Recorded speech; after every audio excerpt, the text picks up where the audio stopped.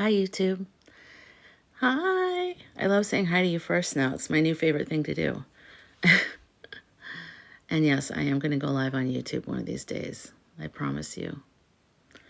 I promise you. I'm a little worried that no one will show up, to be honest with you, because I don't know enough people over there yet for the live. I guess if I plan it ahead of time, I could do that. My hair is still wet, so this will probably make a wet debut later. Hello, how are you? Okay, let me add some invites out here. Okay,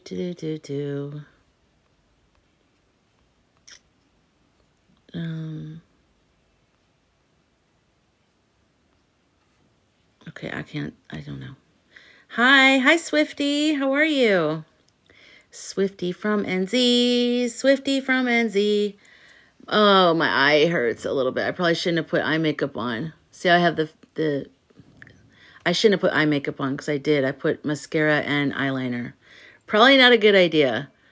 But it didn't hurt until right now. Isn't that weird? I wonder if it's related to the makeup somehow. I don't know. Yeah, it's still... I didn't even notice it until like right now. So I don't know what's going on. Hi, Rosemart. So it's a little bit darker here because I don't have the white lights on up here. Is it still okay? I kind of feel like it's more of a mellow mood. The other one's mellow too, but I don't know. Hi, Lindsay. Lindsay Lou. Thank you for the heart meat. I used to make that sound every time. I just can't do it every time. That's the problem. I might turn the white lights on above up here. I don't know.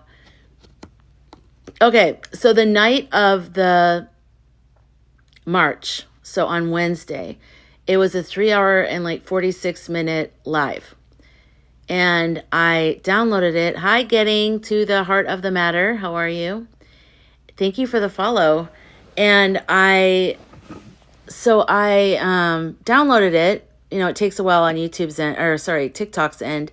And I uploaded it to my YouTube channel. And it's good. Lindsay, it's the one you're on. You know that one you were on, you came on? Which is great. It's 3 hours and 45 minutes. So like if you're just cleaning or something, you just want to hear people talking about what's going on in the world that aren't crazy. Hi, Danny. You can listen to that. But the one from last night, it still hasn't downloaded. And I have a feeling it might not. Because when I was looking into it, it said that if you have a V on a live, you can't download. And I'm like... No, because that was like a good live. I wanted to share that on Facebook. What am I doing? Not Facebook. I don't share anything on Facebook anymore. YouTube. So, I don't know. So, if you aren't already following me, make sure you follow me. I got to take my hair. It's wet, so I should have dried it, but we'll get it going in a minute. If you don't already follow me or subscribe to me on YouTube, make sure you do that because, I don't know, I just get a weird feeling about TT with everything going on with, Tangerine and just insanity. So, let's see if my hair dries. As the live goes on, my hair will get puffier and puffier. That's right. Thank you, Lindsay. Did I see Phil come? Blueberry buddy. Hello. It's a little bit darker tonight. Okay, I'm going to probably put my hair up again, but I just wanted to, do it differently because it's feeling I'll leave it down for a little bit. Dry. I want it to dry. I could just use a hairdryer like a normal person. Okay, wait. And I need to get my rose quartz out. Okay, so hi, Laura. Yeah, I wanted to go live earlier today because I have a video that I want to make, a couple actually, and I'm still meditating on it. I'm still trying to figure out how I want to word it. So that's what I'm working on. Oh, you don't? I know. I usually don't blow dry my hair just because it just dries it out. I mean, quality-wise. But I don't know. Sometimes I need to, because if I go to bed with my hair wet, I get kind of sick. So it'll dry fast, I think. I mean, it won't, but I'll just keep saying that. Maybe it will. I can practice your spiel on here. Maybe. Sometimes it helps if I don't say anything at all about it. Let me think about that, though. That's a good, thank you for suggesting that. I saw you with your baby. Are those peacocks, Swifty? Did you have baby peacocks? What were the baby birds? I think they were peacocks, right? Hi, Susie Positive. Hello, how are you? Hi, Bianca. We're on a little bit earlier tonight. Oh, it wasn't you. Who was it then? I don't know who is it. Who was it? Okay, so basically, I need to make a couple videos. Someone wants to know, someone asked about when people are having a spiritual awakening, different, advice about that. And I love that. And I definitely want to speak to that, especially since Create Courage was on last night. And it's like, I guess I'm at where I'm at that I kind of like hadn't thought about the idea that there's some people that are absolutely completely new right now to that kind of, like maybe having a spiritual awakening since the contest. And definitely I can say some stuff to that, definitely. Also, people wanted something to feel hopeful. And so I have a couple visuals. Hi, Aaron, Sky family. I have a couple visuals that I want to give people that might help. But I need to meditate on a little bit more. But it came, when I woke up, it was so strong and the visual was so strong. But I don't feel ready to talk about it yet. So I was going to usually I'll make a video before I go live. That way my freshest energy is given to the live. Hi, butterfly in the sky, butterfly in the sky. And then I go on the live. But I might just have to do it when I get off or something. I don't know. Something told me to just sign on right now, which is weird. I normally don't until I record a video. But here I am. So did you guys have a good day? Did you guys do anything different? I was watching those Denver marches. Oh my God, there must be like 10,000 people there, right? I mean, that's a big crowd. That's amazing. I'm really, really excited about that. It's really amazing. Hi, Jams Ride 50. Bubba. Hello, Bubba. Yeah, who here is in Denver? Did you go to the march or whatever it is, protest, I guess? It's really neat to see that many people out there. I like it a lot. You can fly twice as high. That's right, butterfly in the sky. I can fly twice as high. My shirt says, "You may say I'm a dreamer." But it's, it's like one of the where the wording is weird. And so people have to stare at your boobs for like 5 minutes to read it. Anyways, thanks for sending me all those videos, Bubba. I like it. Thank you. It helps me, when people send me stuff, it helps because it kind of streamlines some of the stuff I look at. Shani in London. Hello. I've been dealing with lots of snow today here in Eastern Washington. Oh, wow. But I'm not the only one. Thank you, Shani. The Sky Team. Yeah, exactly, Laura. But I'm not the only one. That's right. I'm not alone in that.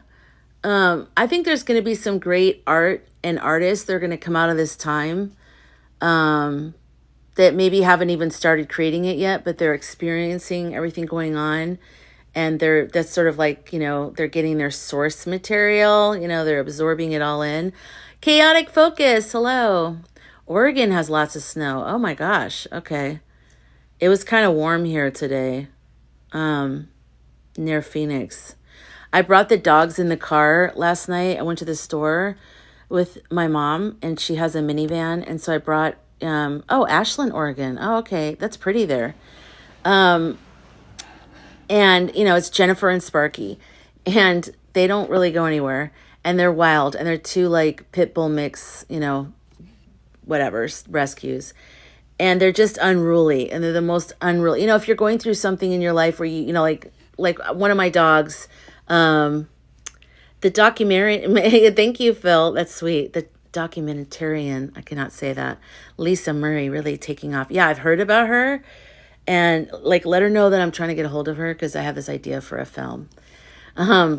Anyways, I had this dog named Pickles that I took around with me everywhere. I walked with him all the time, always walking. I took him on road trips with me. He went to hotels, he went to people's houses, he went hiking, like everywhere, right? He was the best. And so when he'd get in a car, he knew what to do. These two are like, and it's not their fault completely, but they're like Dumb and Dumber.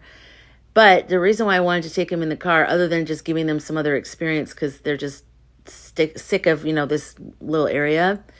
Because now when they don't listen to me, I say, let's go for a ride in the car. And they're like, yeah. And they're like running toward the door. You have to trick them sometimes. Yeah, I feel bad, but it's the way it is, man. I typed protest today and TikTok clicked live.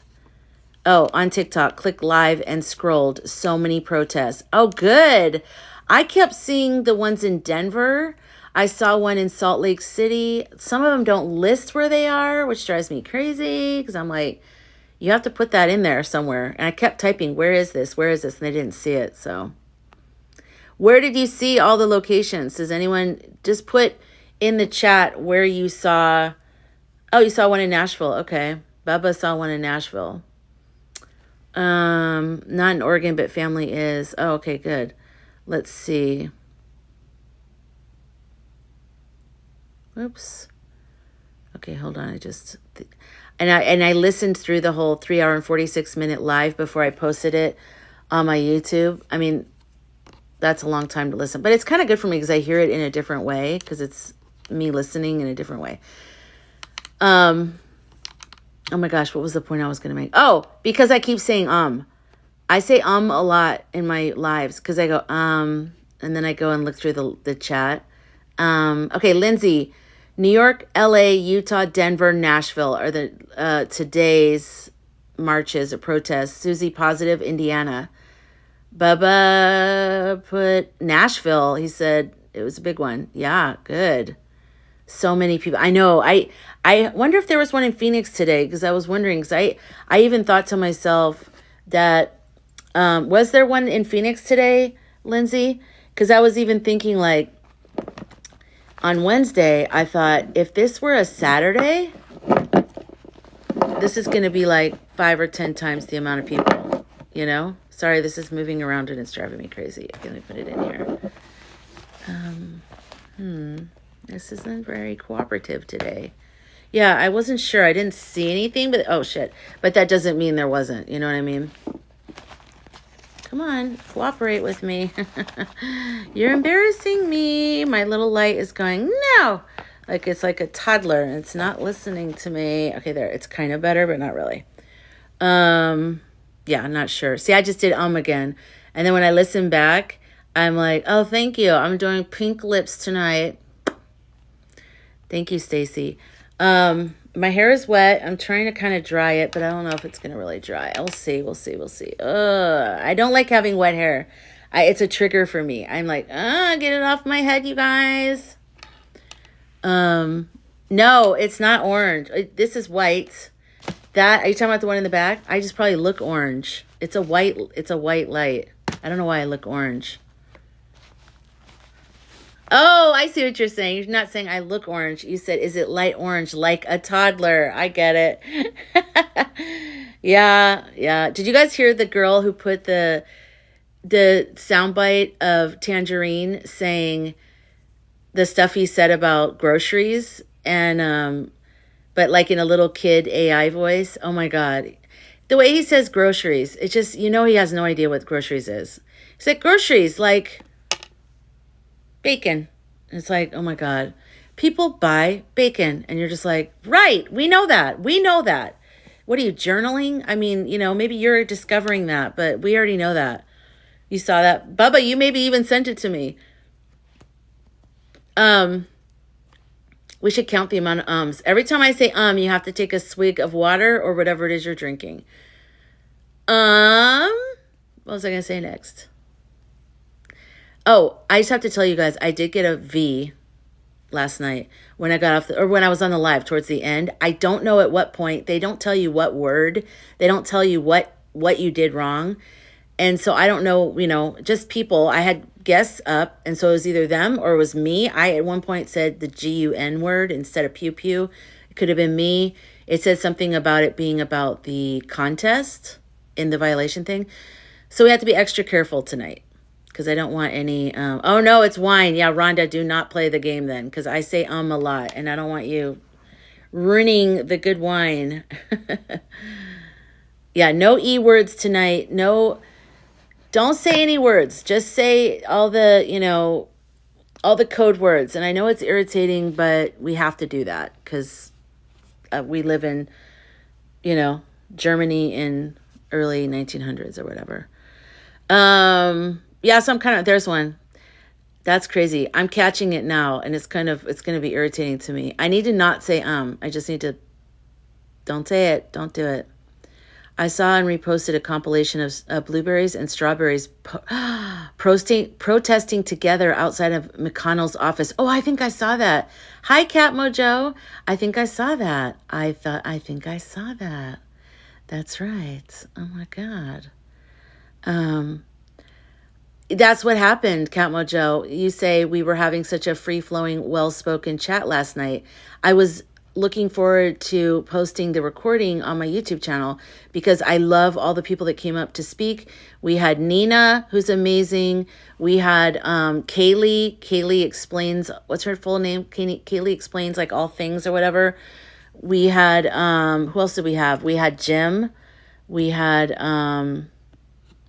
Create Courage and her amazing stuff. So, I mean, it bothers me that they did that, so I did put in a ticket and say, I want the recording. Like, what are they doing? Just give me the recording, okay? And tell me what the words are. Yeah, right. It's crazy. Just did a 3-card pull. I got Justice, X is 6, right? No, that's 5. 5 of Cups. IX is, I think I'm wrong. That's 10 of Cups, right? Why am I... Roman numerals always... See, it goes back to that seeing things spread written out. I think X is 10 of Cups, 5 of Wands reversed. Okay, let me picture that. Justice. Coming to an end. 5 of Wands reversed. That's actually good. That's positive, Hannah. That's a good one. Let's pretend it's our secret club language. I know. Well, like what she was saying, what Kaylee was saying, that she had the whole Harry Potter thing, and she has a whole, like, multiple pages of words that they say, you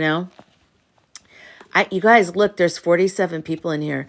So even that is repressed a little bit. That's interesting. It's like they're repressing putting it out.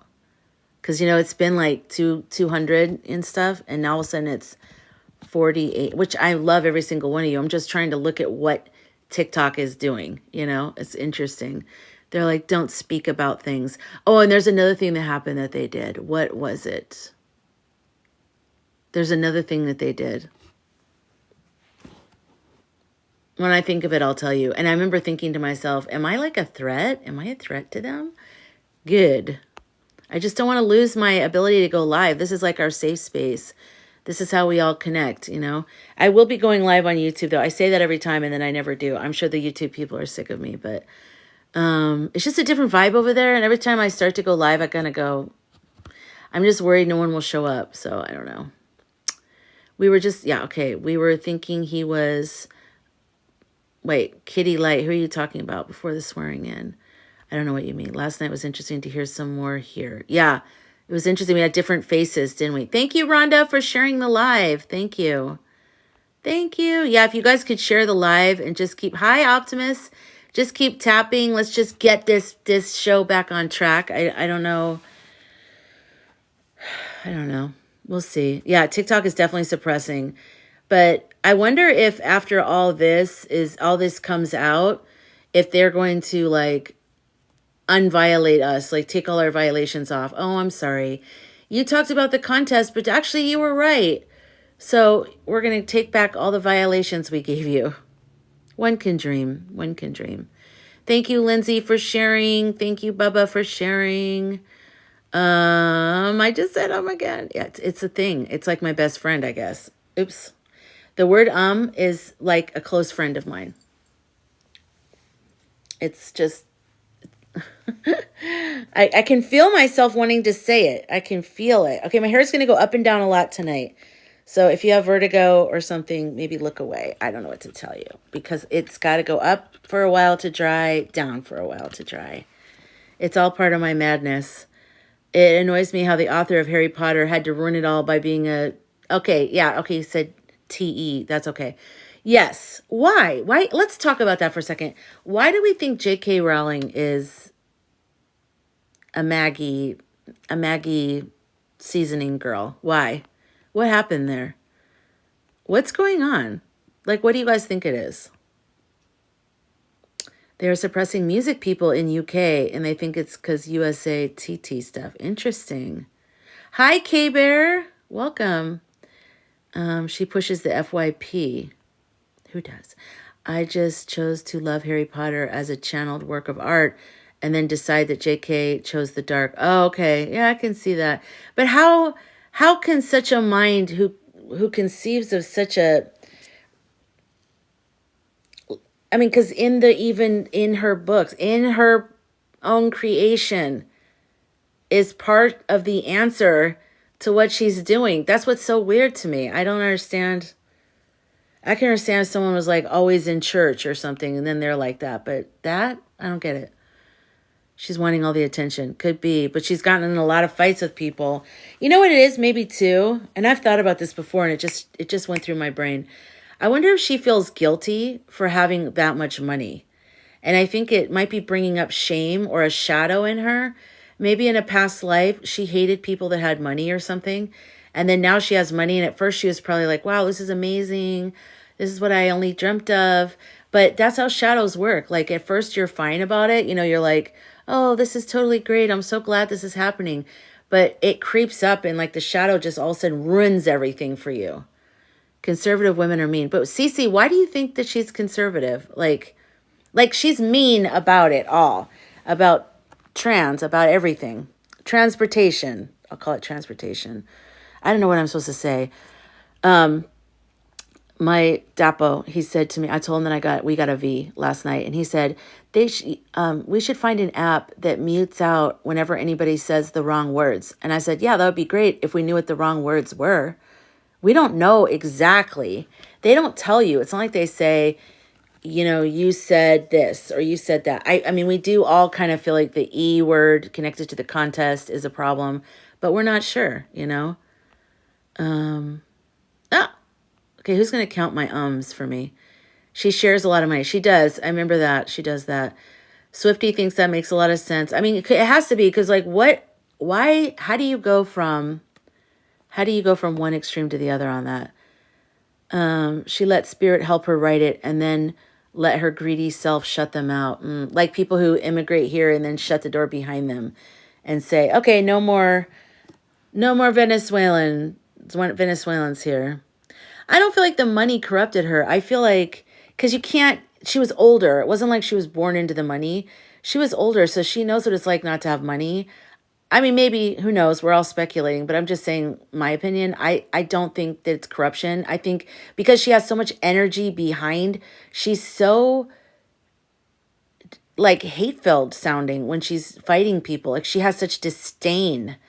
And it's like, where is that coming from? I mean, anybody that has a lot of privilege or money, the amount of disdain they have, the energy of, it's coming from themselves. It's coming from their own, you know, issues that they have with themselves, their own shadows, past lives, feelings of self-worth, zero feelings of self-worth.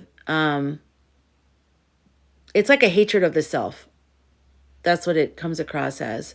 And it just gets thrown up onto other people. Other people are just the, you know, the catalyst or the, I can't think of words lately. I think she wants all the attention. How's your eye? Bianca, it hurts a little bit, but I didn't notice it until I got on here because I'm wearing eyeliner and mascara, so we'll see. If it starts swelling up or getting crazy, let me know. She has always been rich and was never elitist. I thought she was struggling, Laura. Wasn't she kind of like struggling and she was like, was she in her 40s? Like how old was she when Harry Potter broke? Yeah, exactly. That's what I thought, Cat Mojo. You said, didn't she get inspired to write as a struggling single mom on a train? I picture her, I have like some kind of like hair here. I pictured her in a cafe, like writing, you know? I don't know. I don't know where I got that. Single mom. Hi, dragonflies! I haven't seen you in a while. I don't know why I'm using this voice. Loves not loud. Okay, what did you say? Where are the screen? What screen? She was on welfare in England with child. England loves to take care of mothers. Oh, that's nice. Even though she had money. Okay. Yeah, I think something weird is going on. But now the HP, yeah, they don't ever want to be around her. Yeah, because she's like nutcase, like real hate-filled and mean. I've stumbled upon some of her tweets and I'm always thinking like, what is going on? My mother was raised during the Depression. My father got rich. She hated poor people. Oh, really, Cece? Why would somebody... It's like, you know what it is? They hate... It's fear. That's fear. Because she doesn't ever want to be poor again. And now that she has that money, when she sees people that don't have money, it triggers that she might go back to not having money. And she doesn't want to not have money. And so I'm talking about the mother situation, Cece. I'm not talking about your specific mother, but someone in that situation, it could be that. Because that's like a... You know, at the base of all, there's two choices, two things, two avenues. There's love and there's fear. And then from love is a bunch of other things. And from fear is a bunch of other things. And so that's why, you know, when we were talking about anger the past few days or this week, anger that comes from a place of love and true, like trying to help the injustices of the world, that's a good thing. But anger that comes from fear is not a good thing. Because you're coming from a place of like not feeling powerful. And so maybe you're trying to take someone else's power. You know, it's not coming from a healthy place, and it could turn into hate. It could turn into just self-hate. It can turn into a lot of bad things. So, eyes, let's call them something. Grantees. I don't know what to call Emma and then grantees, who shut the door behind them. Mary, thank you for the hard me. Who shut the door behind them are absolutely wild. I know, right, Rhonda? It's like so confusing. You're just like, why is that happening? Can you filter words for your live? You can filter them in the comments, but not with what people say. So I don't think you get in trouble for what people write. I think you get in trouble for what people say. And by people, I mean mostly me. Yeah. Okay, I'm way far behind again, but I'm not going to say the UM word. I'm going to keep it together. Oh. My cousin is a multimillionaire and hates people. She thinks orange is the best prez ever lived. Oh, that's sad. I don't know what's going on there. I don't know what that is. I have no idea what is going on there at all. Yeah, you can filter words in the chat. Yes, you can do that. But I don't think that's where people get in trouble when in lives. I think it's more from, literally from talking. Hi, Dilly is the name. Kat, I think her issues with trans is deep, deep. Why women's victimhood? She can't share femininity. Yeah, I just tapped into that. Wow, my psychic energy is right next to me right now. Usually, I feel like I have to sift down. Oh, I know why. Mercury is in... Where did the Mercury just went into the moon? No, wait, is it the moon? Does anyone remember? I remember when I was thinking about... I saw a video of the astrological transits today, and I thought, this is going to be a good day to make a video because I'll be very in touch with what I'm trying to say. And every time I check on someone, like there was another person that is on TikTok and she talked about her mother who passed, people who choose their lives. And she said, I wonder why my mom would choose to have cancer. And as soon as, hey Trish, thanks for the heart me. As soon as I picked up on her mom, I saw her mom. First, I felt her mom very clearly. And I've talked with Linda a lot, like in private messages. We kind of send each other messages since the contest. And I've never thought about her mother. I mean, yeah, she's brought her up before, but I've never... And all of a sudden today, it was like instant connection to her mother. I felt her energy. And then I saw her mom around her like a pink mist, like all the way around over her head and then over to this side, almost like, and she's always there and she's always protecting her. And then as soon as you said that about what you said, Kat Mojo, about her trans issues, I'm like, it's like I just tapped in and I saw it. So thank you for saying that. I see that. Something's happened to her. She was, maybe, this is just me, entertainment purposes only, just guessing and having fun with weird, funny, silly summer theater ideas. But I think maybe probably, I don't think it's from this lifetime, because sometimes, Rachel, thank you for the heart me. I think sometimes when it's like that, it's so, you can't trace it back. It's not from this lifetime. And I think she was victimized by a male. And God, you just hit it on the head. That is exactly what it is with that part of it. I don't know what the other part is, but that part. Okay, sorry. It's 10:10 in New Jersey. Okay, good. Well, not anymore. I talked for a couple minutes, didn't I? Bianca. Okay. Hi, Dilly. Hi, Mary. Oh, thank you. Hugs and love back to you. I haven't gotten my mail at my mailbox, by the way. I went on these road trips. I was helping someone close to me who had cancer treatments. And so that's why I was taking all these road trips. And with the fires, the last trip, we decided not to stop near the mailbox to pick it up. So I know you sent me something, but I still have to go there. And so thank you. And I'll let you know as soon as I get it, it should be soon, hopefully. Thank you. And it's good to see you. I just said again. You guys, someone has to keep track of these ums. This is insane. I say way too many times. Snow is coming to the northeast. Woo, woo, woo. Hey, Vanna, good to see you. Hi. Let's see. I know that it snowed, you guys from the northwest, you guys said it's been snowing there, right? Today? I almost said, wow, this is crazy. I really have to catch this. I have to be like, I'm not going to say, Okay. You're in Illinois. Hi, Dansman. Rachel, you just reached level 10 as a member. That's amazing. Hi, Christine from Long Island. It's snowing hard here. Nice. Let me see what the temperature is here. Let's just, for kicks and giggles and all the other things in between, let's see. Oh my God, this is so slow. Thank you for the hearts. Thank you. 64 degrees and cloudy. God, it was kind of warm-ish today. It was kind of cloudy today, and I love cloudy. It makes me so happy. It's very icy here. It's about 1/4 of an inch today. Wow. Where did you say you were, Danny?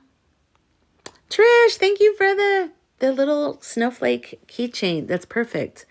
We need some snow here in Omaha. Oh, really? Yeah, I heard the snow. It's been weird, right? We are short 16 inches. Michelle, where are you? Because the chat keeps chucking forward, and then I have to go back through it. I'm sorry, I keep forgetting. Usually I can keep track of everybody if I'm going down like that. But there's a bill that would make married women have a passport to vote if their last name doesn't match. Oh, I saw that one. These people are actually kind of perverted. I feel like it's like a weird kink or something. You know what I mean? To be like, yeah, and then we should have a bill where they're not allowed to wear panties. And you're just like, okay, you guys are going too far. All of this is just gross and weird. I just don't get it. Oh, you do? I kind of do too. Abracadabra. We all have to learn the dance. Abracadabra. I saw so many covers of it, of the dance. I feel like the dance helps people get out their anger and their stress and their frustration. And then there's so many people, I saw some, one person saying it was like what do you call it? Like a witch spell, and a bad thing though. And then I saw someone else talk about it in a good way. And I was like, okay, everybody's talking about it. That's what she wants. Hi, Levi. Danny, 1 to 3 inches of snow, but apparently it got shifted to ice. Oh God, I don't like that. That's horrible. That's horrible. Paris. Oh yeah, I like her. Oh, is she from New Zealand? I like her. She's good. She did a lot of Rihanna stuff, right? She's really good. I think she did the Super Bowl, Rihanna at the Super Bowl. Wait. Yes. Yes. I said, and I changed it to I'm going back. Okay, Mallory, hi. In Seattle, been snowing off and on since last weekend. Oh my gosh. Really? Does it normally snow there? She's a Kiwi. I love that. I have a friend in New Zealand who's a singer, and she stayed with us for a little while. Do you know Jenny Blackmore? She's a very good singer in New Zealand, and I like her a lot. She's my friend. Made it to 21K. Oh my gosh. Wow. Thanks, Chaotic Focus. Oh, you know her? Oh, that's cool. I guess you would. I mean, she's popular. Yeah, she's my friend. She came and she worked with my partner who's a music producer, songwriter, and they wrote a bunch of songs together. And then Sony, she was signed to Sony, and then she, I guess her Airbnb was up. And so we were like, come stay with us. So she stayed with us for, I don't know. I don't remember. I was kind of after I lost some people, so my head wasn't clear, but weeks, if not like a month maybe or something. But yeah, I love her. She's fun. Did I say another This is crazy. I don't know, you guys. I don't know if I'm going to be able to like not say tonight. It's just, it's hard for me. I don't know. Yeah, she's great. She has an amazing voice. And actually, this sounds crazy, but my partner also worked with Olivia Newton-John, and she came to our apartment, and so we stayed in touch. Russell, thank you for the heart me. And I always thought Jenny kind of there's a couple songs that she recorded with Dapo, my partner, and I always thought she kind of sounded like Olivia Newton-John, that pure, beautiful singing voice. And so I sent her one of her songs, and she was like, oh, she has a beautiful voice, blah, blah, blah. So that was kind of interesting. It's kind of weird to say that I texted... Actually, I didn't text Olivia. I emailed her. I didn't have her text. I had email. And yeah. And I'm so sad that she died. I'm so sad about that. My dad is friends with the Fifth Dimension group. Oh, that's cool, Trish. That's awesome. I know, Olivia Newton-John. I mean, my God. She was so nice to our dog, like Zimba.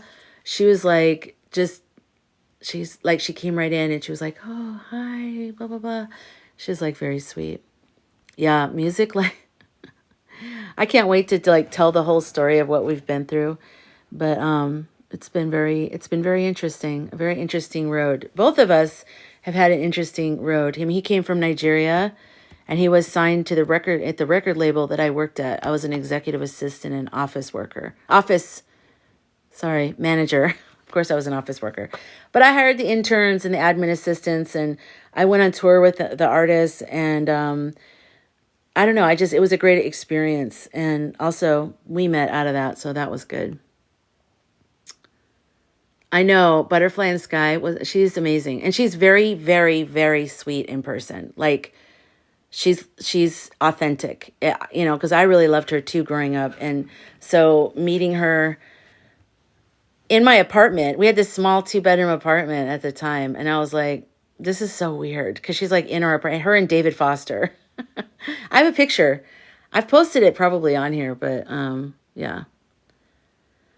Oh, you had a band? I know, it's so hard. I almost think making it might not be good though. Because I feel like the life of, I don't know. I feel like I wish everybody, maybe with Pluto and Aquarius, everybody could just find enough fan base not through Spotify because they're stealing money from everybody, but you know what I mean? Like direct to consumer model.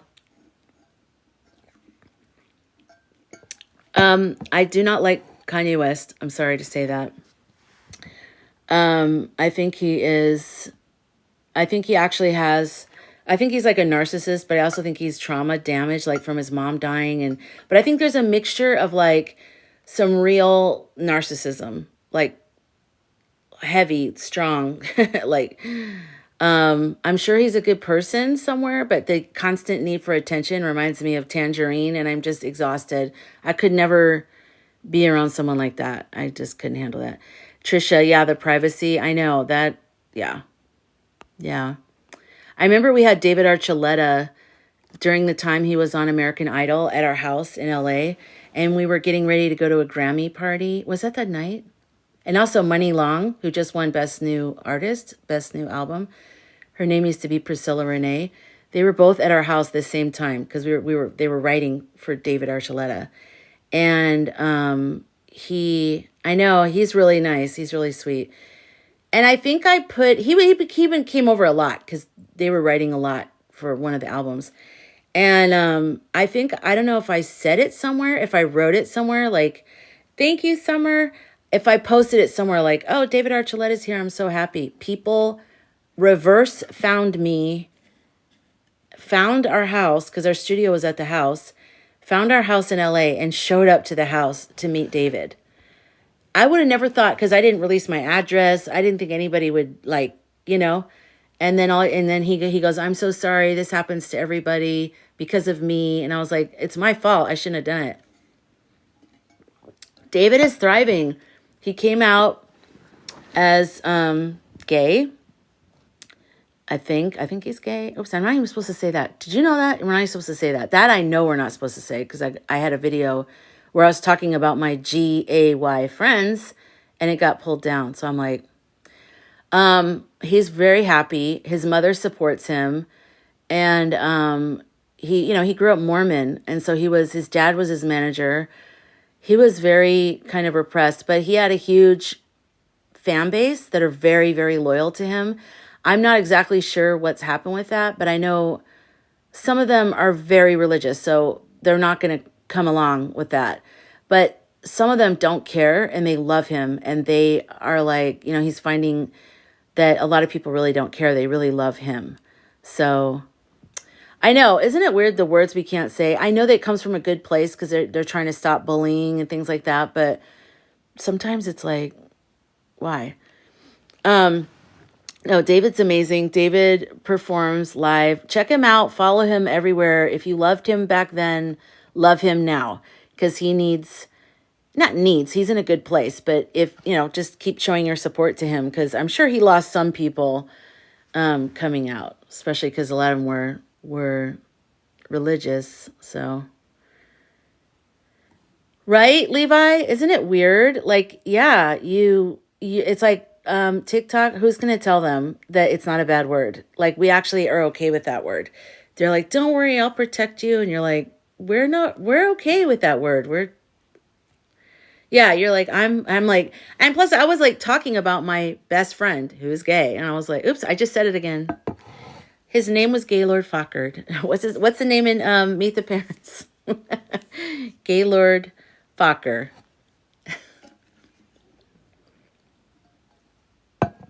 I'm not a pink girl, but I look sometimes and I'm like, there's pink here.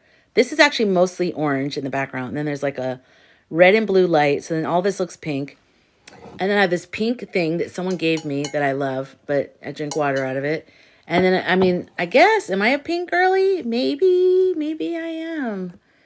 You did, K-Bear? You got flagged for using the puke emoji. That is so funny. Yeah, I am a pink pony girl. Pink pony girl. TikTok shop. Yes, TikTok shop is good. Thank you. It's like 3 or 4 different things put together because the first layer of makeup that I put on did not look good. All right. So how are you guys feeling in general? Are you guys sleeping okay? I finally did get some sleep. Hi, Janice Joplin. I remember this time. You know what? Oh my gosh, I can't talk. When my nephew was little, God, what just happened? I was like, nah, I'm malfunctioning. I named all my houseplants. And so whenever he'd come over, we'd walk around and say hi to all the plants. It was when he was a toddler. And I remember I named a bamboo fern Janice. And so that's why when I see her name, that's why I get confused. And I don't even know where the name came from. I was just making it up as I was walking around with him. The sales on the TikTok shop in the 24 before the ban were the best. Oh, yeah, I bet. I'm an affiliate, but I never do anything. And I need to do that. I need to. Because God knows I need the income and I need to do it. I just haven't. I love the gold. There's so many products on there that I love.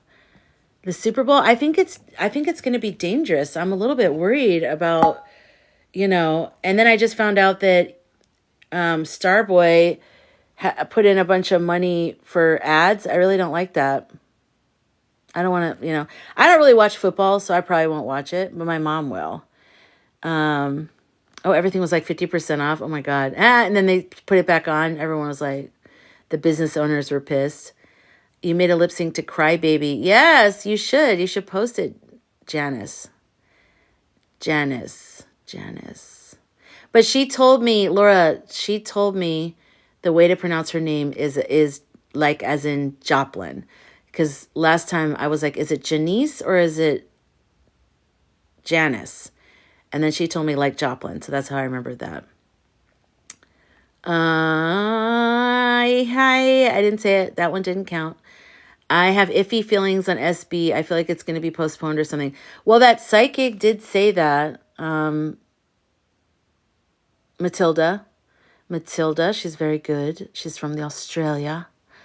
I just did it again. Wow, I'm trying not to say for everybody who's in here new, because I just watched a recording from the other night and I said like 75 times. Okay. You only like the commercials. Yeah, that's true. And also it'd be interesting to see what Kendrick Lamar is going to say or sing or rap about, because he's kind of like one of the more conscious kind of rappers. And then knowing that it's kind of weird. James, are you here? It's kind of weird that he's going to be there. I think it's putting everyone's lives at risk. I don't think he should be there. And then I'm thinking, even if he is there, is it going to be a double? Because why would they risk... I don't know. I just don't get it. And then having to remove the end zone sign to be something that's better for him. It's just like, oh, please.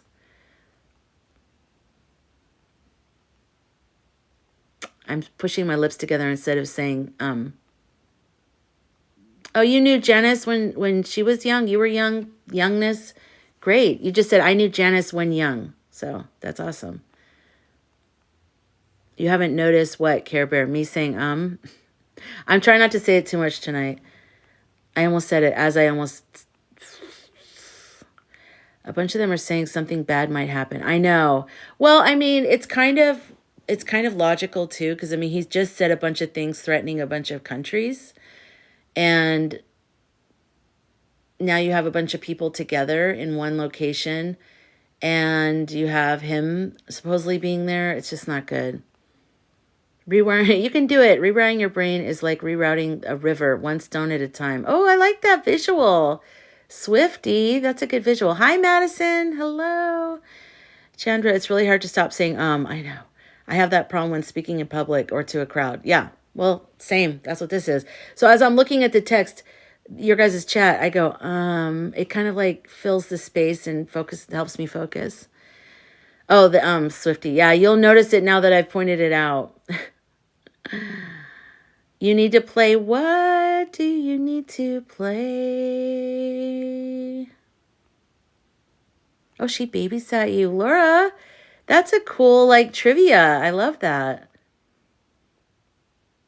Oh, yeah, I saw that. Something about, that is so crazy. The whole, like, Canada thing.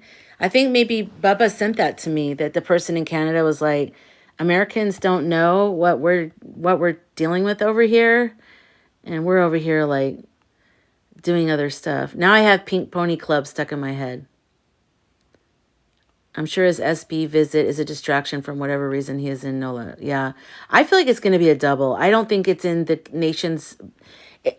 Not that he's a great leader, but, like, he is technically the not legitimate leader.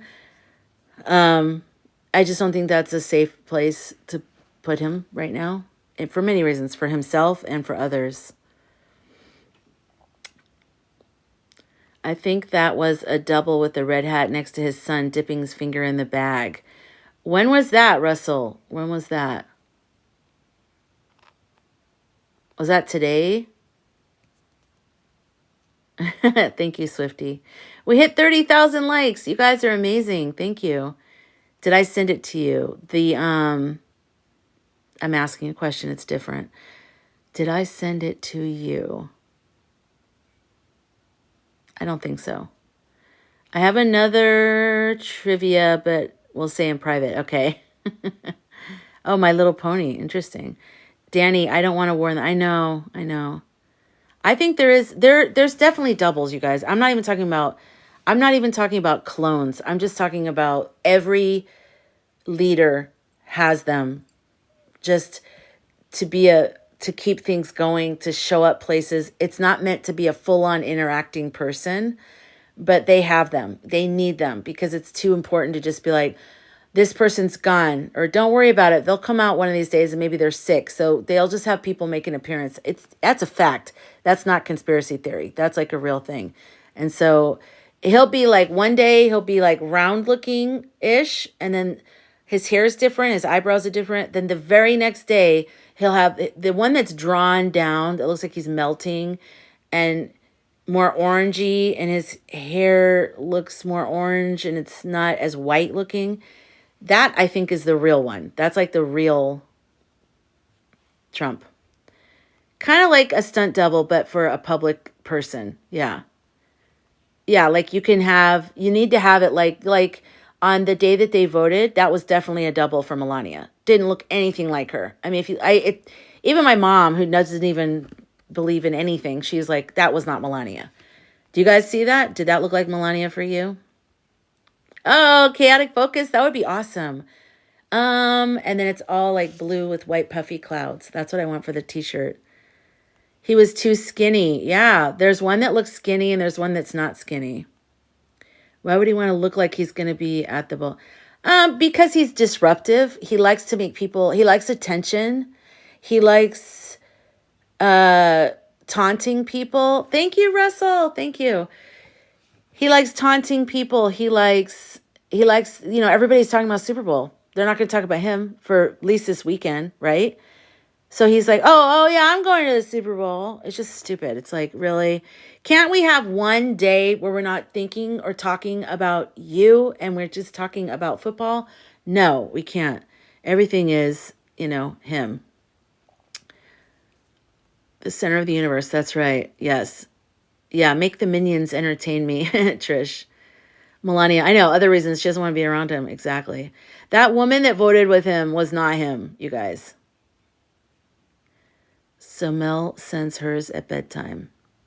Wait, I don't understand that. I hate when I go backwards on the comments because it's really hard to, connect it. Did Biden have one or Kamala? I haven't seen one for them. I do think that Biden did. There was one day recently that when he was still president, that they landed the helicopter. I think it was when they came back at Christmas time. The footage of him and Jill coming out of the helicopter, it did not look like him to me, but I think he was there and I think he came there, but I think he didn't want to talk to the reporters, and he walks more slowly. And so they had this other one that looked like him. This is what I think. And believe me, I can hear this, and I hear that it might sound a little bit crazy, but I really believe this. He had sunglasses on. He was running, run walking with her. They were staying in unison, and she was run walking from the helicopter into the White House.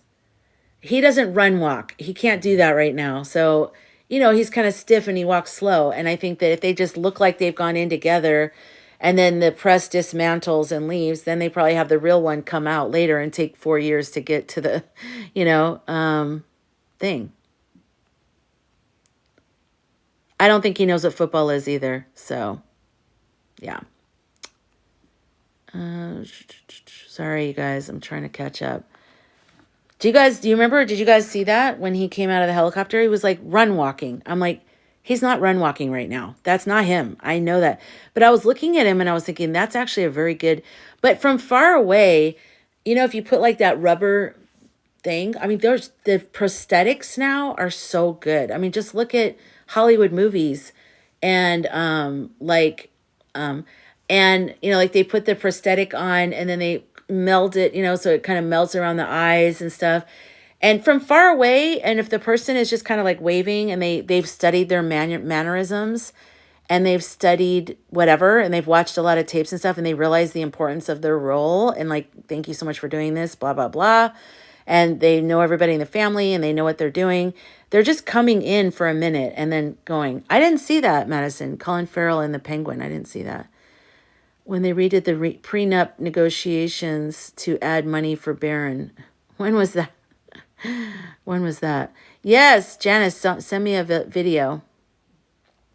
Yeah, he can't run, right, Laura? I mean, he can't. He's older. He can't run, walk. Like, he can't do that. And this guy just looked real like, you know, like an older guy that runs. He looked really fit. Like, he's like, ch-ch-ch-ch. And I was like, that's awesome. That's not him. Because you see him when he's like standing at an event. His hands are very stiff. And then he turns kind of slowly. And then he like walks. He's not that. He can't do that. But I think it would look bad from a visual point of view. If I were their PR person, I would say, do not show him getting out of the helicopter. But then show him getting out of the helicopter looking strong. So how do you do that? With a double. Melania sending a double to the bedroom so she doesn't have to go. Oh, yeah, they're going to have to tell Barron one of these days, your real mom is that lady that's the double. She's the only one that was willing to do the deed. Yeah, they got rid of the end zone thing. Someone suggested that they do end fascism instead. I would love that. I would love that if they would do that. And I would love it if Kendrick Lamar just said some major stuff. And I would love it if the arena would boo him. Do you guys think they are? I think they're going to. But a lot of football people seem to also be tangerine lovers, don't you think? Because, I mean, the NBA is more the other way. It shouldn't be that way, I don't think. Maybe it's 50-50 because, I don't know. What do you guys think? I'm not a football fan. I'm an NBA fan, so I don't know. Turn Taylor loose on him, exactly. Yeah, wouldn't that be great, Swifty? That's what it should be. I know. How could... You guys, do you ever just sit there sometimes and think about the amount of stuff that even just let's just isolate Tangerine. The amount of stuff that Tangerine has done. How? Thank you for the TikTok. Thank you, Summer. Like how... I don't know. I don't even know. It's so much. They make enough money. Exactly. I know when people were feeling sorry for her, I didn't understand it. They're like, you know, I'm like, she's not trapped, you guys. Like she has a lot of money. She knows what she's doing. She's a tough chick. She's made her choices and she's decided this is the way she wants to live. This is what she wants to do for now, you know? Trudeau. Oh, yeah, I did see that, Michelle. Does anyone think Barron looks more like Trudeau than Trump? Yeah. But although he does look like Tangerine when Tangerine was younger, not so much now. But I'm not liking his slicked back hair look. But yeah, Melania she's not stupid. She's a survivor type person. So she knows what she's doing. Yeah, I'm not a football fan. Oh, Madison says it's 50-50. Okay. All right. Maybe Stormy is Barron's mom. Oh, gosh. Maybe they got a surrogate for the whole thing, like Elon does. Because Elon's always trying to avoid the vajayjay at all costs. I had a couple Elon accounts follow me today. So guess what I did? Blocked. I was like, bye. Obviously, I mean... I don't know. I'm not even going to address it. It's so strange. Oh, you did too? Yeah, there must be a new level of bots going out right now. New level. Oh, you do? You report them? That's true. We could report them because it's somebody interpreting or imitating somebody else. That's true. I should have done that. Okay, good. So I'm glad I brought it up because look at how many in here have gotten it too. That means it's a thing that they're doing. That is weird. Okay, so help center me, okay? Blockity bot. That's nice. Okay. What else is going on? Has anyone had any weird dreams lately? Have you had any weird dreams? I had some powerful dreams, but it's like that whole weird thing where as soon as I wake up, they get removed out of my memory. It's like, why? Yes? Does anyone want to talk about their dreams? Can't dream, can't sleep. Yeah, I think that's part of my thing too, is that I'm my sleep is so disrupted. Thanks for the follow, Tay.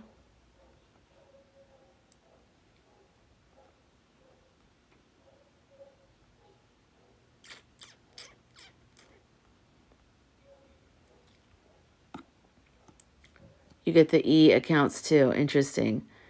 I dreamed about watching children cry in the back of a bus. Oh, Janice, that's horrible. That's so sad. Oh my gosh. Ask spirit before you go to bed to help you remember. Yep, I do. I do that. I feel like they want to just load me up, with like downloads and all that. They're giving me all this information, but I'm not meant to remember it.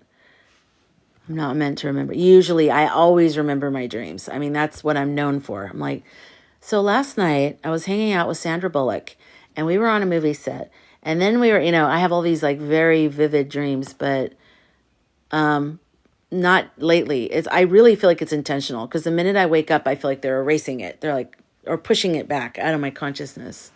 Drives me nuts. Oh, someone did say PB. In the dream, you take stuff to sleep, so it's a miracle if I remember. Yeah, if you take anything to sleep, you won't remember your dreams. Even Benadryl. Benadryl kind of like blocks spirit also, more than just not remembering it. You might not even get it. Rhonda, I had a dream I was sitting between Starboy and Tangerine listening to the destruction of America. Oh my God. Wow. Lauren, I keep waiting for something to take Tangerine out of the presidency. Why isn't it happening? I don't know why aren't they just acting like more like just grabbing everybody? And I don't know, at this point, there's been so much dismantling. Why aren't they using force? I don't know. It can't get worse than what it is, right? I mean, it can get worse, but the way it could get worse is worth it because what needs to happen is too important. Do you know what I'm saying? Like it's almost like if I'm being kidnapped and I'm contemplating, jumping out of the car, I'm going to jump out of the car because at least I have a chance of living as opposed to getting to the secondary location, which is where they always healing in my sleep. What do you mean by that, Cat Mojo? Healing in my sleep. But I also dreamed about floating up to the top of a clear pond. It reminded me of my ending. Wow. Oh my God, that's beautiful. I like that. They're null and void, like they're not real.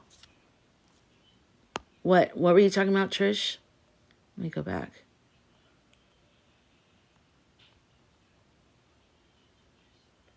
I have to go too far back. What were you talking about, Trish, sorry. They're waiting on Nacho to save everyone. They shouldn't wait for that. They should not wait for that. Oh, okay. I see what you're saying. Hi, Chrissy. The small amounts using force have not worked. It doesn't seem like they're using it, though. Like in front of the education building, the Department of Education, it was like a skinny guy. Like I don't get it. And they're like, we think he works for the blah, blah, blah department. Someone else said, excuse me. They said, no, he doesn't. And so it's like, why are you guys, like 40 people, letting this one man that no one even knows who he is stand in the way? No. 2 people did articles of impeachment. There will be more. That's too slow. Impeachment, I just saw, it doesn't even mean to remove him. It just means to prosecute him. We need someone to remove him quickly, like him and Starboy. Things are so bad right now. We need to take action. It doesn't matter. We just do. Right, Lauren? I agree. I stand up for Sam's free course. Just need to actually listen to it now. Oh, you signed up. Who's Sam? Sam's free course. Who is that? It's okay. It needs to be torn. Yeah, I agree. Yeah, we were talking about the SB earlier. I just think I don't get a feeling one way or the other about whether something will happen or anything like that.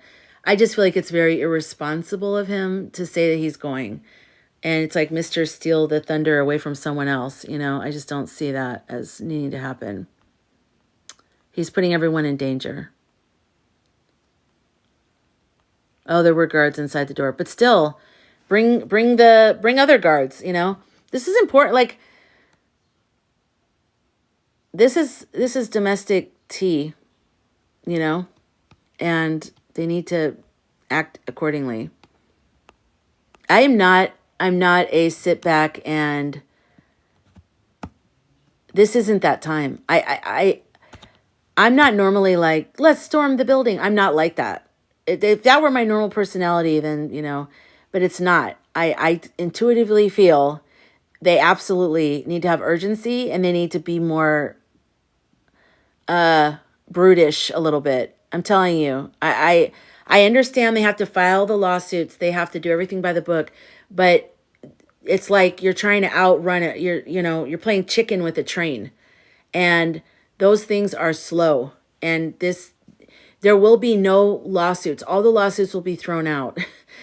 You're slowing him down, but you're not stopping him. And with what's happening right now. And yes, there's so many things happening, and all those people should continue to do that. They should all continue to file lawsuits. They should continue to block things.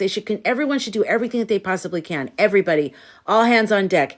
Every single person needs to do everything, because we don't know what one thing will actually help. Maybe it'll be everything. I don't know. But I'm just saying what I sense from my intuition, from my guides, from all that stuff, is they need to act more urgently. They need to have an urgent, strong response to this. And I get this image of almost like them kind of wringing their hands, like nervously, like, oh my, well, should we go in there? We can't just go in there, but like, why are they, it's almost like when nice people are confronted with really rude people and they don't know how to handle it. You almost need like a strong, action-oriented person that acts almost like them, but for good reason, that is a good person, is like that kind of pushy personality, strong and cuts through stuff, but for the righteous, for the good people, for the good of the country, for the Constitution. Because they're straight up shredding stuff. And I really hope I do feel like they probably did, but I hope that they backed up websites and have copies of all kinds of things. But, yeah, he was impeached right towards the end of his term. Carol, arrest him and throw him in jail. Doing things the old way won't work. I know. I just think it has to happen. Oh, Sam's spirituality with Sam. I like her. I like her. The way she just writes all her downloads down. That's really, really cool. I like that. I think she's very talented. Let's see. Oh my gosh. I've missed some comments. Sorry. You called your state representative. Thank you, Sassy Sag. Who here is using the 5 Calls app every single day? 5 Calls, number 5, CALLS, or it's number5calls.org. But it's a free app, any kind of phone. You don't have to create an account. You don't have to enter any of your personal information. All you do is enter your zip code so they know who your representatives are. And then they give you their names, their phone numbers, sample scripts, things that are up for votes. So you can say, you'll tap on one thing, it'll have a certain script. You tap on another thing, it has a different script. And you can just leave them voicemails or leave a message with someone that calls or, that answers. And it's really easy. And so if you don't like making phone calls like I don't, I suggest it because it's very easy. Everybody that's done it in here comes back and says, oh, that's easy. So check it out. Check it out. There's more to that building block out than it appears. Eric PR Prince's merch guards are paid. Yeah, the whole thing is off. We, as the people, are going to have to do something. Yeah. Oh, your husband's on it. I think so too.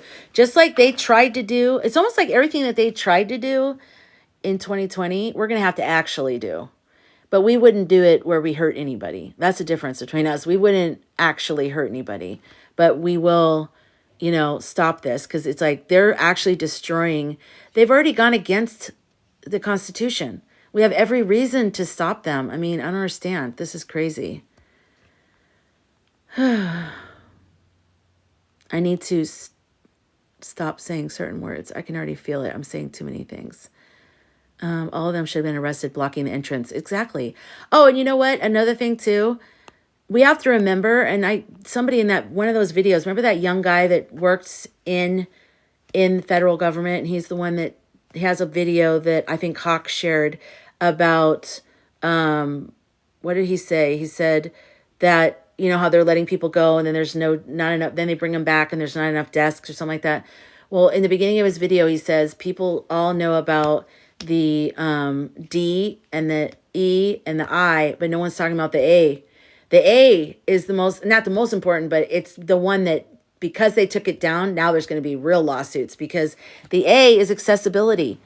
That's for blind, wheelchair bound, all that kind of stuff. They took all these documents down. They took all those websites down that actually help people access it. I actually took a screenshot, but darn it, I took it on this phone. I keep doing that. I take screenshots and I put it on here. But yeah, so it's bad. It's like, the fact that they did that is just outlandish. I sent something. Let me see. I wanted to play something for you guys. Let's see. Where is it? Did you guys hear the girl who sang the song? I shared it, but just in case.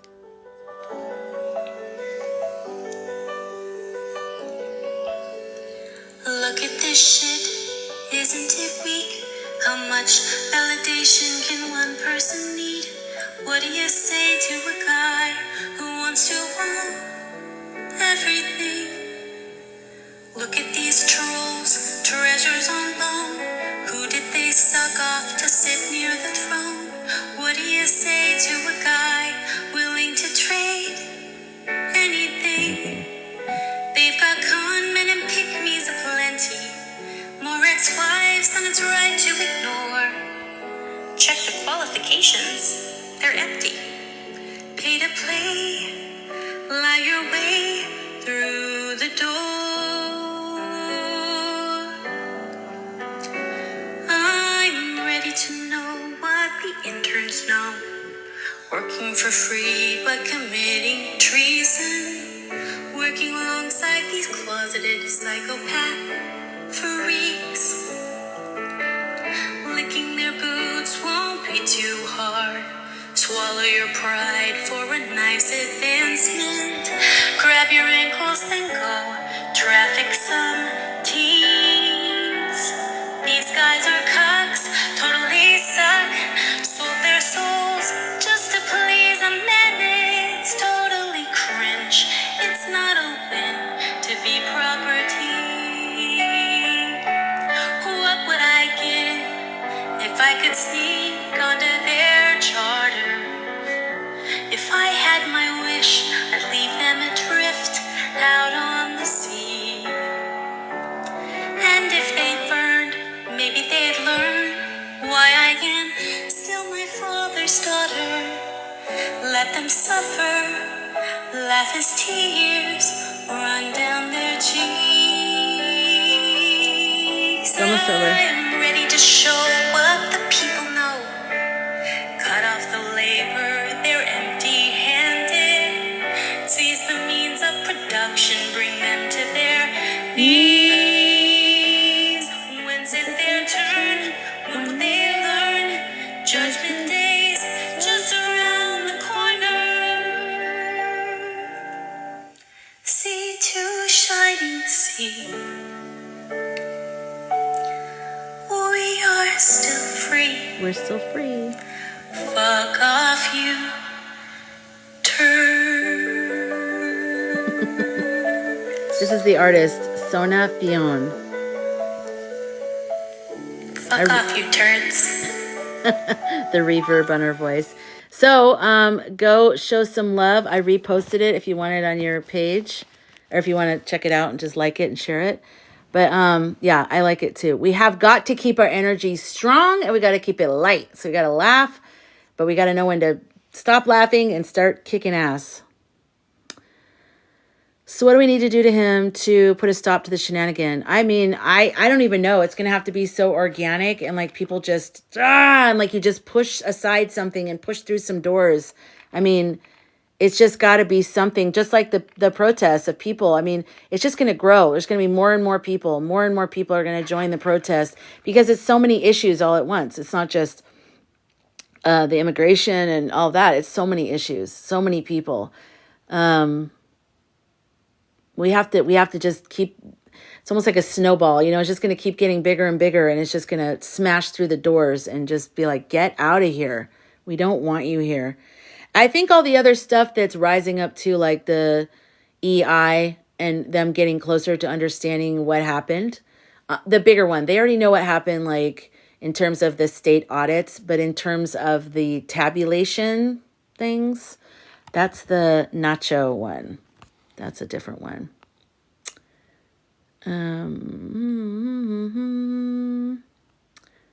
Kamala. Well, she was at an NBA game yesterday. She was at a Lakers game. When I tapped into her energy earlier, because someone asked me this on YouTube, and so they asked me what's going on with their energy. What do I get? I get that excitement. She's mentally preparing herself, like she's trying not to get rattled by what's going on. And because imagine if like all this stuff's going on, but then they're like, as soon as all this goes down, you're going to be stepping back into the VP role while we work all this out, which means you're probably going to end up being the P. So she's got to stay steady. She can't get too mad. She can't get too whatever. And the people that are working on this actively need to be doing their part. And she knows, you know, what people are doing. They're actually preparing to take Canada. That's what I'm saying. We have to take force. We have to take back this country by force. I mean, it's just going to have to happen. I'm sorry. It just is. I don't know what that means because who knows, but things have to happen. There's been so many laws that have been broken that no matter what happens, if you're just getting, it's like someone has carjacked you and you have your baby in the car and you're in the car and they're, you know, beating you up and they've already like robbed a bank and they've already done like 12 things by the time they got to you that you're like, well, I'm worried if I like jump in the front seat and I make him crash, will my insurance cover my car? It's like, you got to just stop the car.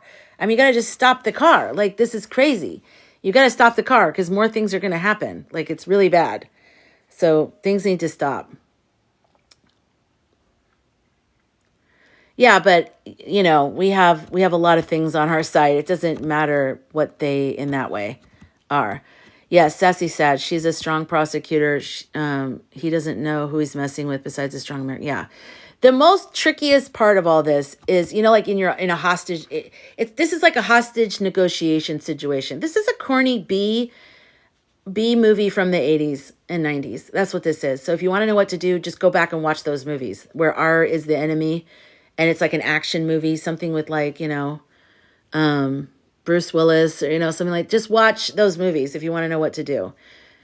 There is a trickiness because they do have a little bit of an upper hand situation, but also there's not much that Kay can do right now, Lotus Queen. There's not much she can do. Everything that she could do, she's doing, and she has done, given the role. Bruce Willis or Batman, exactly. You can't look at, this is what we keep doing wrong, you guys. We keep doing this wrong.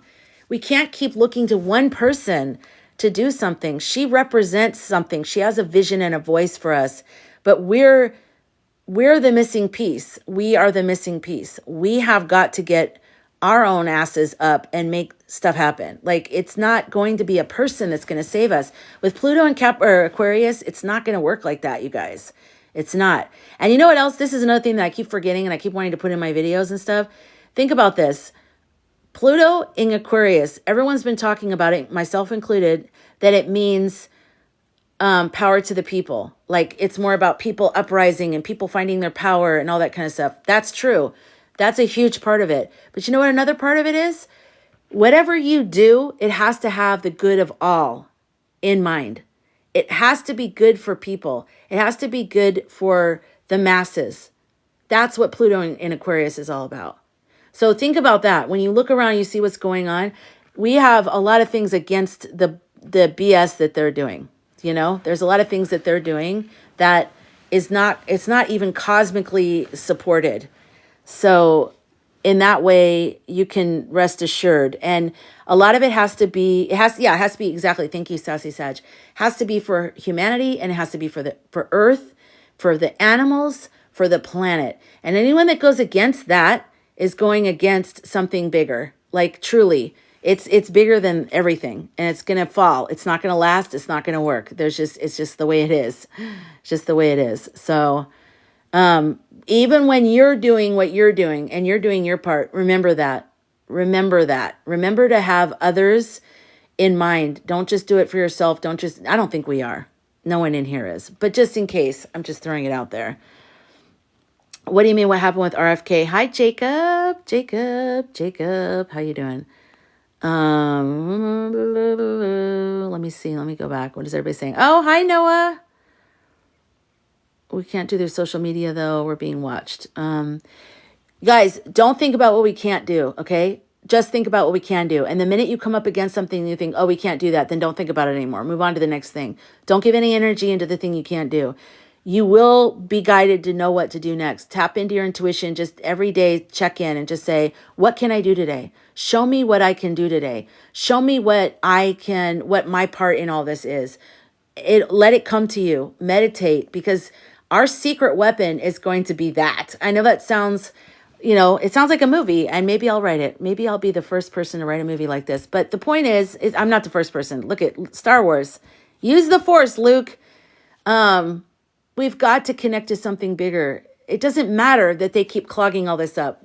We have something bigger on our side. We have something bigger on our side. But we've got to meet it halfway. We can't expect to be saved by anybody in this time period. Another person, an angel, nothing. All they can do is help us save ourselves. That's all that can happen. Thanks, Try. Thank you for the 2025.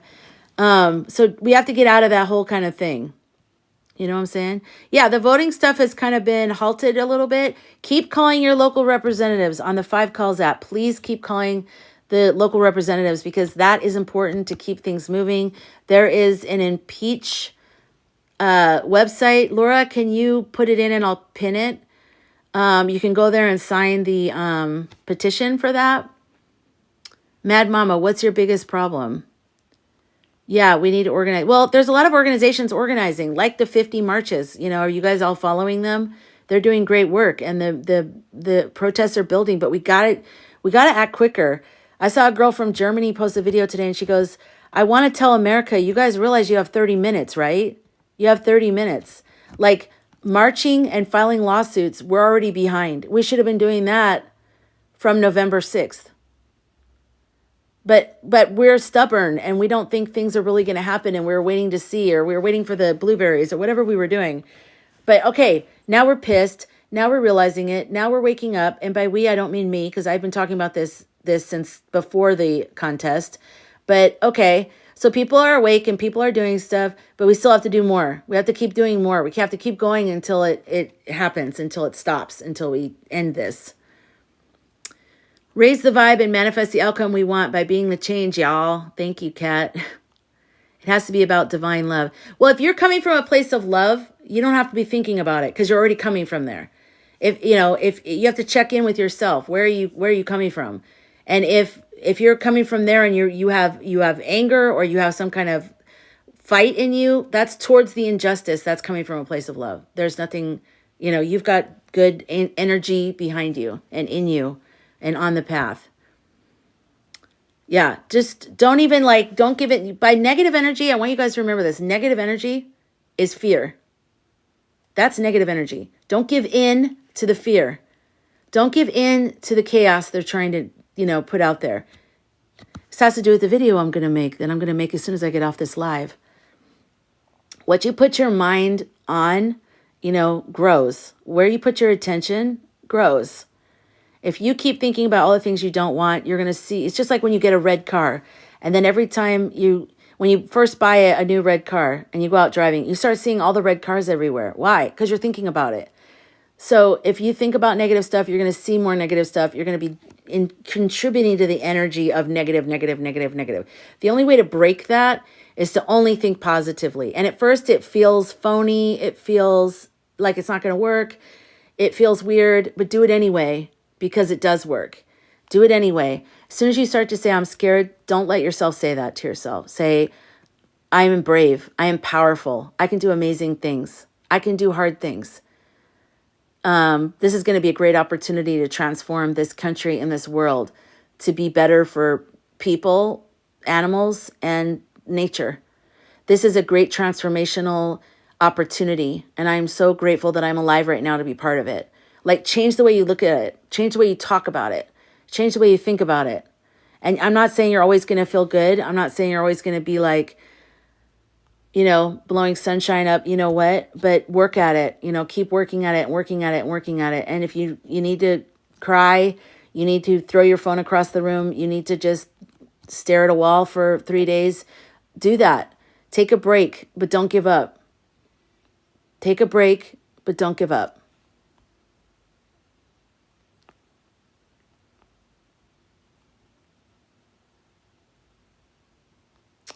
Where is the Department of Defense, not the Department of War? There was a protest with Wazis in Ohio. Oh, yeah, I saw that. Bianca, yeah, those people, Yahtzees, showed up. But they also had police protecting them, which is very strange. And then they had the people of the neighborhood came out. And that's what we need, you guys. We need to protect each other. We need to have community, and we need to fight this off. They drove to their community. It's not like they were at City Hall, and they got a permit. They can do that. That's your right. But you can't go into someone's neighborhood with your hateful paraphernalia and think that that's going to be okay, especially right now. People have had it up to here. We've had it. So I'm proud of them that they, got rid of them. They burned their flag, and even the police were like, we're not getting involved.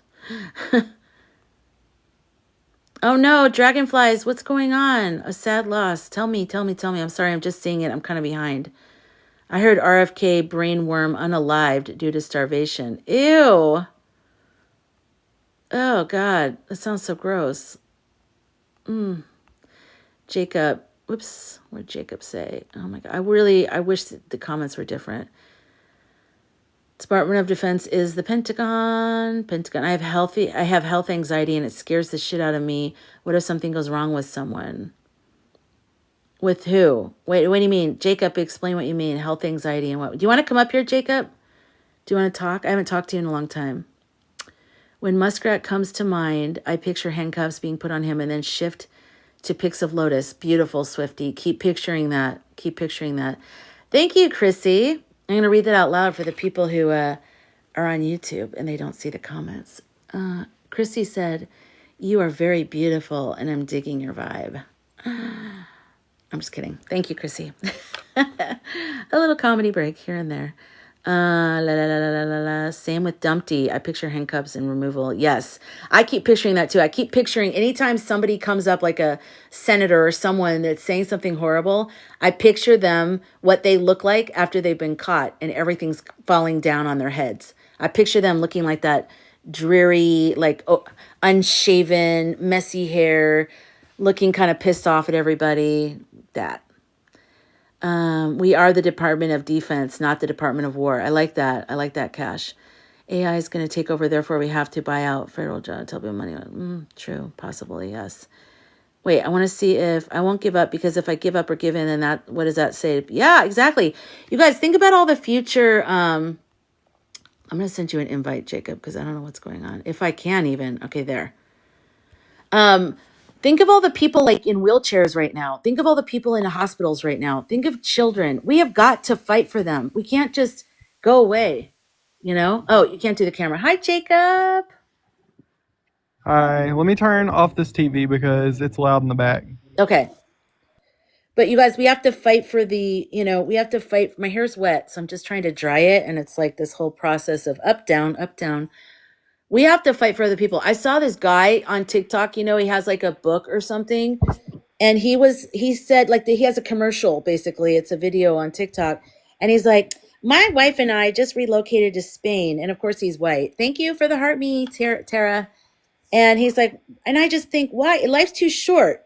Why would we want to not live whatever? And I wrote in the comments, I go, normally I'm all for that. I get it. Like, yeah, live your dreams. But right now we're actually just trying to stop a government takeover, and we're fighting for the ones who can't. Mr. White Man with your white wife in Spain. And also, this is a international issue. This is everywhere now. You think this is only going to happen in America? This is happening everywhere. This has been a multi-country plan. So we all need to step up and do what we can right now. Okay, back to Jacob. Hi. Hi. All these MAGA people are mad because of all this propaganda that Donald Trump and the Republicans have been spreading Jacob. about, oh yeah. Code words. Yes. Yeah. Well, anyways, it's hard. He says that the last administration is spending all of our money on sending Gaza all of these condoms for the humanitarian aid, and it's not even the same. They're so stupid because it's not even the same Gaza. It's some Gaza that's in like South Africa where they have like a HIV pandemic, or not pandemic, but like like an outbreak or something. Epidemic, yeah. Like it's not even the same Gaza as the one that we're sending humanitarian aid to. Yeah. And now everybody's against it. They're just so uneducated that you can't get anything through their skulls. Yep. I know it's hard because they don't want to educate themselves. So it's hard to, what do you do? What can you do if someone doesn't want to know the truth and then they go for whatever information just flies across them? That's why they're able to be controlled, because they're not going to figure it out on their own.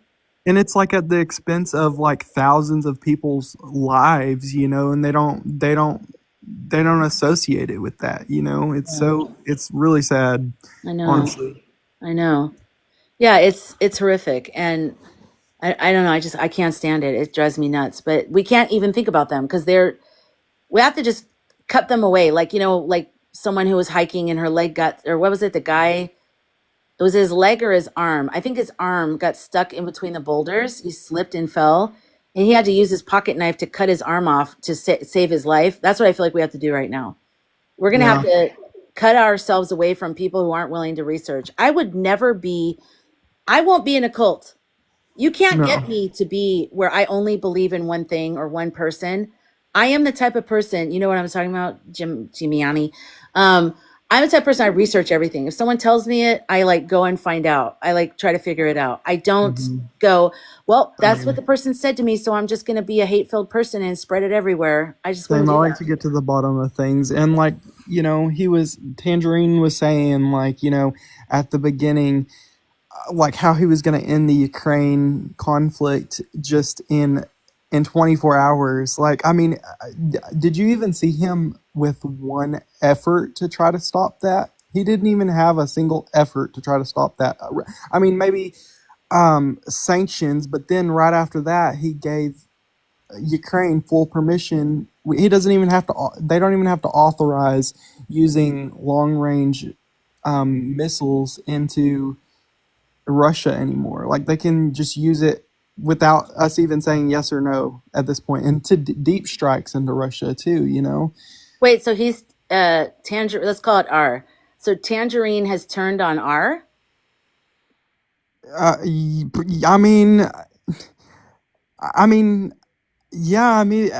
seems like it, because he's not very happy with him. And I heard that they had I heard that R the president of Russia, right? Yeah. Okay, so yeah, I heard that R called the United States the other day, and he hasn't done that, and I don't even know. It's been probably years since he's done that. He called, and then Tangerine got on the phone with R and interrupted like this big meeting. I don't remember what the meeting was. Interrupted this big meeting, and then And then Tangerine gets off the phone and has like a big meeting with all the NATO members and tells them to instantly, they all need to, like, starts pleading with them almost, tells them that they need to raise their defense spending to 5% instead of, because the cap right now is like 2%. That's what we're wanting them to spend. But now he wants them to spend 5%, and most of them aren't even spending 2% right now. Like, that's a pretty high number, but like, he says that we need to all spend 5%, and the United States is going to do the same. And right now we only spend 3% of our GDP on the military. And so that call makes me wonder, like, what went on during that call. That's really alarming. And Well, Biden is actually the one I thought, well, maybe you're saying something, maybe some new news has come out, but I'm seeing that Cash says it's false information. Nacho is helping Ukraine with or without the United States. But because I don't think Tangerine would say anything in favor of Ukraine. Like, he wants them to not win. Like, he's in favor of those are his people. So I don't know. That doesn't sound. Does anyone in the chat know anything about what he's talking about? And also, there was that federal funding freeze for, like, outside of the US, like, on every single country, except there was an exception made just for Ukraine. Well, we don't want that to continue, but we're more on the side of Ukraine, though. I mean, Oh yeah. Yeah, for sure. we just don't want it. I mean, if he said that and he's gone against which I don't know anything about that because I didn't see anything about that today. If that were the case, especially with everything he's done recently with GAZA, Mhm. he should not be going to the Super Bowl tomorrow. Who is Nacho, by the way? Nacho is NATO. Oh, okay. Yeah. Yeah. I know I need a cheat sheet up here that has all the Yeah. yeah, Nicole, the cult mentality is a fear-based response. He triggers ingrained fears that they all can hear. Yeah. Yep. You mean P and Orange Man in it? Wait, I Oh don't know. yeah, I've been telling you how I feel about the Super Bowl, though, by the way. Like, I've been texting you, telling you how I feel about it, and I don't know. Yeah, I mean, who is anyone here going to the Super Bowl? I bet you no one here is going to the Super Bowl. I'd be willing to bet nobody. Nacho mint orange. I know, I just said that was funny. I know, because it's nacho color. I didn't even think about that. I was just trying to keep Yeah. everything food related. You're watching it in VR. Interesting. You know that the Orange Man is there upstage to upstage Taylor Swift. Yeah, oh my gosh, that's a good point. 100%. But also, I don't really think it's even going to be him. I think they couldn't possibly. They have to use a double because you can't have the leader of the free world during all this stuff going on. Oh, he's just going to be, a complete sitting duck with all these people. No, I just don't think that sounds right. I really don't know much about. Do you guys follow the lady who does the knitting and then she's written the book about cults and Yes, the was in the cult. military? I want to get her book because she does talk about that kind of stuff, about how you deprogram and stuff. I hope there's a lot of people that do that. I don't want to be one of them because I don't want to, just don't want to. I want to be the part of the people that are rebuilding and be thinking about how should we take this and make it better. We're not going to be able to go back to business as usual, you guys. Even after Lotus goes in, no.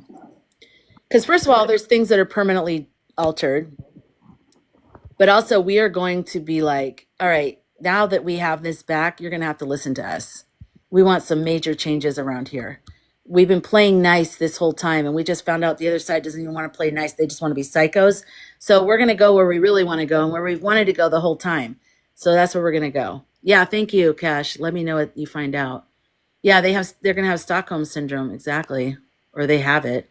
Yeah, she crochets and she crochets and she has a book about cults because I guess she grew up in a religious cult and she was in the military, so she's pretty good.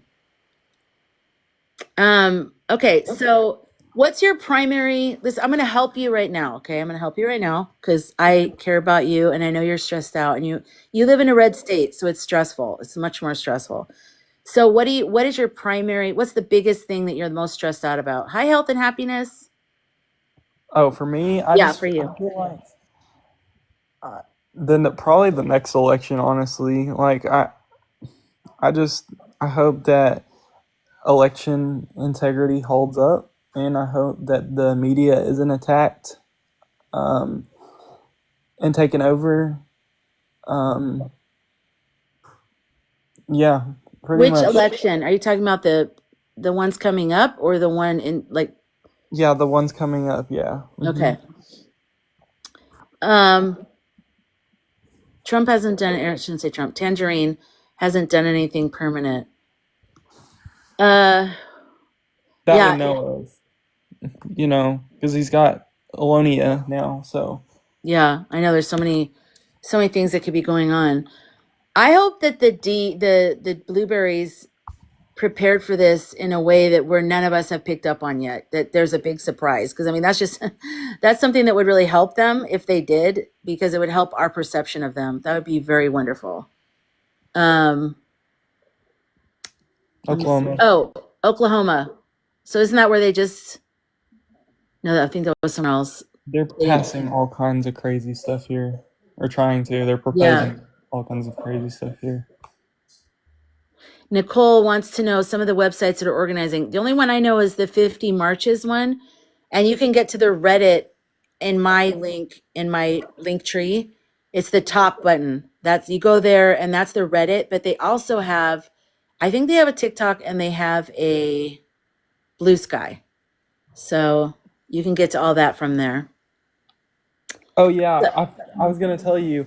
So the governor of Oklahoma went to Mar-a-Lago the other day and met up with the Tangerine, and the Tangerine said that it was basically imperative that Oklahoma State comes up with their own Doge department, and now there's a proposal to start Doge OK now.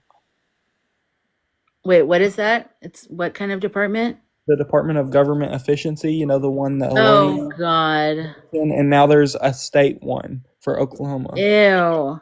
hmm Oh God. Yeah. Wasn't there, didn't they just open up a new federal department, like the Department of Faith or something Yeah. too? Yeah. Isn't that crazy? Like separation of church and state. Hello. Is that hmm meaning anything to you? Like I got rid of her. Lori. Lori, the tangerine bot. That's how E is forcing his way into other government agencies. Yeah, through the computer. Yeah, Oklahoma's gone a little kook-laroo, haven't they? Like Yeah, they've really. lost their minds. It's understandable that you're even extra stressed then, truly, because there or Florida, any of those kind of places, it's like I'm glad I'm California and Arizona, because even though Arizona technically didn't vote for him, but let's just play along and say that they did. There's so many people against him here, like so I many. remember our state superintendent sent out an email that to every single school in Oklahoma, every single school district, and it was a request to play this video of the state superintendent um, talking about the Bible and about how we're not going to allow radical left agendas infiltrate our schools, and we're going to put the Bible back into schools. And now there's a mandate for all schools in Oklahoma to purchase this Bible, and the Oh, only Bible that meets this criteria is the Tangerine Bible, mm-hmm. and so they're literally all gonna have to buy that Bible, and it costs like $60 or something. And there's It's like, crazy. It's and there's totally. yeah, there's like so many other Bibles that they could do, and that Bible is not even the same as the other one. It's literally different. There's certain things in it that's different, and not only that I mean they're getting a lot of backlash for it too. And they wouldn't even play the video because he started like praying for the Tangerine in the video and invited all the students to do the same along with him. And Oh God. yeah, and they would most of them wouldn't even play it because they said that they could be opening themselves up for like lawsuits and stuff. So they were scared to play it. Do you know a lot of people who are more like you there? I mean, most of everybody that I've talked to, it seems like it's hard to believe that like there's more Tangerine supporters. Honestly, Yeah. yeah, because I mean, it's not hard to believe, but based on who I've talked to since the election, yeah, like, or since the, what's it called? Not the election. Contest. Yeah, the No, it's con. hard. It's hard. Especially when you're kind of like passionate, and you're getting kind of excited or you're saying stuff and then you're like, dang it, what word did I just say? Yeah. Okay, I just blocked that Emma person because they were saying some kookaroo stuff. I feel like sometimes it's like a one ring circus. I'm like, do, do, do, do, do, talking, talking, talking. What do you think Um, about that cuckoo bird press secretary that they have oh up there? gosh. She is something else. She is spineless. Yeah. I mean, she's married to a man that's like, what, in his 60s or something. And yeah, it's gross. Somebody said she's 27 and she aged like milk. Yeah, she just seems brainwashed. She seems like somebody that, was groomed to be that. Yeah, her Yeah. face, I can't say, yeah, she's like, oh, No, I fully believe she knows what she's doing. I know what she's saying. She knows what she's saying. Does she believe in it? No, she knows it's a bunch of bull crap, but is she going to continue doing that? Yeah, she is, because I mean, it's money in her pocket. yeah. She's probably one of the top 1% of earners that earn like 60% of the nation's wealth. You know, isn't that crazy that Yeah. what's his name? Mark Zuckerberg. What are we calling him? Is that even a Lucky, I don't know. Just Lucky? I Yeah, don't have a so name for him. isn't it crazy that I watched a video the other day and it said that he could literally buy a new Ferrari every single day of his life, a new Rolex every single day of his life, a new $10 million mansion every single day of his life for the rest of his life, and he still wouldn't have even put a dent in his wealth. Oh my gosh. Yeah. If he distributed like his money to everybody in the US, like to every single person evenly, everybody would get like almost $2,000. Oh my gosh. He should do Yeah. it. He should do it because we need it. Yeah. Well, if maybe we can seize all his assets after we, deport him or before we deport him, we'll seize all his. Hey, Lupe. Hello. Thank you. And Um, Candace Owens is always talking smack about Taylor Swift, and literally Taylor Swift donated like what, like $5 million or something to all of those people that were affected by the hurricanes in North Carolina. mhm. Yeah, she really did a lot. She did a lot of great stuff, or she does And all these continue. people from North Carolina, they're like, "Where's our help? Where's our FEMA help and everything?" And it's literally, I was watching where, I mean, they were saying that they were told to avoid all the, what's it called, maggot houses. But the thing is like, I also read something else where they had to stop operations for periods of time because they were getting threatened Yeah. by armed people that were armed. So Isn't that weird? yeah. God, people have lost it when that kind of stuff happens. It's just like, are you kidding me right now? Oh my gosh. Compare 1 million seconds with 1 billion seconds. Exactly. I mean, God, can you imagine? I mean, just the amount of money they have. I'm telling you, if I had money like that, there's so many things I would do for good, for animals, for the planet, for people who don't have like basic things like water, clean water. Like, I mean, there's so many things I would do. And I would still have a big house. I would live somewhere. I'd have a garden, bigger than a garden. I would grow a lot of my own food. But I mean, I don't know. I wouldn't be going like, what can I do to screw everyone else over? That's what I got to do. I've got all this money and all this time and all this health, but let me just spend my days, digging up evilness.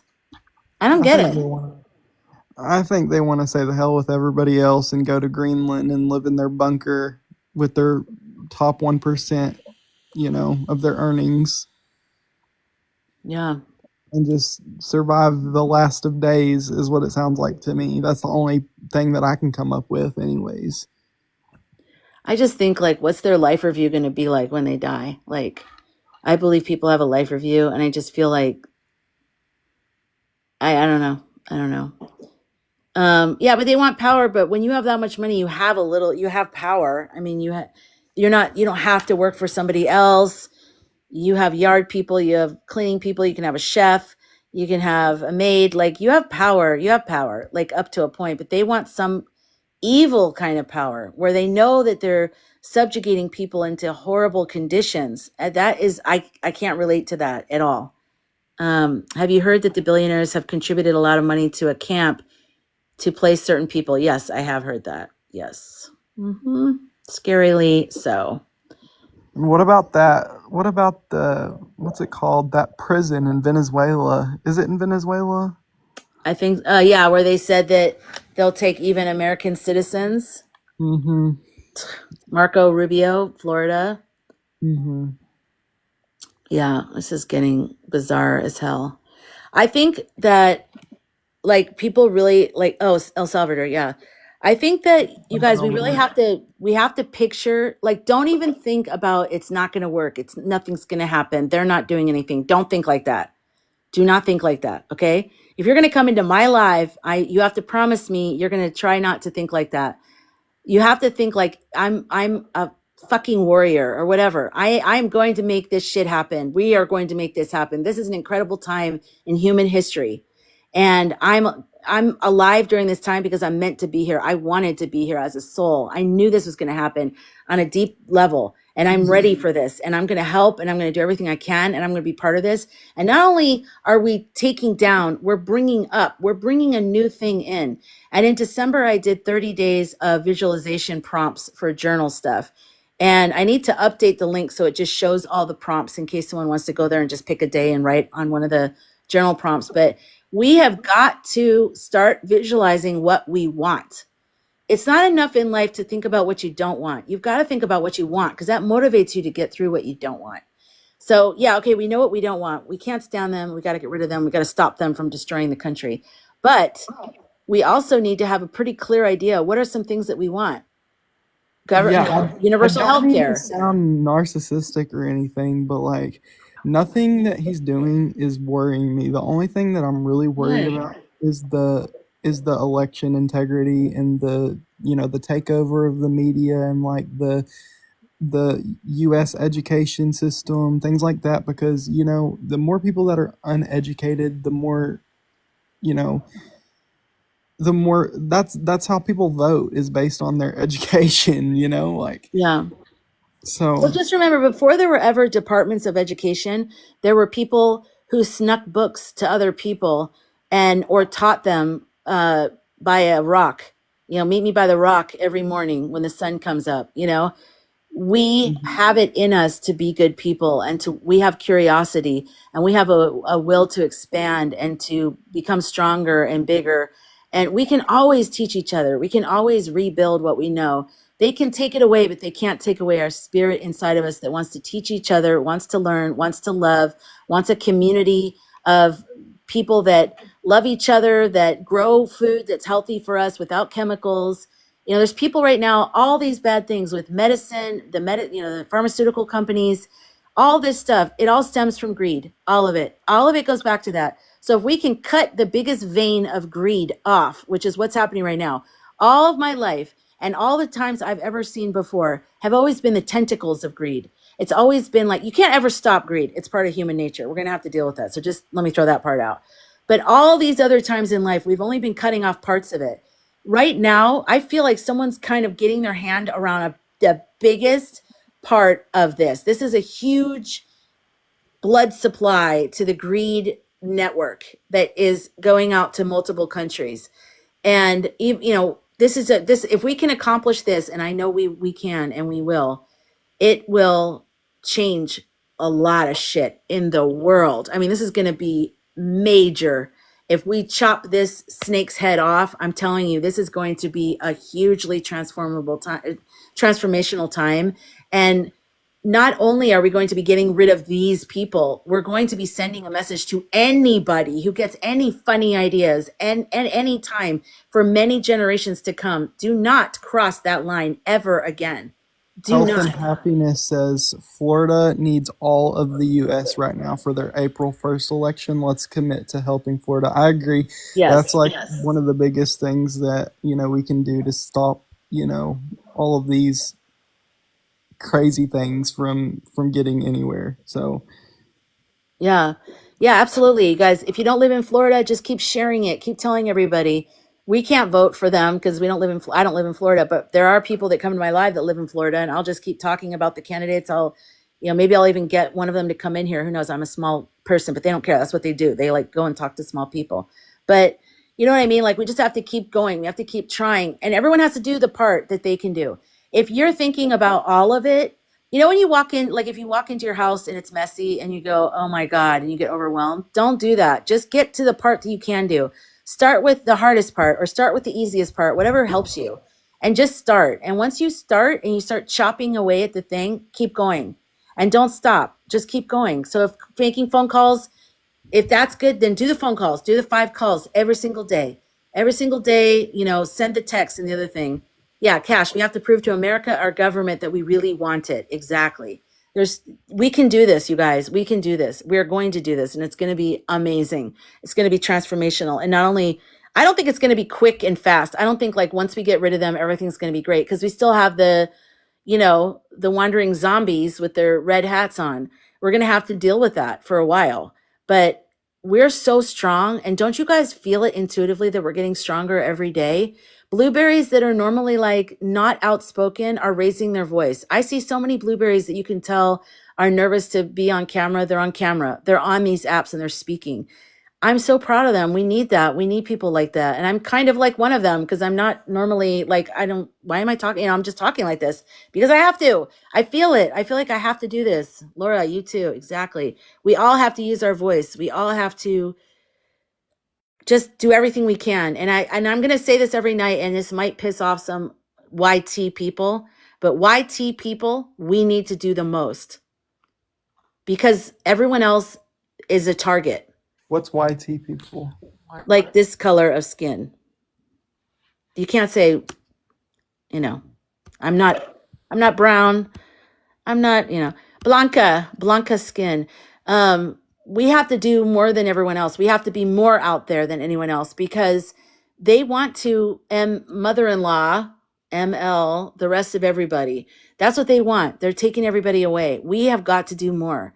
And, we do, period. I don't know what to tell you. I mean, a lot of white people are still slow to get on this bandwagon of understanding this. Even liberals, they don't really understand. They're like, yeah, but we're all the same. It's like, okay, yeah, we know that. They don't know that. So they are going after them. So what are you going to do about it? Got to step up. We got to do more. We got to be the most of everything.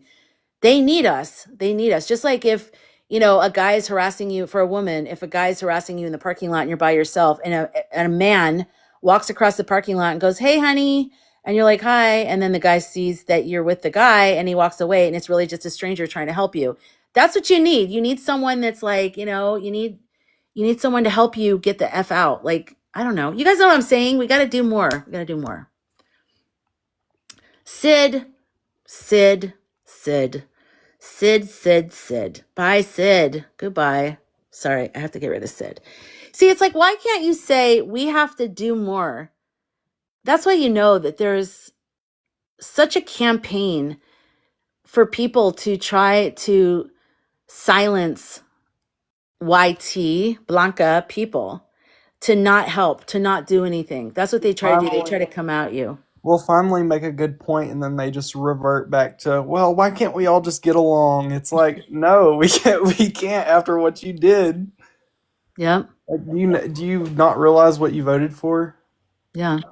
But they like it because they feel that way too. They feel, for whatever reason, they have all that anger and inner hatred and whatever it is. So they like this. They're enjoying this. I don't know whether, I don't understand any other more than that, but I know that they do.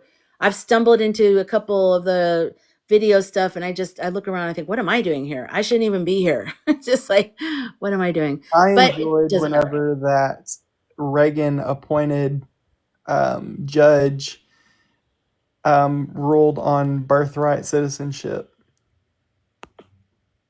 Wait, Yeah, what did you say about that? saying that it was, birthright citizen was like a right, Oh, yeah, and it was a Reagan appointed um, good. judge. So Yeah, because this is absolutely crazy. And the fact that people aren't acting like it's crazy is weird. And I think once we get past this, the one thing you can say about me is at least I was acting like it was crazy. You can't try to go forward in your mind to once all this is over with, like maybe in 5 years, and then look back at this. You're having a conversation with someone, you're having coffee with them or somewhere, and they're like, "Isn't that crazy?" And they're like, "Well, what were you doing during that time?" I was going live every freaking day on TikTok, and I was talking to people, and we were trying to come up with plans and be there for each other, and it was like a little community. What were you doing? Like, oh, I don't know. I was just going to work. I mean, I didn't really think about it. I just thought it was weird. I don't understand that. How can you do that? So, anyways, we're waking up now. This is an opportunity to wake up. This is an opportunity to make the country better and doing stuff. If you're remodeling a house, it's only going to change so much. But if you tear the house down and then you just have the core thing of it. Hi, Jessica. And you just have like the bones of the house and then you rebuild from there. Mwah! So much better. mhm, So he's doing I us a agree. favor, but I don't want it all destroyed. But the patriarchal thing has to go bye bye. I agree, and the more people that wake up, there's not anybody falling asleep. I mean, come on, it's just more people slowly waking up. So it's not going the other direction for sure. So there is light at the end of the tunnel, and like I said, as long as there's election integrity, we'll pull through. I mean, at the worst, it's going to be 4 years. It won't be So 4 years. it won't. We I won't make don't it believe that it will long. be that. I'm telling you, when I say that, I'm telling you it's not, it won't be that because it can't be. Like no one can allow that to happen. That second to worst case scenario though is the 4 years. So I think he'll change enough stuff where it won't even be 4 years is my point. maybe it'll be the day after tomorrow because isn't that the Super Bowl Tomorrow's the Super Bowl. or tomorrow? Yeah. Yeah, I mean, yeah, who knows? Who knows? It will be a lot sooner. Um, yeah, and so you guys really know what you want. Oh, thank you, Lupe. I want to eat that cake. That looks good. Was it a cake? Sparks? It looks like a little cake. I'm like, um, yeah, we just need to like what I should say, if you feel called to picture the new government right now, and if that helps you when you're stressed out or you can't sleep, just spend some time working on your visualization muscle and just picture what you want. I know, Lupe, cake. Um, yeah, New Orleans voodoo tomorrow. Exactly. But, if you're like, look, I can't think about anything right now. I just need to survive. I need to push past this. That's okay too. I recognize that as well. But we all have our, thing that we need to focus on, the thing that we're good at. Just don't stop. And if you can help, oh, that's a good idea, Madison. Make a vision board. Yeah, if you're crafty, whatever, and you have all this time and you're stressed out, start creating things that you want. Start writing a list of like, what would be your dream government to come out of all this? What would it look like? Because I think the more people that can visualize it, the more we're actually building it. We're co-creating reality. That's why, why I did the December 12 days of visualization prompts for the future. The reason why I did it is because I said that most of the movies and television shows that we have of the future are always apocalyptic looking, post-apocalyptic looking. It never looks positive. It always looks like post-war, and then, there's hardly any electricity, if any at all. Like we need to build in our minds, in our collective psyche, a future that includes no chemicals on our food, and a more, universal healthcare for everyone. Everyone is healthy, where they promote health, not sickness. Where, instead of the critics saying, well, that'll never happen. Good luck with that. Like, just, get rid of these people with this wordings. We got to do this. Have you heard anything about them trying to ban like the Hunger Games books No. series? Or if Does there's any anyone truth to that? Probably. Thanks, Ange. Hello. Madison said, make a vision board of your life under that government, and you can use Canva and Pinterest. Both of them are free. That's a great idea, Madison. Health and happiness. I loved the joy and excitement we felt through the campaign with divine feminine energy. Exactly. Keep bringing yourself into that. You know, when you wake up in the morning, don't even pick up your phone yet and think about that thing that excited you about that campaign. What did you feel? That hope, but what was it? What was it specifically? Let that go through you. And then before you go to bed, the last thing you think about should be positive.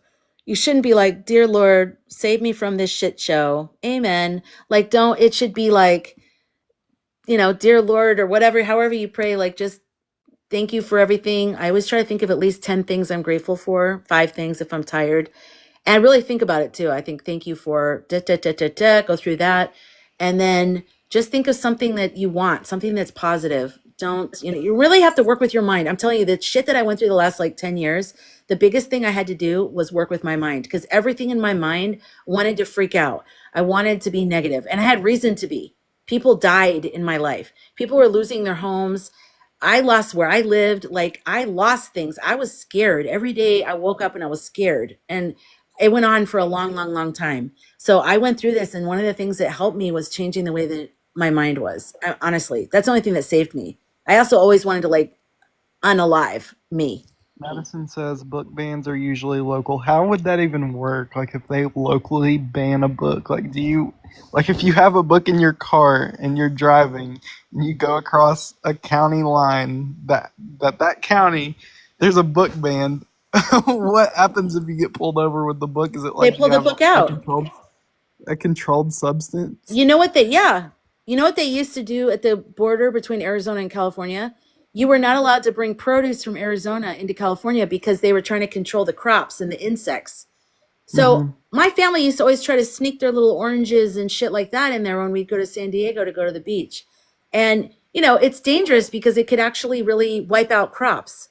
So I think there was some type of insect that was in Arizona at some point, but people snuck it in all the time. But the border people would look through your car and they would take out anything that they found. They would take it out. They'd go through your car at the border in America and they take it out. So they're going to do that with the books too. I mean, it's stupid to pay people to sit at the border to go through your car to look for a book, but they're dumb enough to do that. But they're not going to get to do that. But I'm just saying. Yeah. Okay, let's talk about what we want. Let's not talk anymore about all the news. Okay, I don't want to talk about the news anymore. Okay, I don't care. We already know it's a shit show in a shit basket. Let's talk about now the things that we want. That's how we're going to end this live tonight. Okay. So, love. I felt a new world. Good. More work life balance. Exactly. I don't think it should be 5 days a week and then you only have 2 days off and you're trying to do everything in those 2 days. No, it should be maybe 4 days a week or whatever you want. Employer childcare, longer maternity leave. Yes. Universal health care, food for all. Bianca, I love the way your mind works. Cat Mojo, go support your libraries and read banned books out loud on social media. Oh, that's a good idea, Cat Mojo. I like that. I don't know. Are there any mods here other than Cash? I don't know. Let me see. Laura, I'm going to make you a moderator. I can hear you when you're on. When you're muted. Wait, is your mic on right now? No. It is. Okay. Okay. Yeah, you can too. Exactly. You can too. All right, let me confirm that. I think I did it for both, but it looks like only one. Okay, Yoli, higher education for all. I love it. Other countries have a lot more time off. That's right, like a whole entire month. They have the entire month of August off. The entire month of August off. Yeah. Mental health care, Michelle Glover. I love that. You're right. Free health care for all. That's right. Let's see. I want peace for myself and others. Absolutely. Lots of libraries are allowing non-local people to join and check out any ebook intentionally. Wow, that's great. Okay, yeah, you're going to research and then you'll text me on IG. Good. Okay, anyone else want to share what they want? Jacob, what do you want? Protest. No, what do you want out of the new government? Once everybody's gone, what does the new one look like? I don't know. United States 2.0. I feel like it looks like other countries, honestly. But like what? Like name things. Like just name like 2 things. I would like to see them like instead of all this instead of them just locking people up, like actually get down to the root cause of things, and I don't know if is it like Sweden or like Finland, I forgot, but it's like, they actually try to help these people recover rather than just like completely locking people up for the smallest crimes, like here it's like our prison systems are completely overloaded, but like why, That's beautiful, Jacob. That's beautiful because it is. It's for profit. All of a sudden, it turned into a for-profit business. There are so many people incarcerated in America. It's a racket.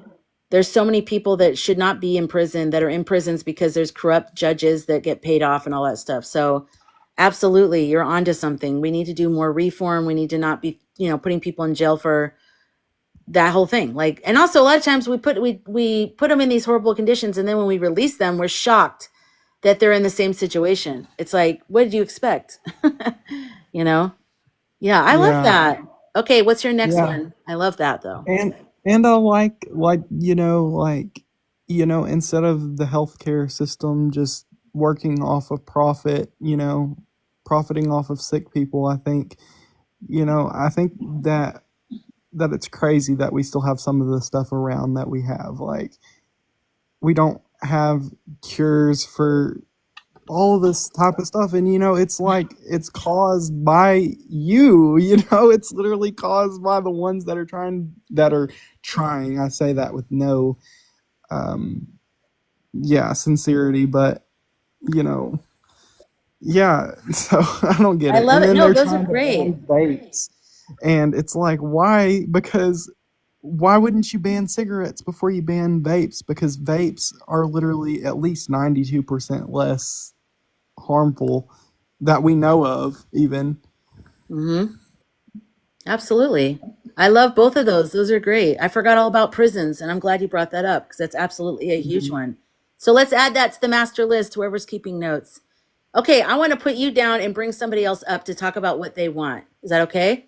Sounds Are good. you Yeah, I'm good? gonna drop off later. Bye, Jacob. Thanks for sharing. Okay, guys, who wants to come up and talk about what you want? I'm going to read some of this stuff that community agriculture, homes for homeless. Yoli said that. Mad Mama, free healthcare. Dragonflies, no more GMOs. Yes. Trish, love thy neighbor. Jessica, fresher, healthier food. Bubba, I would like more women leaders. Health and happiness, women bring a different energy. Trish, joy. Bianca, holistic healing covered by insurance. Jessica, shorter work weeks, free healthcare, livable wages, more time off. Isn't that crazy that we can just say we want that and make it happen? Isn't that crazy that it's like a weird thing that we want to do that? It's so weird. It's so weird. The humanities and arts become a priority again. Yes. Oh, Noah, Boyish Heart. That was Madison. This is Boyish Heart. Clean air, clean water, non GMO food. Yes. Tish, I'm an avid gardener and it's so incredible. I want to figure out a way to share it with people soon. Ooh, good. Create a YouTube channel. Those channels are they get so many views because so many people want to learn how to grow their own food and they follow like YouTube channels. Even if you just have a backyard garden, those accounts are huge. I mean, huge. Let's see. Lower medicine, dental costs. I love that. Cat Mojo, free higher education, mental awareness, wellness care, domestic Peace Corps jobs. Oh, I love that. Jessica, better options for the homeless, health and happiness, community gardens requirements. I love that. Trish, healthcare destroys families. It hurt mine. Oh my gosh, it's ridiculous.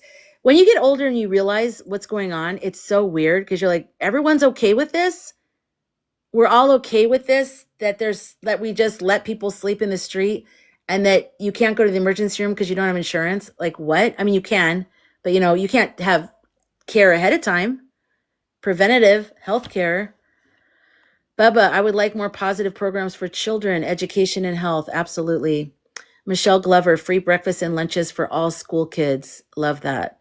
K Bear, no homeless people, no homeless animals. Oh, I love that. Jessica, better gun laws. Yes. Mad Mama, a more affordable diabetic pump supplies. Wow. Yeah, that's ridiculous. The pharmaceutical greed is really depressing. Reopen mental institutions. or like, yeah, but have them be more holistically angled, you know. Better pay for vets, livable wages. Jacob, another thing I'd like to see is the distribution of wealth change. I just think it's disgusting. Jacob, you have great ideas. Like, all three are solid. Swifty, I keep dropping range and getting lost back again. Oh, good. I'm glad you're back. What'd you say? Free college education or discounted. Like some places do free city college, like, you know, like a free community college level. But if you want to go to like more of the higher level ones, you know, maybe that would, or maybe the four-year colleges, or, you know, yeah, that's true. It's time. That's right, Jessica. It's time. Organic foods, affordable housing for elderly. That's a big one. Holistic healing covered by insurance. Okay, yeah, we got there. So now I'm going back to the bottom. Okay, who wants to come up? Has anyone? Jessica, do you want to come up? Jessica, Cat Mojo. Who is it? Who wants to come up here? Who wants to face their fears and be on camera and talk? You don't have to have your camera on, actually. You don't have to have your camera. You can just talk. You don't have to do it the other way. Okay, Jessica, I'm going to send you the invite. And then if you want to come up, Cat Mojo, you're next, because I brought up your name too. Okay, here we go. I'm glad you're picturing it, Swifty. Hi, can you hear Hi, me? Jessica. How Do you are want your you? camera? Is it here? I can turn it on if you want. It's unlocked. You're like, Okay. I Okay, guess good. so. I wasn't expecting this. I'm like in the dark. Hold on, give me 1 second. Okay, I'll catch up on this. More help for single parents, after school I programs. wasn't Help ready with for a them. camera. I know. You don't have Okay. to if you don't want to, but I just think it might be kind of fun. Oh, what do I do? I can see me. Can you guys see me? Or no? No, let's see. Oh wait. I invited you to turn on your camera, so I think you have to turn it on somehow. Oh wait, how many followers do you have? Maybe you don't have access to do that yet. I don't know. Wait, Oh, there you are. Hi. Oh, I love when I get to see people. Yay. Okay. oh, So, what would I love all the stuff you were saying in the comments? Do you want to say it to my face? No, I'm just kidding. To like just um, what was I saying? Better healthcare options, treating a patient holistically. I think that was somebody else's, but I second that one. yeah. Fresher, healthier food because, we go to the grocery stores these days and stuff is just terrible. We don't know what the ingredients are. That's We could right. never replicate that in our own kitchens. Mm-hmm. So, what else? I don't know. When I tune in and I feel into it, it feels kind of like Canada did when I lived there. So I used to live up in Montreal for a couple years. And when I crossed that border for the first time, I really took a sigh of relief because the pace was slower. You could tell there wasn't as much tension in the air. Interesting. People just, had a better, I mean, they were just better taken care of. They've got free health care. Their rent is lower. Their food is better and fresher. We've got better candy taste-wise here, but it's because of all the crap. Yeah. So, And you get used to like what's good, or you get used to what's bad. Like, so you might as well just get used to what's good. yeah. You wouldn't know you're missing anything. I mean, you're not, because it's just chemicals. Yeah, I But do. I do notice one of my friends that usually comes to my lives, but has been busy lately, is Janine. Some of you guys know Janine. She is lives in Canada, and she's just very like loving and mellow. I think she's kind of extra also, but from some of the Canadians even that come in here, they just seem more relaxed than Americans. Americans seem more on edge. Just I we don't know. are. Yeah. And then when I had to return because I couldn't figure out how to stay long-term legally. So I lived there for like 2.5 years and I just kept extending my visitor status. And eventually I had to return or marry the person that I was with. And I'm like, okay, no, I got to go. And so when I came back, it was just instant. I was like tensed up almost instantly. And it was like, okay, got to do this, got to do that, got to, figure this out. And it just felt, calmer there, more peaceful. Like there was some sense of safety, whether or not that was like an illusion. Mhm. But like I would be okay and could figure it out because things were were priced at it was reasonable, and you're like, oh, well, $700 for rent. Like, I Yeah. could do, there's 1,000 things that I can do to generate that Hmm. versus here in the United States where, I mean, I don't know what you're living in if you're only paying $700. That's like a room that you're renting from someone. Yeah, exactly. Yeah, I really think W.S. Bearclaw just said because we work ourselves to the bone, very little to no relaxation, de-stressing, vacation time. There's no they want us to believe that life is getting drunk on the weekends or something. Like that's supposed to be enough or I mean, you know what I mean? Like life should be every day. Every day you wake up, you should have that balance. It shouldn't be like holding your breath until Friday night and then you're like, finally, I can be myself for 2 days. I mean, it's ridiculous. We every day we wake up, we should be like, wow, I get to do these things, and maybe this much of it I don't really want to do. Like I gotta clean, I gotta, go to the dentist today. I gotta work, make money. But like most of life should feel really good. It should be like half or more good stuff. And then, you know, I totally agree. There was, even when I was in Montreal, there was on Sundays, the stores would close around 4 p.m. to, encourage you to go spend time at home and with your family and do stuff outside or whatever.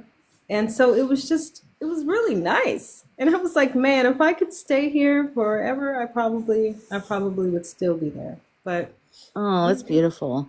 yeah. And And so what, that, oh, go I'm ahead. sorry. So when you lived there, did you have health care also, or because you were like visiting, you weren't able to? Like, how does it work if you just go there, if you're just living there temporarily or So they something? do have really, can I call them strict? I don't know. It feels a little stricter in terms of their laws for immigrating in than here. But again, I've never been on the other side of things here, so I don't know the laws ins and out, the law in and out, inside and Right.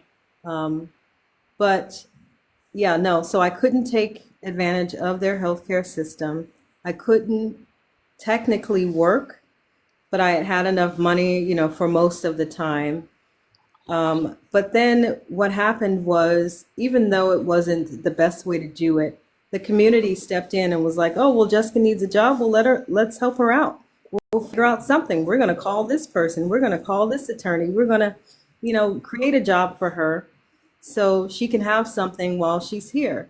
And that's how we did it. I mean, we kind of, we took care of each other in a That's what different we way. need. We Yeah, need and that in that's community. Yeah. Okay, I just popped Cat Mojo up here Yay. too. I Hey, wasn't sorry sure how about that that. was gonna work because you weren't showing up in the list. Oh, Yes, weird. Okay. Hi. you can stay up if you want, Jessica, for a little bit Oh, yeah. longer. Don't I leave. love everything you just turn off shared. my camera though, because I got to go get my food that was delivered. So, Okay. Ooh, that sounds good. Nom, nom, nom. Hey, Thank you for Jessica. coming on. It's so good to see your face. I Thank you. remember seeing Jessica before. I think Did I might she? follow you. I do oh, follow you, Jessica. Awesome. that's awesome. I Great. love it. Okay, so I am really new to TikTok. I don't know how to use it. There's so many things to like click all over the place. Mm-hmm. But I all I did know. was create one video, and it's been amazing how many people have connected to it and followed me from that. So I really appreciate So it. cool. Well, what everyone please follow Jessica and Cat Mojo. But what kind of content do you do? So I do a lot of spiritual content. I'm Oh, a good. psychic and a medium. Oh, Yeah. wait a minute. I've been to your channel before, I think. Yes, yes, yes, yes, yes. Oh my God. Okay. See? Okay. Awesome. You're And so memorable, Jessica. Let's That's just right. turn the U.S. into Canada, a place of peace and calm and good, yeah, healthy fruits and let's vegetables do and all that. the good stuff. Yes. We can do that. Yes. And where do you Sounds live, like Jessica? What state are you in in? Portland, or so I'm Portland. in Oregon, in yeah, in Portland, Oregon. That's where my dad grew up. I used to go there every summer. So it's very different now, though, since the last time I've been there. But Yeah, it has changed a bit since I got here too in 2017, but it's still beautiful. I don't think I could live anywhere that doesn't have trees like this. hmm, what are the racial relations in Portland? What's it like in that way? Like, So it is surprisingly, or maybe unsurprisingly, I didn't know the history before I moved here. It's kind of segregated in, so on the side I'm on Northwest, and in this pocket we're kind of few and far in between in terms of people of color. But then when I pop over to the northeast side, it's like, oh, so that's where all the black people are. Like I didn't know, you know. But yeah, but it's so close. It's like a 10-minute drive, and so it's a very compact kind of Yeah. city. I just remember my dad's mom, she worked in a sewing factory, and she always I don't even know if I can say it on here. She had friends, but she called them her like colored friends or something. And I can't stand that word. I'm like, but the way she talked, I could just tell she had no real openness about anything. I was not close with her. When I talk about my loving my grandmother, for anyone who's a regular, I'm talking about my mom's mom. My dad's mom was like, I don't know, prickly. But yeah, that's what always made me think of like, it must not be that, but then that was the time too. My grandmother's older and, it was a different time back then, but that's interesting. So I knew it'd probably have changed with all the more hippie people that have moved in and it's just a different vibe now. Yeah, So you still got your hippie people or your hipsters. I guess that's like the modern version of hippie, right? yeah, hipsters. And I mean, yeah, and then you've got like your keep Portland weird people. Just even outside of that, they're like hippie, but also punk. Like I don't even know how to describe it. Yeah.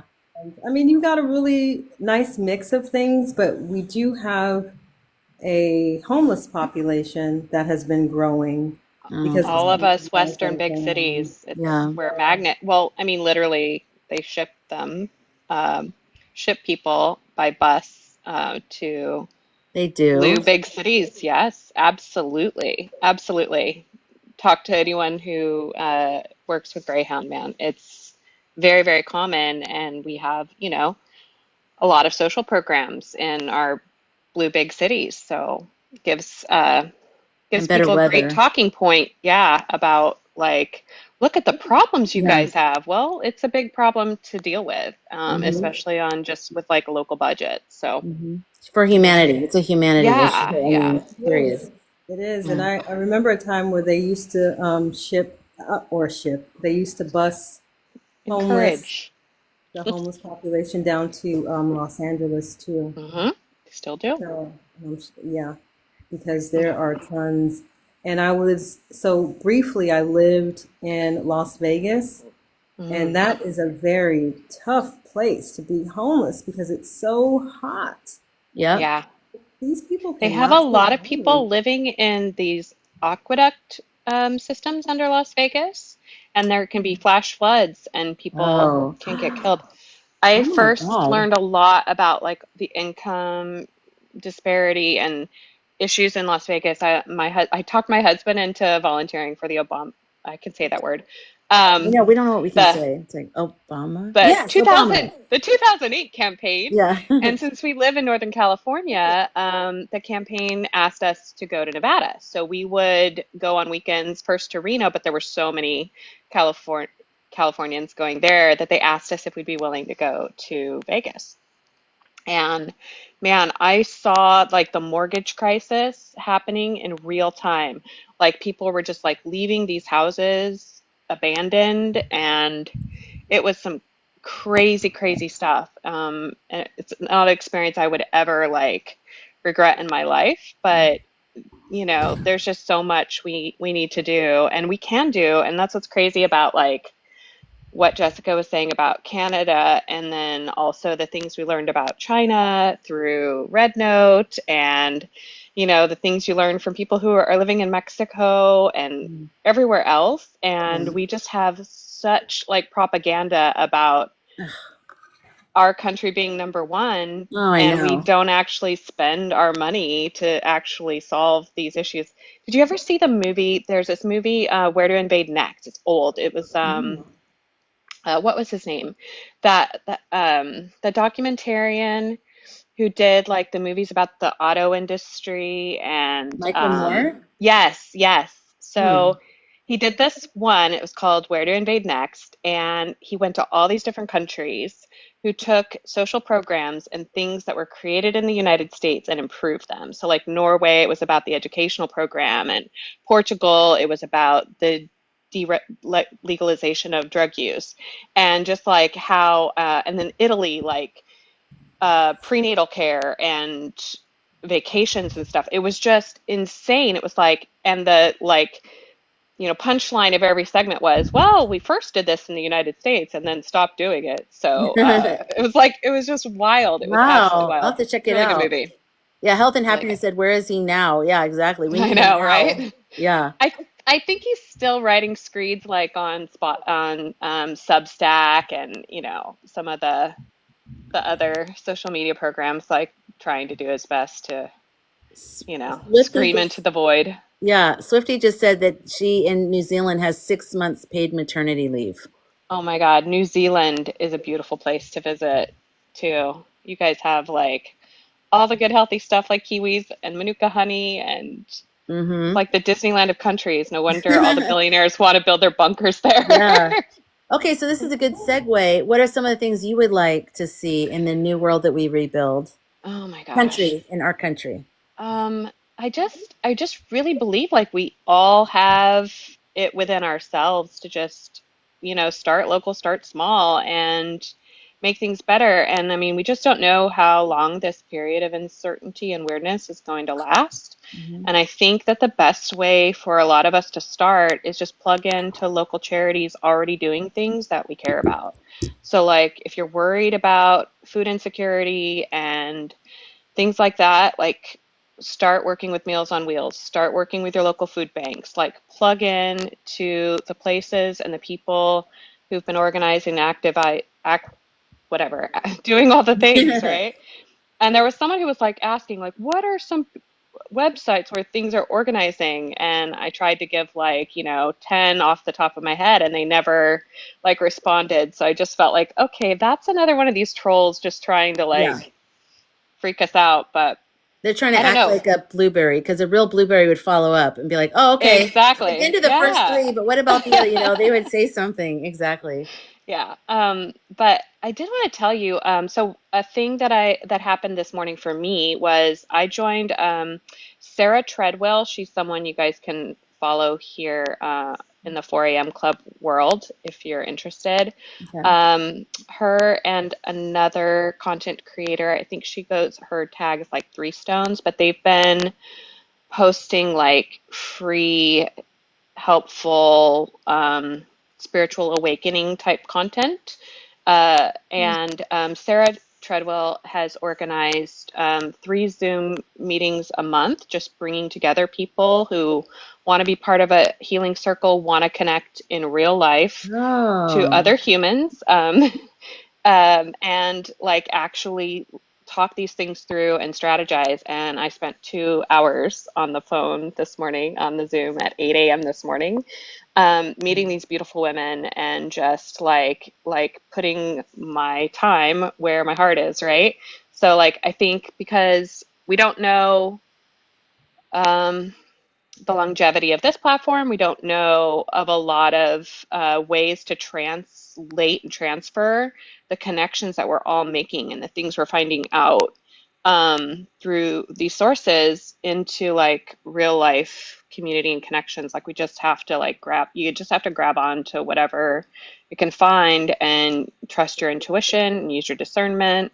Clearly don't, give people money for readings to connect you with your long lost what is it, twin flame. I Yeah, love when I see this message like you. I'm like, I'm laying next to him in bed, so thank you but no thank you. I know. Like, but like honestly the world I see for us is us like just following through with this divine feminine rising, right? Like it's just keep on doing your own healing work, but then find the little things you can do every day that push one thing forward, take one step towards the values that we say we care about. Like just take those fears, take those concerns. Anytime something's a trigger, go, what can I do today to show that I care about this thing? What can I do today that would make a change in one person's life? And do it. It's just, Mhm. it's just, unfortunately, it's just that simple. Yeah, I Like, love that. Yeah, So just what trying are to I freeze some? us. oh, I'm Oh, go sorry. ahead, Jessica. Well, I feel like you can start off really small too, because I was sitting on the sofa yesterday and I'm like, okay, what do I need to do? I feel like I need to connect to people. I don't know what's going on or where to go. And I just heard, just go outside. And I, okay. And so I walk outside. People are walking around, going back and forth to the grocery store in my building. And so all of a sudden, I've got all these people to say hi to. And then a man's outside, clearly homeless with his dog. And then I handed him $1. And I'm like, all right, well, did a little something for him or his dog, right? And then I went into the grocery store, made a little chit chat with a couple people, and I came out feeling so much better. And I didn't do anything out of the ordinary. It was just right there along my path that I normally take. So I love that that. helps like start the roll or restart the roll, when you've been like in the house worried about things or trying to get stuff done or whatever it is. Just do little small things to get it going. I Yes. love that. That's great because I think sometimes we spend so much time trying to look far and look for these big things, and we have to realize so much of our power is like, if not all of it, is right here. It's right here. It's right where we are. And if we can even learn to just settle into our energy a little bit more, we'll get guidance, just simple ones like that. Go outside. People always think like if you're a psychic that, it's some big thing like get on the L train, go north. When you get there, see the man with the blue hat. Intuition's usually like go to the store. It's Yep. boring. Yep. And you're like, okay. It's not, all incredibly awesome. It's just little things, but those little things, like you say, they can transform everything. And matter of fact, I think it is the way out, 100%. The way out is through. Mm-hmm. It really is. Yes. Yeah. Oh Yeah. my People do gosh. want the big thing, but Yeah. okay, so if you could dream a little, Cat, like if you could just put a what magic wand over the Lotus Queen, what would some things that would be so beautiful in the future in our government? Okay, before I say that, I saw this on someone else's video today, and I think this would be hysterical. It would be awesome if Taylor Swift, instead of inviting Blake Lively to stand with her at the Super Bowl on Sunday, she brought KH, that'd be like a nice little like middle Oh, finger to the dang. Tangerine Man. Like, hey, I would hey, love this is what I that. stand for. This is who I stand with. Yes. So let's He was manifest just at an that. NBA game yesterday, and that would I be a burn on him. know. And we don't like Blake anymore because she's a bully. I know. You know what? Star Lady Hedge posted a couple videos about that today, Oh, I looking at didn't the know that. charts. You should check Oh, that out okay. I love because her. I've been conflicted about that whole situation. Like the vibe's off with everybody, and No. I think it was but at least attractions in many directions. Let me just say that. But anyway, check out a couple of her videos today because astrologically, she doesn't have much sympathy for any of them, but either, and thinks, I don't know, I think everybody deserves a little bit of the chaos they're No, living. I You will. don't think I'll so? die on this hill. No, Okay. he bullied him away from his film that he got the rights to the first and second book. He developed for 5 years. He raised the money at Sony.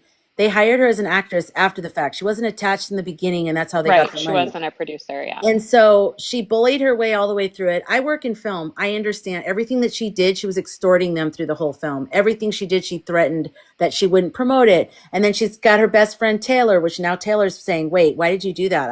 I don't want you to." She put out supposedly, I don't know if it's an official statement, but it was through a friend and through TMZ. But then also with Ryan and then with Deadpool's success, and that's just how Hollywood is. They don't care about anything except for money, just like any big money business. Yeah. So they don't care, and that's why this is an important case, because this is what's going on in the government. When you look at her and Ryan, think Starboy and Tangerine, because that is the No, is equivalent it of that what bad? it's really I, bad. I You don't guys, I, know. he I has a I think website. want like, I think you're onto something, but I also saw someone like reading the text between the producers and him um and there was one other part of that. Sorry, my twin flame is trying to figure out what I'm doing. Go back to bed. I left the bed He's to like, get it's middle of the on. night. What are you doing? Who are you talking to? No, it's only 9:20. We're old. Um, actually, no, totally non sequitur, but we're going to the World Ag Expo in the middle of California next week. My Oh, husband nice. does some really cool things for in that industry. Did you So know about my film festival? I saw, and like you talk about like Vacaville and stuff. I'm like, that's just down the road. We Yeah, live in the it's East Bay. agriculture films from all over the world and art films from all over the world. So it's I'll been let you know cool if I come to up on see. any storylines, Mhm. stories for you when I'm Good. out there with 100,000 people in the middle of nowhere. I So wanted to go to that. Yeah, that looks kind of that's interesting. wild. Lots of ag people. Anyway, but no, I think that the what you're talking about goes both ways. I think everybody was in it for themselves, and there was a lot of like in not directly addressing issues, trying to gloss over them. But I agree. The fact that Blake at one point defended who was that terrible like Woody Allen. You know, Blake is Um, there's something off there. I've also never really like appreciated the way they kind of tear each other down in like social passive media. That's what aggressive. Yeah. Charlotte, yeah, it's just performative, it's vacant. There's so much superficiality there. But I do think that when he knew she was up to like trying to take him down or take his movie away from him, that he did bring in that PR group with the bots and trolls that were insatiable on the Johnny Depp stuff. And so I feel like the bad actions and the like I'm gonna win this. I think it's an escalating situation where they're all wrong at this point. Like they You could have have. to read you have to read the text. The Okay. case they've put online, read through the text from the very beginning and everything that she did leading up to that point. Because that point, if you start at that point, you could say, yeah, that's kind of a dick move. But if you read every other thing she's done, that's them finally saying, we've got to stand for something. This is insane. Because she did so much wrong. And she not only tried to bully him out of his movie, but she is trying to destroy his entire career by doing by suggesting that there was some kind of SH is insane. It's wild. So I'm pissed about it, as you can tell. Sorry. I can. No, I I'm just know, because I there's so know, many but bullies in Hollywood, and it happens all the time. And there's all these talented people, and like in the music industry, for one, I always say this, but people always say, oh, Rihanna, she's not very good, and Mariah Carey, they hardly ever have any songwriting credits. Most of the top artists don't write their own music. Beyonce does not. So they put right. their name on there because they have the power to do it. They bully the songwriters. So the fact that Rihanna and Britney don't put their name on there makes them so much better.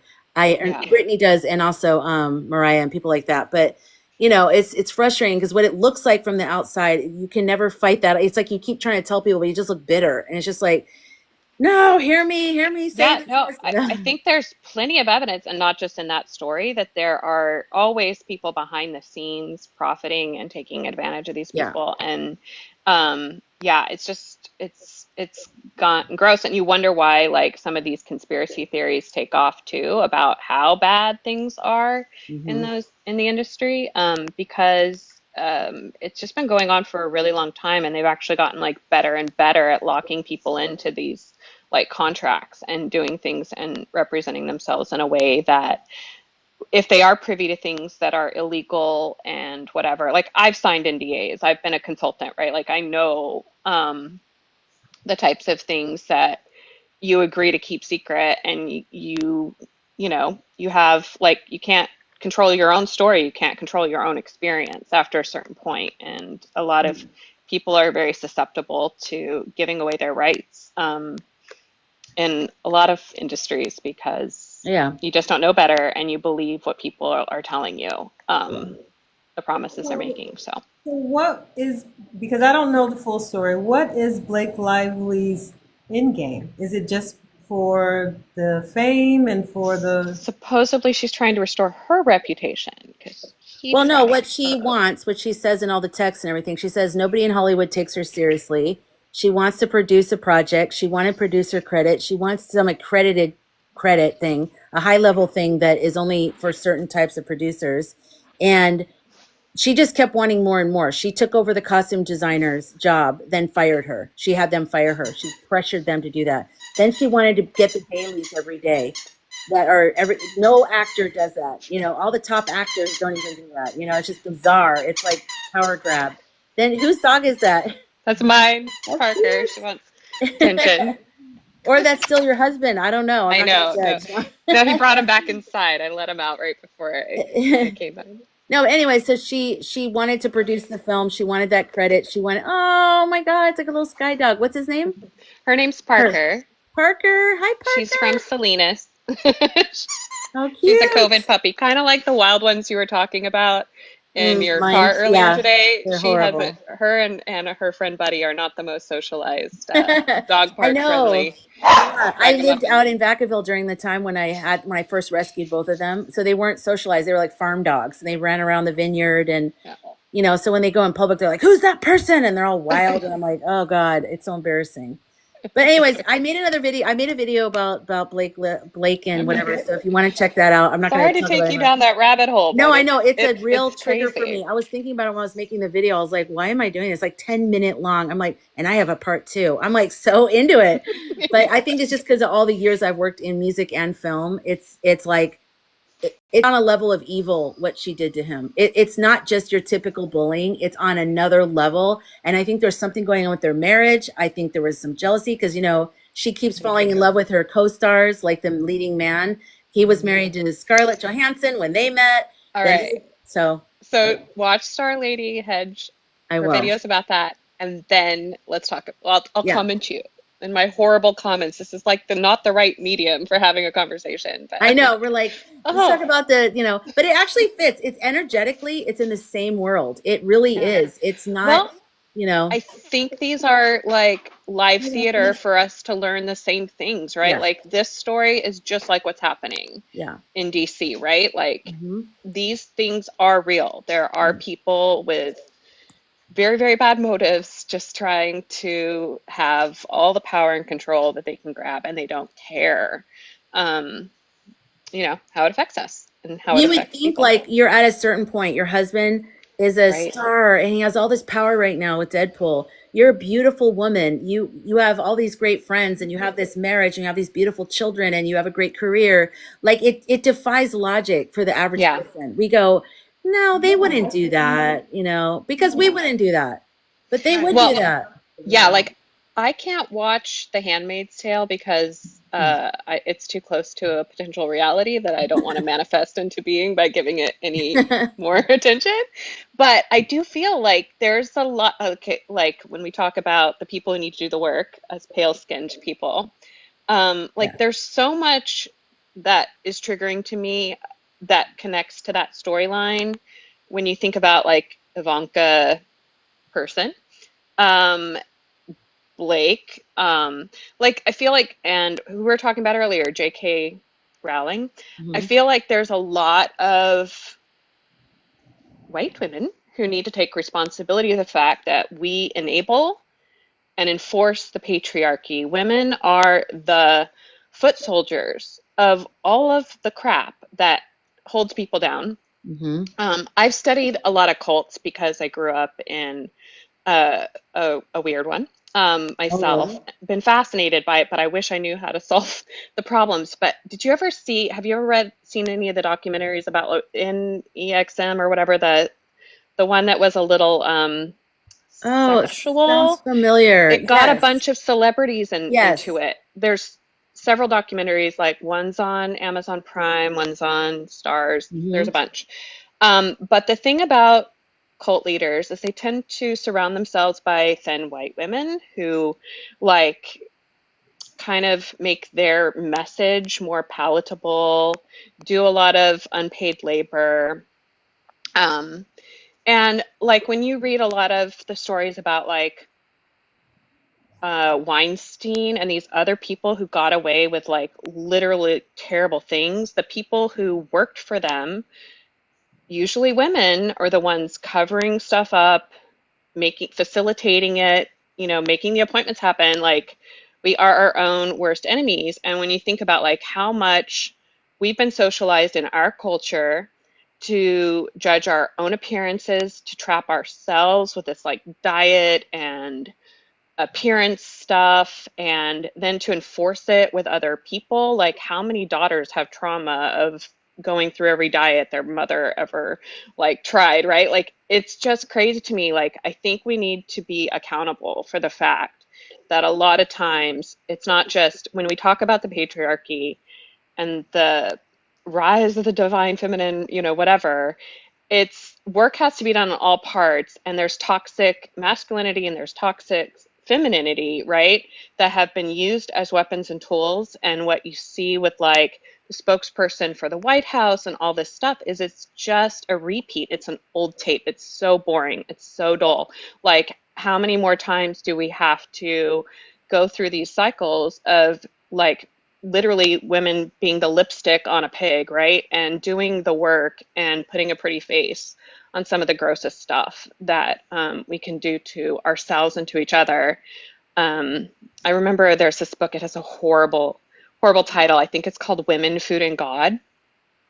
And I dealt with like a lot of eating disorder and obesity stuff in an earlier phase of my life. Horrible title, old book, but the whole thing is about like being 90 some years old and still like spending so much of your mental energy and these to-do lists about controlling your own body, controlling your own diet, controlling your like yourself and your family in this like myopic little thing, and wasting all of this time and energy that we could be giving to one another and ensuring that we're healthy and getting like the most nutritious stuff, because we've all been like programmed, and a lot of us are susceptible to continuing to reinforce these limiting beliefs and spending our time controlling ourselves and being our own warden, if you will, instead of recognizing we deserve to be free of all this stuff. And when we see people in public who are doing that damage, like, we need to speak up and stop these patterns. They're abusive. It's like, it's unacceptable anymore, right? So we have to elevate our own energy. We have to be responsible for the things we say and do, both to ourselves and to one another, and then call it out whenever we see that toxicity in action, because it's just a waste of time. So One thing that I've that's the been world I getting in see. touch with is this colonization thing with white people. It's this cultural thing where we discover something and then we put our own spin on it and think it's like our thing. And then everybody likes that. And then the other person has to fight for it. And it's just like, why though? And I feel like that's a big thing that I'm dealing with some white women. Yeah. I don't feel like half the time I'm like, don't talk like that because you are a white. And I'm like, I know. And Heather, hurt people, but it's our jobs to break the cycles, right? Like, it's not okay to just say, hey, you were a victim of something, so we're going to excuse the pain and harm you pay forward into the world. Like, you have to stop it. Like, it's not acceptable anymore. Like, it's not good. And I think, I know it's weird to be talking about Blake Lively and that thing in that way, but I think like she is a symbol, something, a story you can look at and say, like, this is a cautionary tale. When you become so concerned about your image and whether or not, you're getting the credit for being like more than the exterior that you have cultivated and take your pride in and you put all this care into, like, if you're not going to be vulnerable and be creative and put your depth out there, right? Like, how can you be surprised if people aren't recognizing you for anything besides just being a spokesmodel? Well, So, it takes like, I'm just balls not to put okay with that. yourself out there. It takes balls. Like, you've got to stand behind your shit, whatever it is. It does. Like, I always start things and then people jump on my thing. Same with Dapo, my partner. He like does things on his own. We don't really have clicky friends and people. So, but there's always people that gravitate towards us and like go, oh my God, you're great. And then they try to siphon off what's great about you. And then it's some weird thing. And I think it really is a cultural thing. It's a lot of in America, but it's not all America, obviously. It's just that whole, and I want to hear what Jessica has to say because we're like talking about something that directly affects her. And we're like, let's speak for her. No, I'm speaking in Yes. my I love own. everything you guys I'm are. Yeah. speaking Okay. about No, I know, I know. I didn't mean that. I'm talking about myself, really. But I feel like it ties in because it's a cultural thing of how we look at, not just as a general thing, not me or you or anything like that, but I'm just saying our dads and our moms, it's this whole world we grow up in. And so it's like expected of you to be this certain way. No one's ever says it out loud. Nobody ever says it's energy. It's like we just pick up on this energetic thing and we see it in the news and we see it everywhere. But it's like this, I don't know. I don't know how to describe it other than colonization, but I see it in the spiritual world a lot. And it really irks the living hell out of me. So, it happens even here, like with a dumber version of it is they'll take land that has horses, and like there was this Arabian thing, and then they tear down all the horses and they call it the Arabian acres, and it's just houses. Like they always do this thing where they'll keep a part of it that sounds really cool and interesting, but they'll actually destroy the core of it and what made it beautiful, what makes it what it is. And because that is at the heart of kind of the American white thing, I think that bleeds down into all these things, like all these things about being insecure about yourself, and all that goes into that because it just is cancer. Remember that sign I saw at the march on Wednesday? It was a Native American woman, and it says, colonialism is a spiritual cancer. And that has stayed in my mind. And I just keep thinking about it. I can't stop thinking about it. I'm like, oh my God, it's a spiritual cancer. Okay, I'm done. Jessica. I was going to say, I love the way that you all are encouraging the palm-colored women.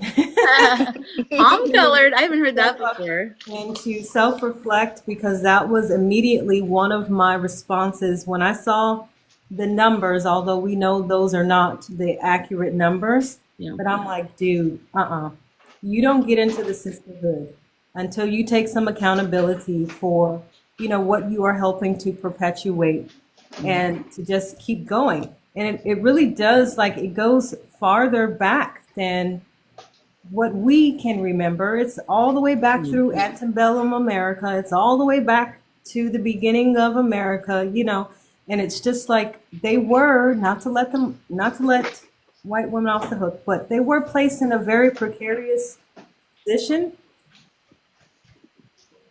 They were like pitted between, okay, so they had to sometimes act like men, when they were left in charge, although they were still the property of their husbands, but they were definitely better than supposedly, the ones that they were helping to enslave. So it's like, where is their identity in that?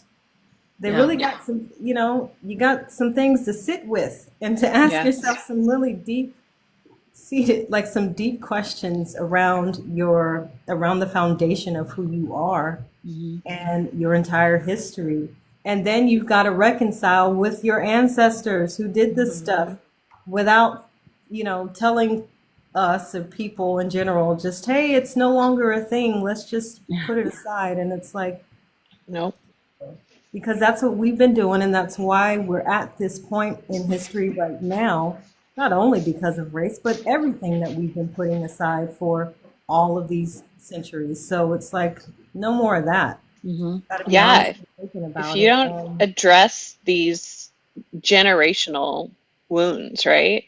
Like, it's just going to keep getting louder and louder. And I think that's part of why we're revisiting not being able to see ism and a lot of these issues in way big, like crazy, gross ways right now, is because we've had this history of going, oh, but that's not me.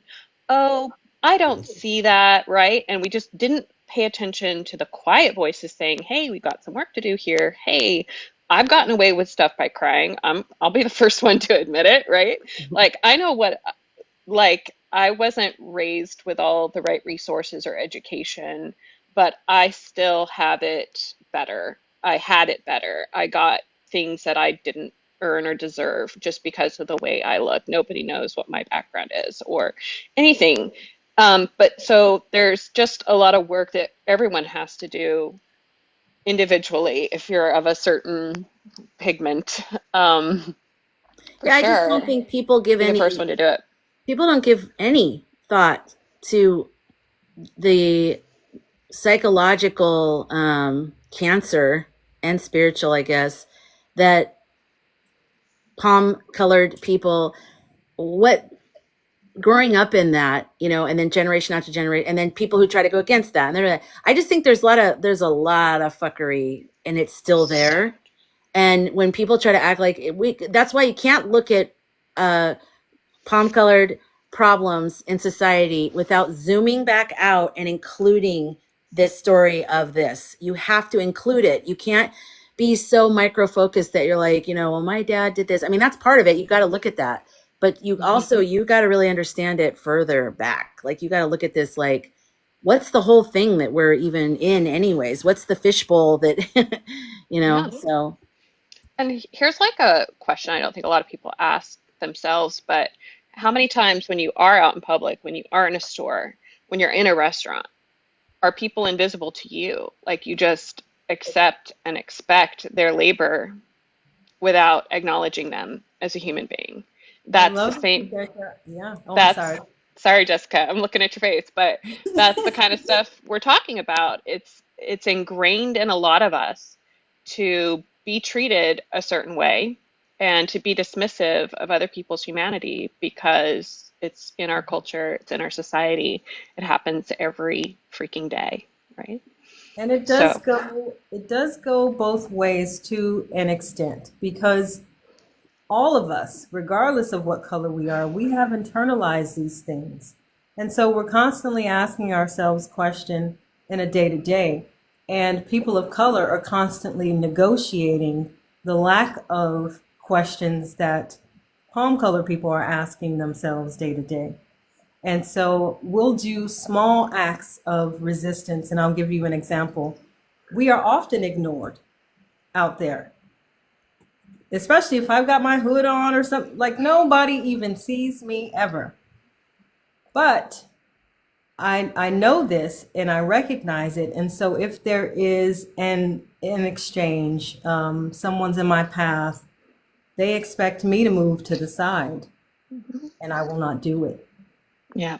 So I have come face to face, full stop, in front of palm colored people because they just expected me Mm-hmm. to move. And so I'll stand there like, who's going to move? And I won't say a word. And then they will bow their head and walk around. And it's like, because of this internalized thing. So I just hope that, that little act of my resistance helped them kind of chip away at something. Probably won't, usher in like the full blown, oh my God, what just happened? And what, but it stays there. And the next person that does that will help a little more. And eventually they'll get to a question of like, why does this keep happening? Yeah. Exactly. Yeah, it's like Jim was saying last night, like it's on some of us to stand up publicly and put ourselves in quote unquote dangerous situations before we keep expecting people who can be much more harmed in those places, right? So I'm really glad like Wednesday at all the capitals was as peaceful as it was. But we have to do it all, right? We need to do those small things we were talking about earlier today in our local communities, and then especially the palm colored people, we've I got never. to like make a more of an effort that when there are opportunities to stand up physically in places of power, we need to Mhm. be putting our bodies there um, as much as we possibly can. I And like another that. reason is because they've already been doing it. Oh, thank you. And they, especially Black women, thank you very much. We need to be there for them. It makes me want to cry, but Yeah, it's totally true. So the way enough. that I've been participating, I've been doing the 5 calls app. I've been doing the boycotting. I've been telling people, different things that they can do that I feel aligns with them. And I've really been encouraging the palm color people to go out. And I'm like, because people of color, specifically Black women, we're not going to be on the front lines of this one. It's others who need to be on the front lines of this one. But yeah. And it feels like a lot of people are seeing this, not just Cat and Sky Girl, you know. You guys definitely are, but a lot of other people too, because I've heard similar things like, no, we stand in between the police and the people of color. That's what we're doing. And I'm like, I love that. That's I love beautiful. it. Yeah, we have to. We have to. And maybe, this is going to be the tipping point finally, is just to wake up. This isn't a spectator sport. We've got to get up. We've got to get, be doing things, calling people. Like someone said on the live last night or 2 nights ago, actually, it was the night of the march that I just posted on my YouTube. I just listened all the way through, and someone said, you shouldn't video people that are at the thing. And I thought, well, that's the point, is to have their face shown. And if they don't want to be identified, they should wear a mask and sunglasses or something like that. But the point is to put faces behind a movement, because that's how they're winning, is by making people think, because it's all AI and bots. And we need to put our faces behind this message. Say, yeah, I believe this. I'm a person. My name is Lisa. I'm in Arizona. I'm right here. Like, this is what's up. That's what it's going to take. And if they can, because otherwise they just keep saying, oh, you're just a bot, or you're just bot out, or you're just fake. I heard someone say that there were actors, or no, they didn't say it. They were on my live. And when I was at the live streaming the march on Wednesday, they said something about the actors there. I'm like, you need to get out of your house and you need to go amongst people. These people are people. These are people that believe in something. They're walking with signs. There's Yeah, nothing. homemade signs. They sat So there and thought crazy. that through, what to put on there. What was one that you said you saw, Sky Girl, like "We love people" or something, or were they chanting that? No, that was the chant. I Oh, was the chant. crying. I was like, that is the most innocent, cute one. They're like, we love people. I'm like, oh, I love people. But there was a sign that said, I saw it at a couple other ones too, that says, things are so bad, the introverts are out here. And I it's love that true. one. It's I, like they're I all reposted quiet, that one. but they're holding their signs like, even we got to get out. This is serious. Yeah. Yeah. It's Yeah. good. I mean, we don't know. At the end of the day, none of us know what we're, no, we've never been in this situation in America yet. We've not been full blown what's happening right now. We've had moments and parts of this with BLM and just different things. We've had these things, obviously, but the most full blown, all areas of life, the government core, we've never been in this situation before, so no one knows how it's going to actually roll out and solve and whatever. But that's why you just need to do everything you can. You can't sit on your hands. You got to do everything you can, because when all is said and done, you don't want to say, damn, I should have made some phone calls. To make more, I Right. know. That's exactly what has been in my head every day. Did I do everything I could? Do I have 5 minutes to make some phone calls? It was like midnight last night, and I was sitting downstairs making phone calls to Oh, I love to that. the reps in the area, just leaving voicemails. Like, you Hmm. know what? I've got 10 minutes. Let me just get in as many calls as I can. That's great. I need to do more Yeah. calls. I'll tell you that right now. So I am. I'm going to step it up tomorrow on Sunday. But still, you can leave voicemails. That's the greatest thing. I almost don't No, want them to answer, because I'm I like, know, I'm right? really uncomfortable with calling. I'm a texting Introvert. girl. My mom will always go, just call. Like, she'll say, call a hotel. I'm like, no, I'm going on their app. Like, what are you, crazy? No. But yeah, so Too I just, people. yeah, I don't want the people part. Just let me go to the voicemail and I'm good. Someone said, let me see where it was, about, I just want to go back to Blake. They did have a wedding at a plantation. I know, gross. So That's gross. somebody said. Ew. I've been trying so hard not to believe it, because I swear there's a couple of things that I saw Blake in, and I really liked her. You know, I really like her as an actress. Bianca said it. Yeah, and there's been a couple other things. Someone just made a video about some of the other things she's done, so it's a little bit sketch there. But anyways, I'm going to get away from that. And someone's asking about Canada. I don't know about. I know that someone talked about it, but is There's that real? there's a bunch of stuff being said today, like they're preparing to, fight Orange Tangerine should he invade for all of their natural resources. So I don't know. I just feel like I don't know. I mean, may be true. I like, Yeah, but who knows at this who point? who knows, right? Like, yeah, I mean, the colonizers be colonizing, so they Yeah. certainly have some aspirations, but I think they think that just by saying it's going to happen, it happens. But that's just not the reality that I'm manifesting or living in. Hmm. Um, so, but I do feel like there's a reason we can't have nice things. Like when I started by saying, hey, I was in Nevada back in 2008. I feel like something that happened then was a bunch of people worked hard for a certain outcome. And then when that outcome happened, it was like, oh, the big ugly R word is dead and we don't have to do anything anymore. We put our ticket in for the thing that was supposed like it was the hero worship kind of thing. But then like it was very hard during that administration to get anything done because the people who were against him met like day one and said, we're going to shut everything down, right? We're going to make this not be as successful as people want it to be. And I feel like the same thing kind of happened with 11/5.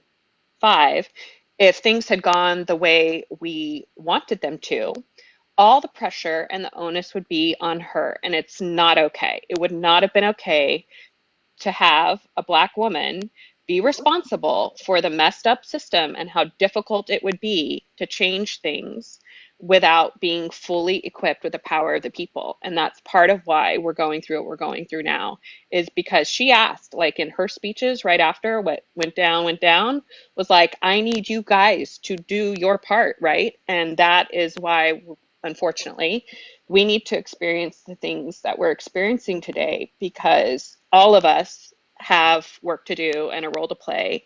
And if it was too easy, we all could just sit back in our seats like we are talking about Blake Likely, or we talk about sports and go, oh, look at how bad they are. Look at what they're Mhm. doing. I feel fine. I'm sitting on my couch and I'm better than you. And that's not okay anymore. So let's get off our couches and It do the felt really work. good. It feels good to get out there. You meet people. I'm not a big meet people person, but because I'm usually like filming or streaming or doing something, but I like watching people.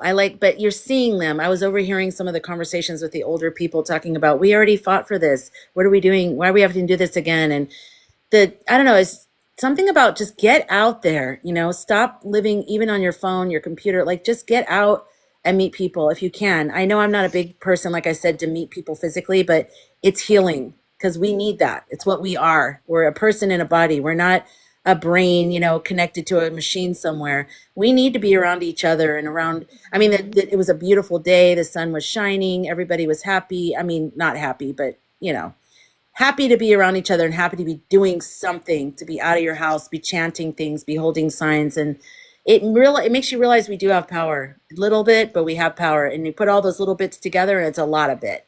Yeah, So we need to do everything we can. web That's of right. light. Pardon me? We can do. I That girl, said we're a web of light. Yeah. Oh, I like that. That's did you pretty. share your vision? I know Yeah, you what's were yours? asking others to share their visions. Did you share? Okay. I'm trying to dig it back up from, I had to come up with 30, actually 31 journal prompts. Um, Whoa. and I came up with most of them on my own. In the last week when I had COVID, I went to Chat GPT. So, but it was every day, it was a different journal prompt for the future. Um, a big thing with me is agriculture, and I really want agriculture to be in accessible to every town, at least the basics of the food that's needed for that town, so that you don't have to. But it's great to get watermelons in a small town somewhere, but we need to grow our own food close, and we need to support farmers who want to do that, not big huge farming companies. I'm talking about small, independent farmers. We need to support them. It's for the health of our people. We need definitely universal health care, 100%. I definitely think a work-life balance. I've always thought this is crazy. I don't know who thought of this shit. This is ridiculous. It Oh was my the God. revolution when it was needed, and we've just outgrown this structure here. We do not need to be told by a bell like when to switch tasks, but Mm, that's still how it's set up. yeah. Which is why I think so many people have what they call ADHD, or they feel like they're neurodivergent, when maybe that term really doesn't fit. Because Yeah. my son was like, Mom, maybe you're on the spectrum. And I'm like, I think that term is like, I'm going to reserve it for people with more serious conditions, like my daughter who has epilepsy, or my son who is on the spectrum, my other son who is on the spectrum. And it's like, I don't feel like, you know, I'm included in that. That term wasn't made for me. I just don't fit inside of this structure like probably 80% of the rest of the people walking around here. Hmm. You know, and so those things really need to be like deconstructed and rebuilt, I feel. It's almost And like the people that aren't fitting in are the ones that are going to help lead. We're the pioneers. We're going to lead the revolution. I have never fit in. I have tried. I have tried. God knows I've tried. I can't, you guys. I I can't do quit. it. I I quit. I'm telling you, when I was in fifth grade, my dad woke me up to go to school. My parents were divorced. My mom went out of town, so my dad knocked on my door and he opened the door. And he's an electrical engineer. He always knew what he was going to do. Bup, bup, bup, bup, bup. And he woke me up to go to school, and I was just sitting there, and I had this huge life moment, and I just went, "When does it end?" And he's like, "What?" And I go, "Now I go to grade school, then I go to high school, then I go to college, then I go to work, and then I die." And he just sat there and he's like, "Yep." And he walked out and he like shut the door. And he's like, "We're leaving in 10 minutes or whatever." And I was just like, I can't do this. I remember that moment clearly. I was like, this isn't life. I don't know what this is. This is some strange thing. I don't ever want to have to wake up. Like if I'm working on a project or like my film festival, for instance, and if I have to get up every day because I have to have meetings with people, I have to have Zooms and I'm screening films, I get up happily. I'm excited. I know that I'm going to share important, inspiring, life altering films with this community that are from all over the world. And so I feel this sense of importance. I feel excited.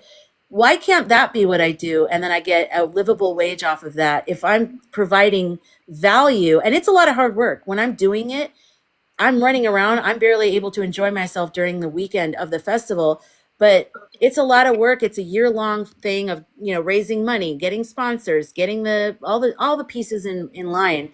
And it's like I can do anything like that. But if you give me an office job or some kind of thing that I have to get up for, and there, it doesn't matter, it could be me or any animal or a machine doing what I'm doing. I have such a rebellious thing in me that's like, I will be homeless. I will live in a dumpster. I do not care. And I hate that I'm like this. I always have, because I'm like, my other friends will be like, just suck it up. That's life. I can't, you guys. I And can't. I've tried to suck it up. Let me tell you, I ended up with migraines. I ended up on lunch break, I would have to go to the car and take a nap. Like I just could not do it. And Yeah. by Wednesday, I was a zombie and I was just pissed at everybody.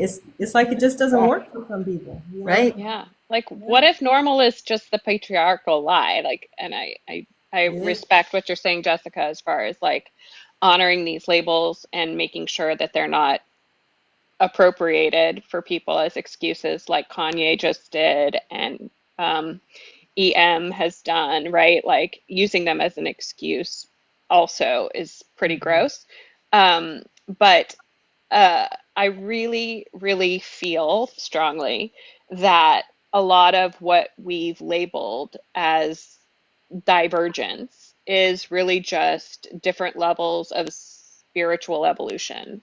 And there are a lot of people living amongst us more now in the younger generations who are Yeah. just much more in tune, much more Hmm. highly educated than we'll ever know. Like, just No, please it's take a absolutely. walk and listen to those like telepathy tape podcasts, man.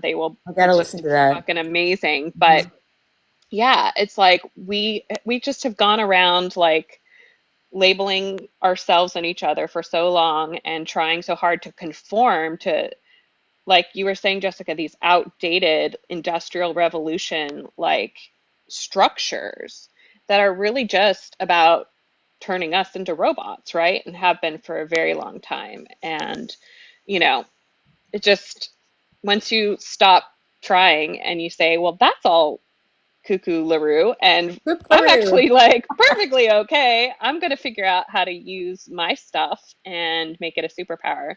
Like you were saying, it's like, okay, I know I can get hyper focused and fixated, and how do I care for myself so that that doesn't deplete me? And like, look at what kind of beautiful art can come out of those periods, but you just have to learn balance and you have to be checking in with yourself and figure out like what you need to do to care and feed yourself, right? Like, we all have that as a primary responsibility. So we just have to take responsibility for it. Just So the cost of living is so much that it's like you have to do so much. And it makes it so that we can't, what's there to enjoy? Just to exist, you have to do so much. It's I like, know. what the heck? And I don't know. Swifty said, our name for autism, for example, translates as in my own space and time. That's Translates, beautiful. oh, Maori. in Nayori, In is that how you New say it? I'm probably saying it wrong. Maori, the Maori. Oh, yeah, yeah, yeah. culture, indigenous culture. But the same things as far as like gender binaries and stuff. Like if you look at any indigenous culture, they recognized the fluidity and made space for people to be, you know, more just who they are. Someone was telling me today in my healing circle, because so many people who are part of the 4 a.m. club, like as they have spiritual awakenings, feel like they're having a psychotic break Mm-hmm. or have had, you know, interesting relationships with mental health medication and alcohol and all these things to try to like self-medicate or medicate things that were really uncomfortable for them. And someone was telling me that in India, they actually have a person like a spiritual guru that you'd go to when you were thinking you were feeling pretty crazy, because sometimes it's really a spiritual experience. It's gifts and new skills like being uncovered, and it's not. It's kind of like, you know, when they say like a narcissist is never going to say, am I a narcissist? I think anyone who's going, am I having a psychotic break? Is probably not having a psychotic break. So like we Yeah. really have to unthink and break some of these like beliefs about ourselves, like, oh, why am I not okay? I'm not like everybody else. Well, maybe nobody is really like everybody else, but some people are just better at masking, or they're paying a different kind of toll that you can't see to be able to conform to a situation, a job, a anything. And we just don't see that cost, right? Like how are they really in other spaces and time, right? Because yeah, I was thinking about it today when I was at like a very white person soccer game, encouraging my nephew. I'm like, I'm out here pretending things are okay.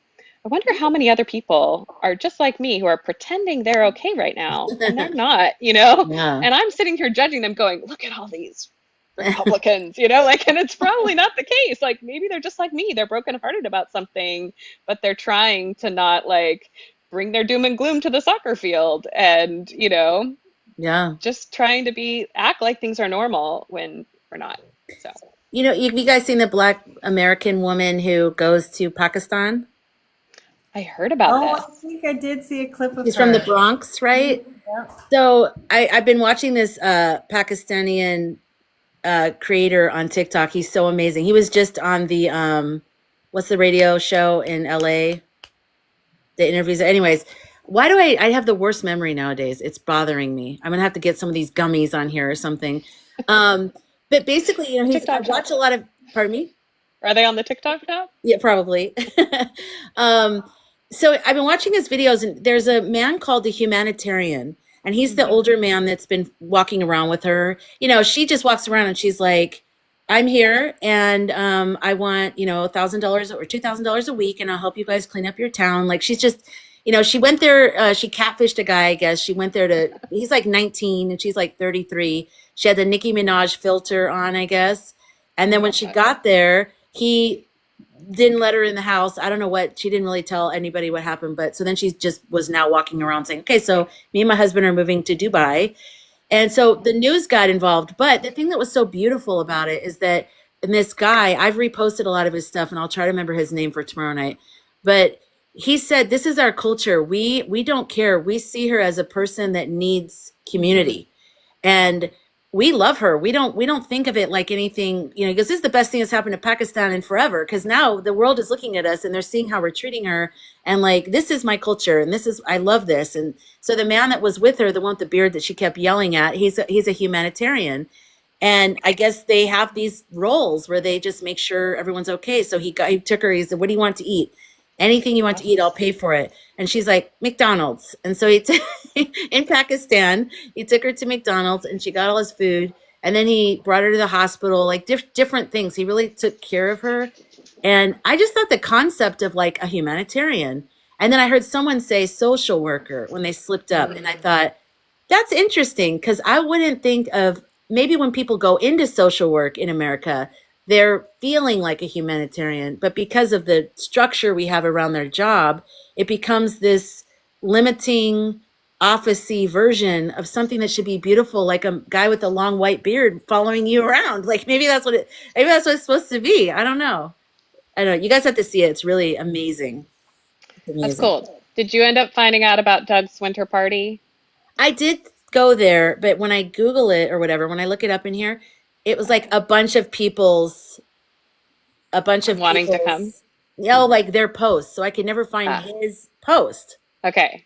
I saw posters. I saw everything. His older man, but I Yeah. never saw. Does he make The a original video? post was a neighbor's like ring camera of him bringing this hand delivered Oh, invitation to their house saying, "Hey, I'm having this party."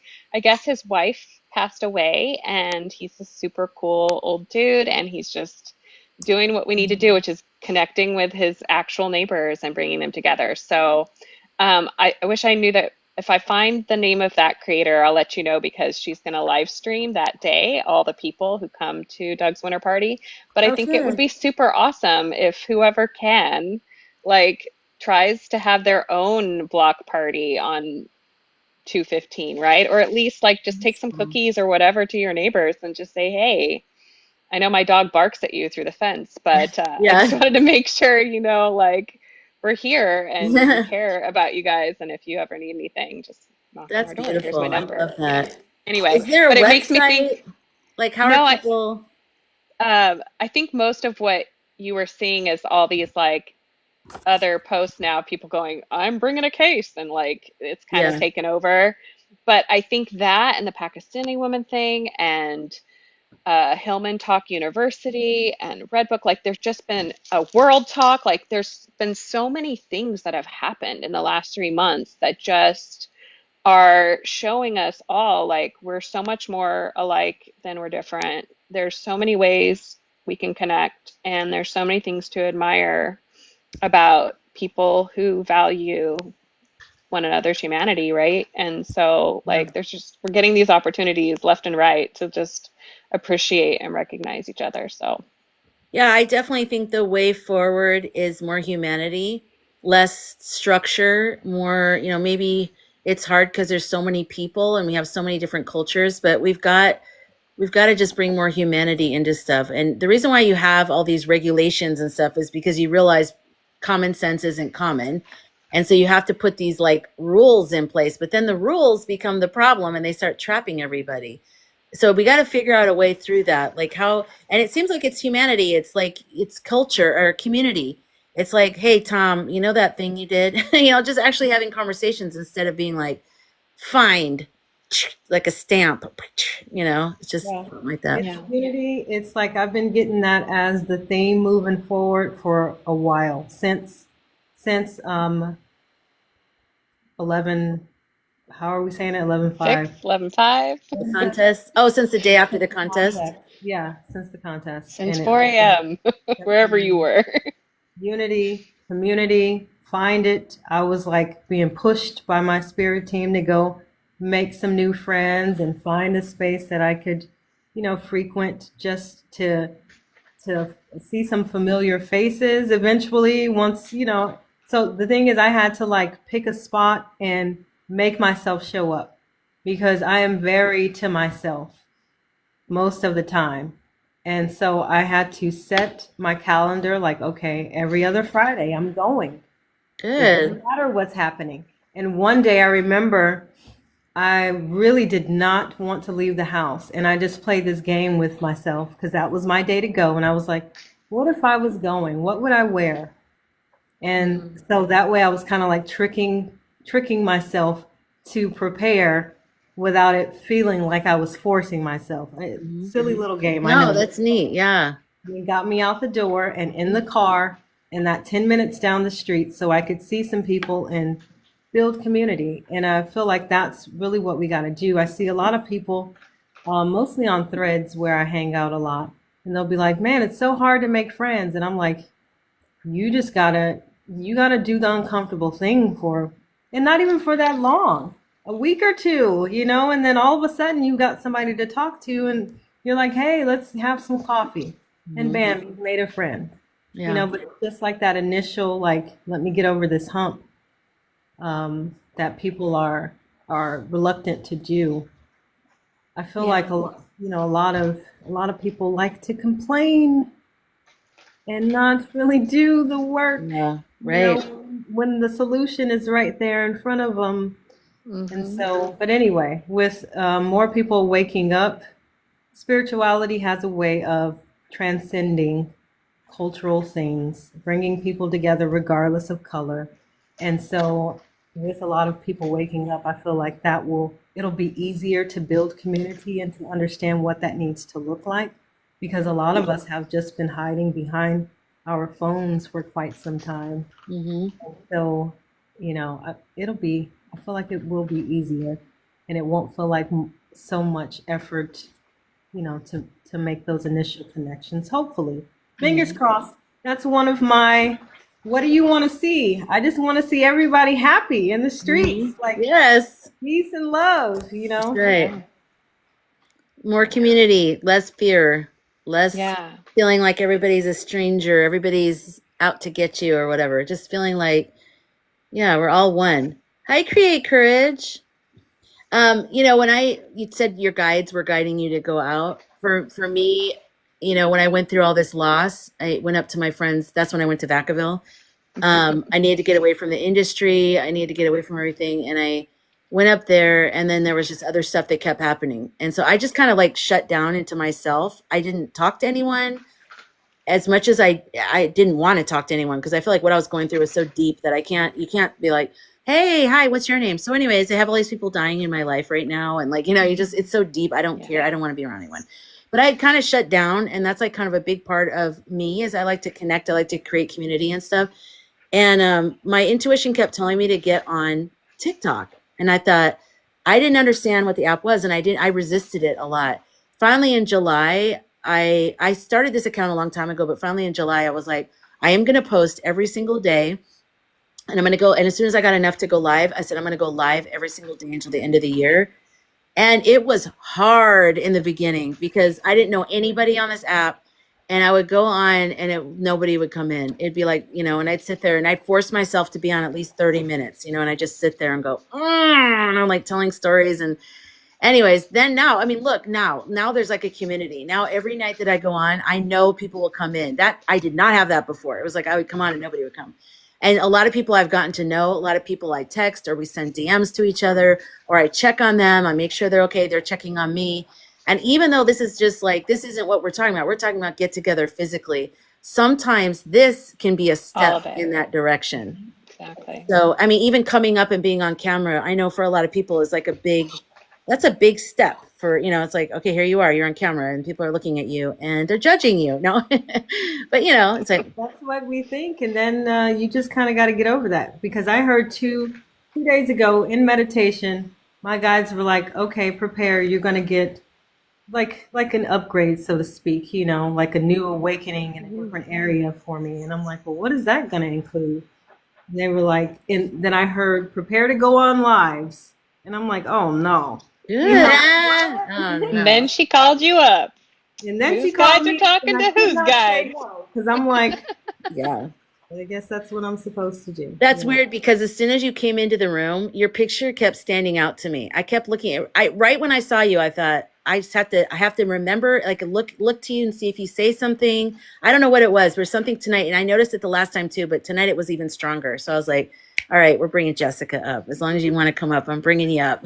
I And love your lives. I mean, you got a oh, good energy. I love everything you're talking about most of the time, and the anger. I was talking to my intuitive friend today. She does readings, and she's been kind of quiet about her take on what's happening politically because she's like, and I knew that there was some fear around that because there's lots, yeah. there's so many things to be fearful about, and especially when we do the work that we do.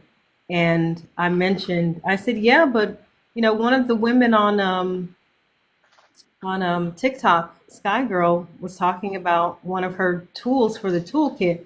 Not really, like she didn't really put it in the toolkit, but it's there, that anger.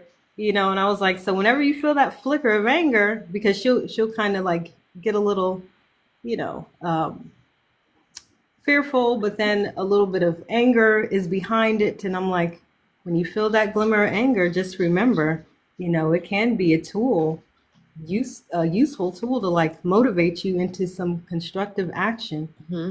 So we had a whole conversation about that. So you're like helping in Good. ways that you don't even know, and in Good. conversations that you're not even aware of. So Thank you. Thank you for telling me that. That's great. There's a children's book that talks about how anger is never comes alone, that anger is our best friend.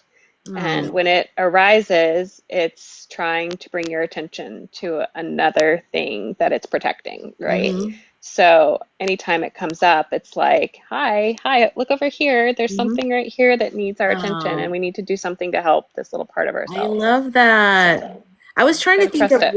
why was I so triggered about the spiritual community not addressing the anger part. I was really triggered about that. And that's kind of the source of a lot of stuff for me. But also Elon being in there. Yes, I just said his Oh, name. so gross. Him being in the building. It was like in the building with those people. And no one was like, I don't know. But anyways, and I really meditated on it. I thought, if I didn't get angry, I don't think I would be alive right now. And I think that's true for a lot of people, and women especially. We are never encouraged to get in touch with our anger. Well, men either. That's why they go kookaroo. Oh, who's that? This is Buddy. He thinks Wait. he's a security guard. Oh, I totally pictured a face going a different direction. I just He's saw his trying to lick eyes. the inside of my nose. He's Oh, also from Salinas. He oh, thinks his job in life is to protect Parker and me, the women of his life, from oh. all threats, foreign and domestic, including my husband or Buddy, we need you. any scary men. Any scary Buddy. men. Hi, Yes. buddy. Anyway, Yeah, he's named so after oh, the movie Elf because oh, he was that's a Christmas funny. Oh rescue. my God. I know him. That's cute.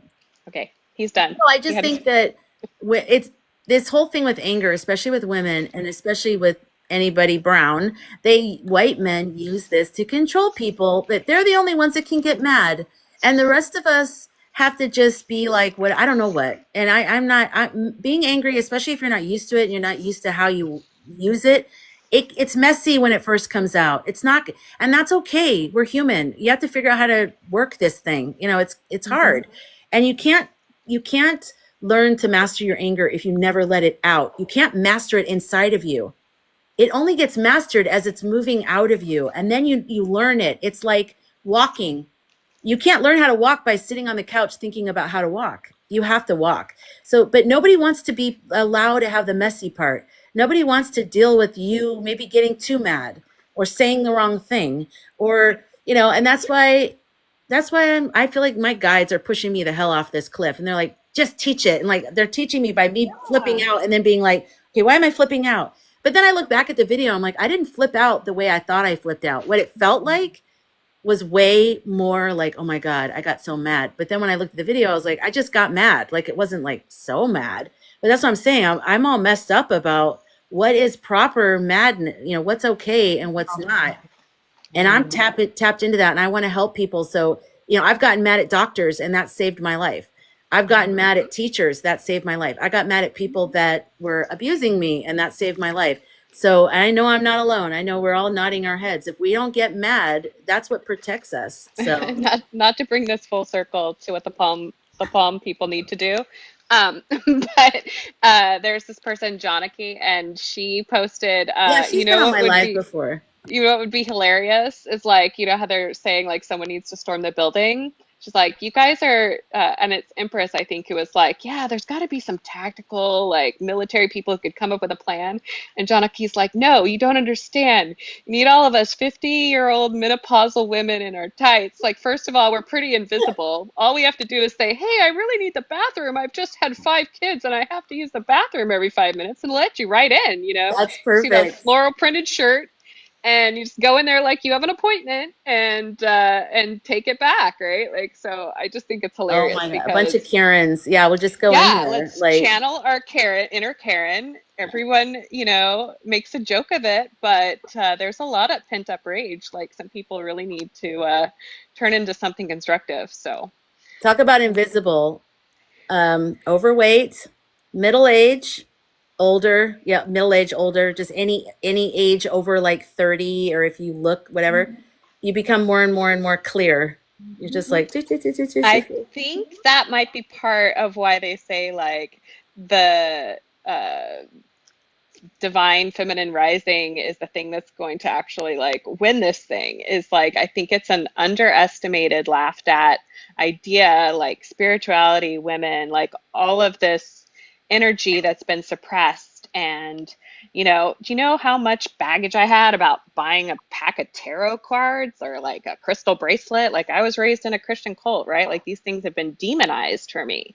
Mhm. And I've had, religious trauma. So I avoided anything spiritual besides like Buddhist meditation and yoga, But anyway, like Yeah. there's so much untapped power in all of us, and there's all these tools that have been available for millennia.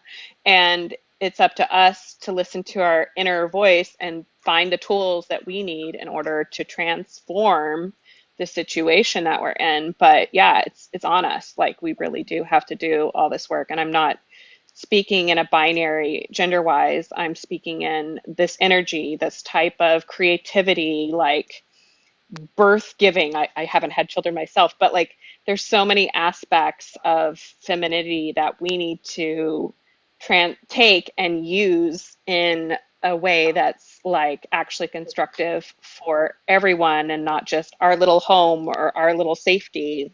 Like that's where we've gotten lost in the past, is like trying to create a place of I don't want to say lost, like I had a lot of healing work to do, and that starts from a foundation of being physically safe, um, and having the resources you need to survive. And then when you have a family, like absolutely, they have to be a priority, the top priority for you. But it's really important that we take all of those abilities and start applying it to humanity, as you said, and be humanitarians, not just like kick ass moms and employees and sisters and aunties. Like, you gotta harness it. It's all in there. The anger is a key part of it. It's part of it, right? It always has been. I will We need to say stop this shaming really ourselves. quickly, and then I'm going to have to go because my phone's Okay. about to die. Um, but I noticed therapists having a conversation on Threads one day, and they had no idea what to tell their patients about, what to do for themselves, how to get through this period of time, how to think about it, how to process it, because they didn't know how to process it themselves. And there were a few intuitives in the chat, like, have you suggested meditation? Have you suggested going within? Have you suggested, and they were going down the list. And because of the therapists, many of them, their matrix of beliefs and where it stopped, they were not open to any suggestions about tools outside of whatever they had learned in the textbook. Mhm. And I'm looking at this conversation like, man, what a disservice you were doing to those that you serve and to yourself. There's a whole other part of the world out here with all of these very useful tools like meditation and even tarot and whatever it is that can help someone through this, but they'd rather not know what to do and just stay in this I don't know what to do instead of opening themselves up. Yeah. And so what were they doing? Limiting their availability, telling their clients, I don't know what to tell you. Maybe you should see someone else. Oh I'm like, God. wow. And it was really, I don't know, just the level of disservice that they were doing to themselves, for themselves as well, was alarming. But I feel like moving into this divine feminine era where everyone is we're like going back in, finding the old things that we have been, made by society to kind of keep hidden, like the ancient practices, putting things out more so in the forefront. And so maybe I'm feeling out into the future a little bit here. because when you were talking about child, birthing children, well, we've got lots of doula courses, but why has it been so on the fringe, so on the margin? Everybody, when do you know? Okay, you guys haven't had children, but the experience of having a child in the hospital, if I could ever give that back, like I would, I'd so rather go see a doula or a midwife in some comfortable space Yeah, where, you're not even supposed to be laying in a bed. What the heck? It's yeah, supposed to be like exactly. And I squatting. didn't know those things when I had my children, It didn't, I just didn't know until later. And it was like, man, why is my back so wrecked? Oh, it's because of. And so all of those things, though, I feel like they'll just be more and more out on the forefront. Even things like perimenopause. Yeah. Why do we not know? Nothing about it. Yeah. And Nothing. yet we all experience it. It's crazy to me. So anyway, I don't. I think we're doing some good stuff here, and we just gotta like thank you, Sky Girl, for making both of us come on camera on your live. Well, Because someone called me the live doula once, and I'm like, yeah, I feel you like that. are. You are. Because I know I'm supposed to be creating content. I know I'm supposed to be creating spaces. I am completely unprepared for this, but I have this belief that I'm supposed to start a practice that is play and art therapy for people, I think you should do because that. I don't know how to play. I'm a tortured, I don't know what you call it, interrupted artist myself, right? But I really think like we need to integrate these things and use our bodies, use our minds. Like, have you ever gone to like a paint and sip thing and heard the things people say about themselves and their ability to put brush to paper, right? And then you have to use alcohol, right, to like even get started. Like this is just unacceptable to my brain. Like we really need to be getting our own things out in whatever artistic medium we can, but also just like using our bodies to process like so much of this stuff. So I'm gonna educate myself and figure out, my third career, my fourth career, whatever's left, right? Like we just have to do what we can. Yeah, when I first was coming out of all the grief, I started drawing, and I don't, that's not anything I would do normally. I film, I do things like that, but I just started drawing, and that was so healing for me. And the grief therapist I saw had me draw, what was it? I just remember it had a lot of colors to it. She said, just draw this and bring it back to me, and or color it or something like that. It really broke through to me. It seems so small, but it was the one thing that broke through to me during that time. So please do that. We need more of that, because regular talk therapy can only go so far. And I feel like, as you were talking, Jessica, also is like, I feel like we've gone as far as we can go with this other way. Like we've tried, we've even MacGyvered a little bit longer and longer and longer. We've tried to do extensions, and now that's why the branch is breaking, because we've tried and we're it's too much. So it has to be a new way. It has to be, and it is going to be scary, because when you lose the way that you are used to living, it's scary, but it's almost like it has to get so bad you're willing to do anything to get away from it. And so that's what it's happening. And we all are in the same car. So we have to go on the same ride. And some people are like, but I don't need that. I know, but those other people in the back seat, they do. Mhm. So we got to do it. But And just anyways, like you were saying, Sky Girl, like you've been preparing, you feel, throughout life for this moment. I, So have I. How many tower moments have I had? I Like know. enough for at least five people. Yeah. It's just like, oh, I know how to do this. Mm-hmm. Navigate the unknown. Okay, I'm Mm-hmm. good with that. And I can help you too. Mm-hmm. Yeah, Yeah. you guys are spiritual warriors. Because, when I first came on here, I didn't know what I was going to talk about. And then I talked about grief a lot. But the more I come online, the more I realize there are no leaders in this. We are all equals. I learn, and I don't mean like I'm a leader, but the fact that you're on camera makes it like you're kind of like this and then everyone's talking. But it's like, that's why I try to bring people up, because everyone in here has such incredible stories and strengths and shit that you've been through, and I learn so much from you every night, from your comments and from everything. And I want to see everyone rise. I want to see everyone do content and go live and create another community, another cell of this. And I just think it's really important. And I'm just grateful that you guys that you guys even come to the live, and because you help me. I'll have like many dark days, and I'll think I'm not going to go live tonight. And then I think about you guys, and I think about how supportive you guys are and how wise you are and loving, and the community is so just, I don't know. And I'm like, I'm going live. And so I come on. But yeah, there's many times I don't want to too. I want to just sit in a dark room. But having that community and being around such intelligent, mostly women, but also there's some sprinkling of incredible men that have, I have to give credit to the men in this whole movement, because the men that are on this are the most incredible men. So anyways, just as a long way of saying thank you. So both of you, I appreciate you. And thank you everybody in the chat also. And I hope to see you guys come up here again sometime soon. All right. Yeah, I'd love to. All right. You guys have a good night. I'm going to close up with everybody, but I'll check you guys back down. Thank you very much. Have a good night, Jessica. Bye. You too. Bye. Oh, wait, I think I have to do it. Hold on. Yeah. Okay, it's thank weird. God. I don't know what I'm doing. I know. It's weird. I don't know why it's weird. I remember the first time I was on a live. Was I on a live? Well, I've been on another person's live. I didn't know how to get off. I was so uncomfortable. I was like, how do I get out of here? Okay. I saw Create Courage. I saw you said something, and I want to go back to what you said. You said, I'm just going to go back a little bit and read what Create Courage wrote. I haven't heard any shaming of anger, only feel what you need to feel. Oh, thank you.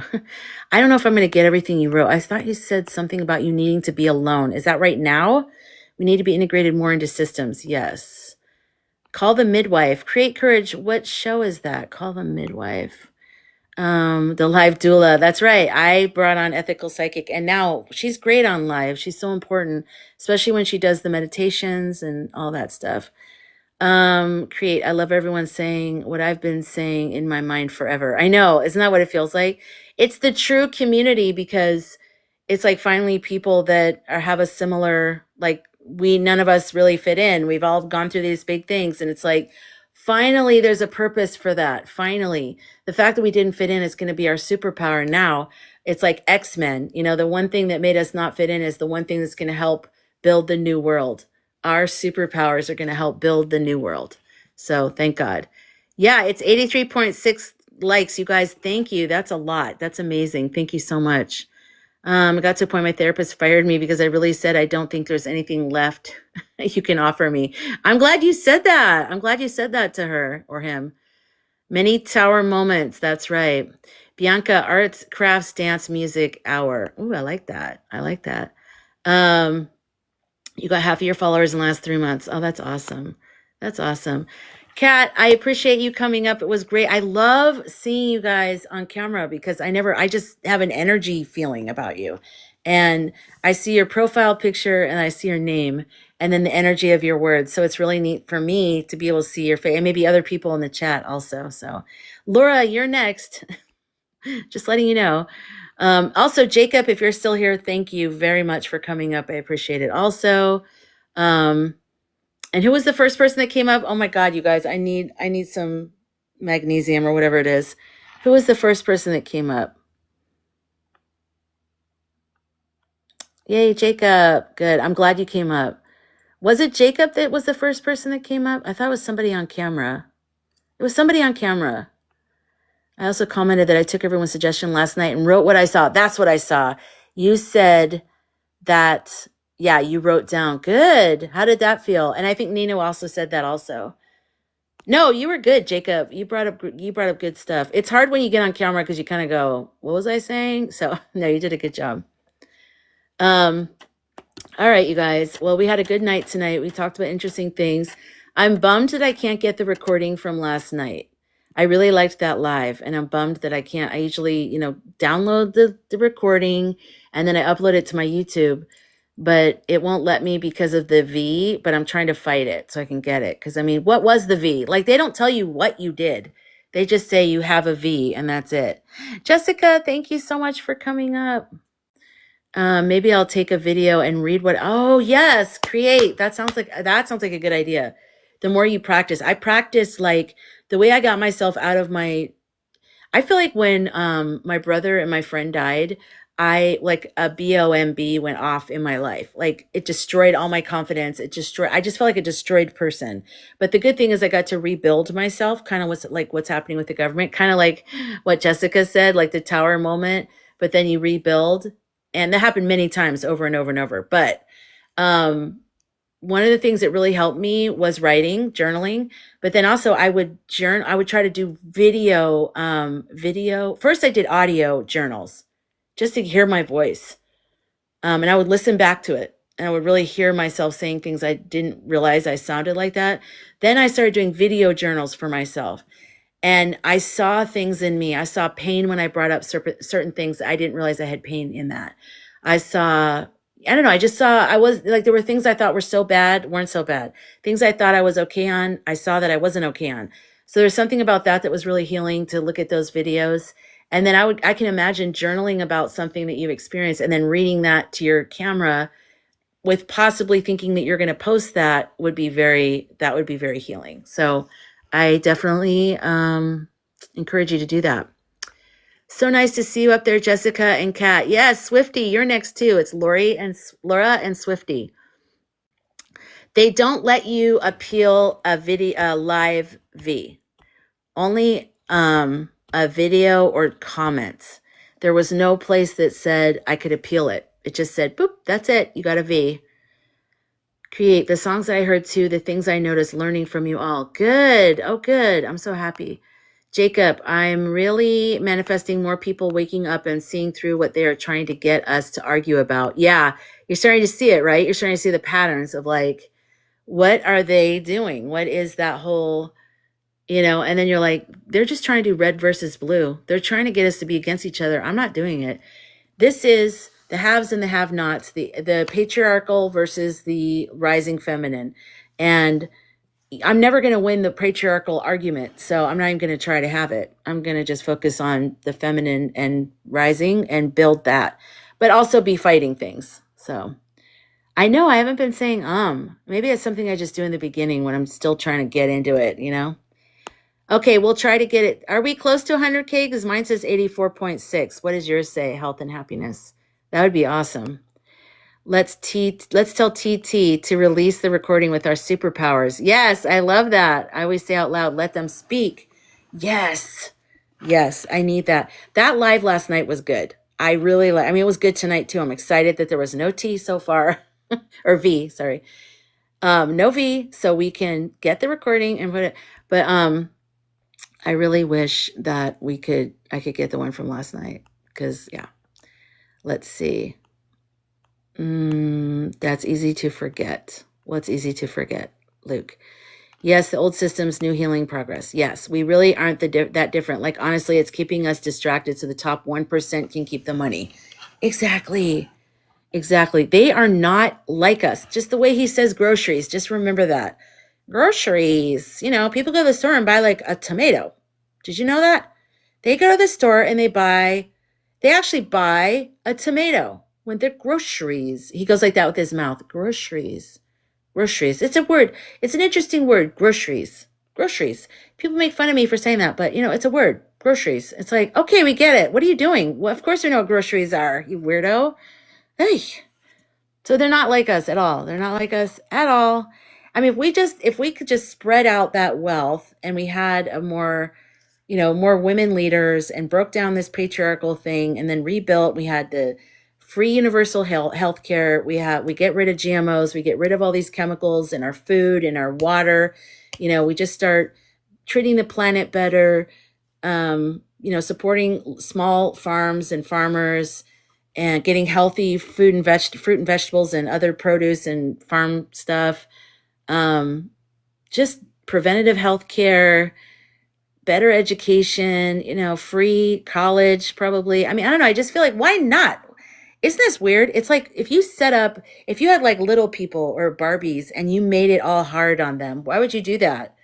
You know what I mean? Can you imagine if you had like little people town and you're like, this guy over here, he's going to go to jail because he walked over here and he's not supposed to go over there. So this guy is going to be beaten and he's going to go to jail. So put him over there. And this one over here, it's like you wouldn't do that if you were a little kid playing little people. So why are we doing that now? Now that we have the power and we're older, we're still doing this weird thing where we're imposing something that doesn't support love, light, laughter, good feeling, goodness. Why? And it all comes down to those little people at the top that just want to control everybody so they can take all of our money because they have a hole inside of them that's never filled.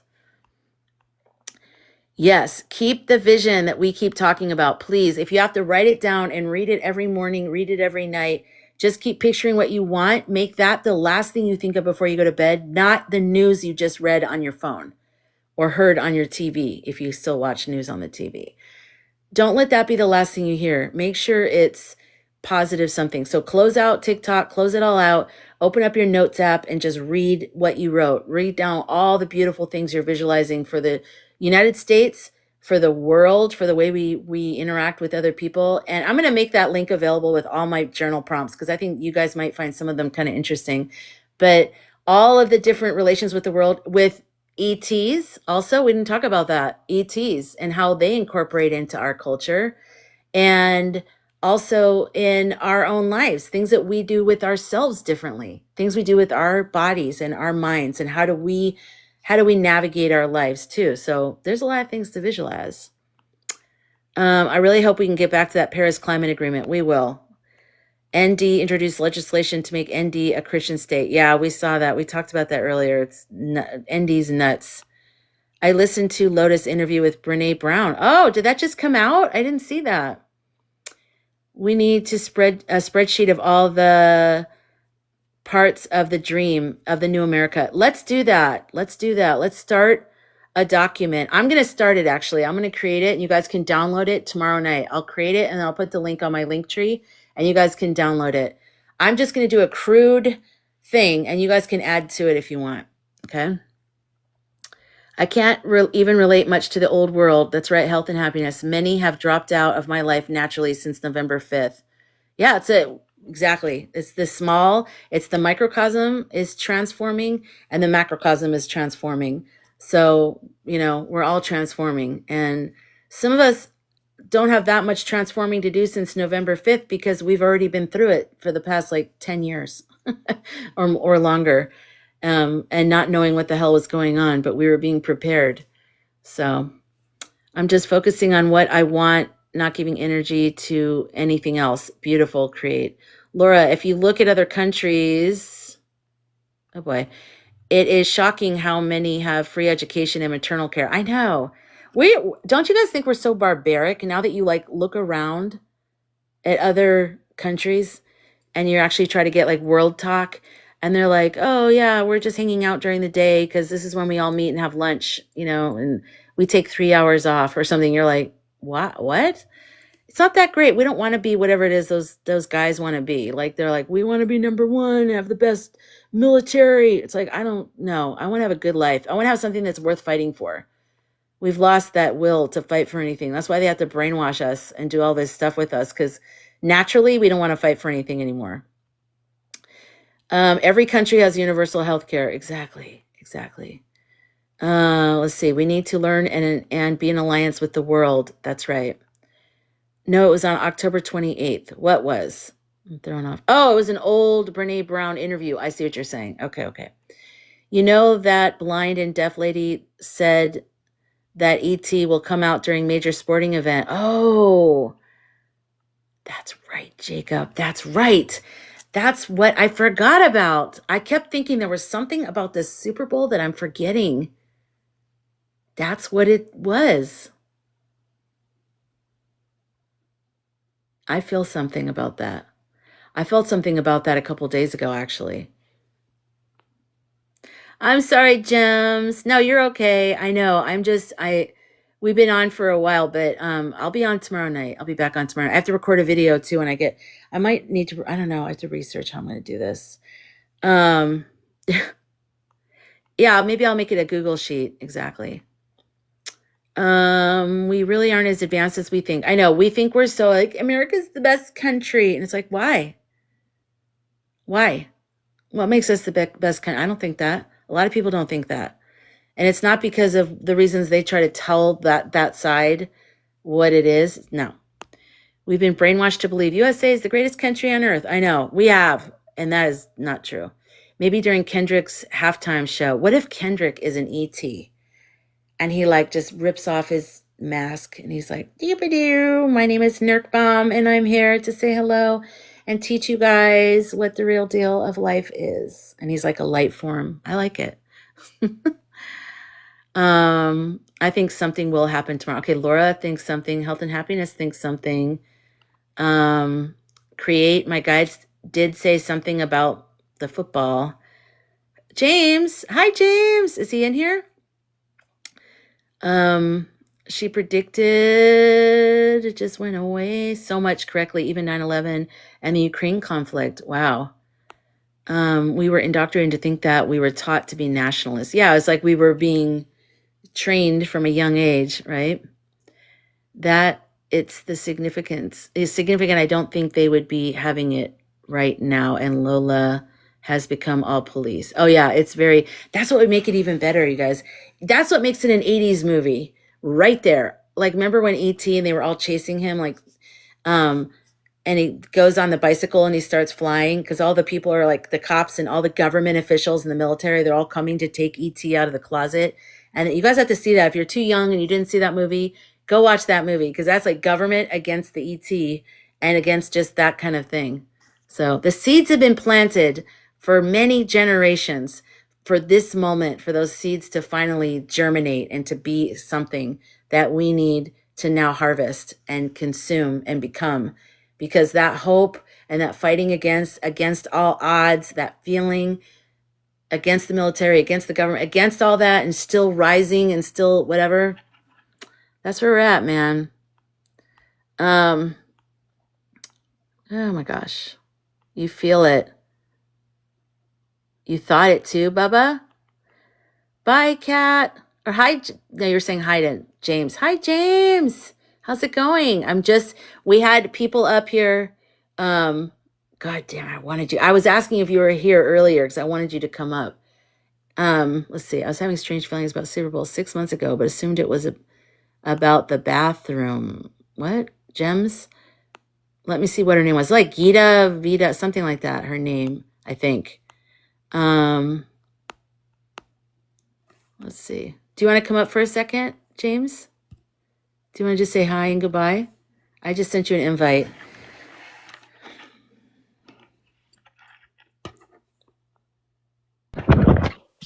ET phone home. Wait, do I have to do the camera thing again? Okay. Why do I have to do that every time? You don't have to turn your camera on if you don't want to. No, I did. Yay! We get to see you. Da-dun-da. How are you? I'm good. How are you? Good. So we talked tonight earlier about all this stuff. We go, do you hear about this? Do you hear about that? And then about midway, we said, all right, no more.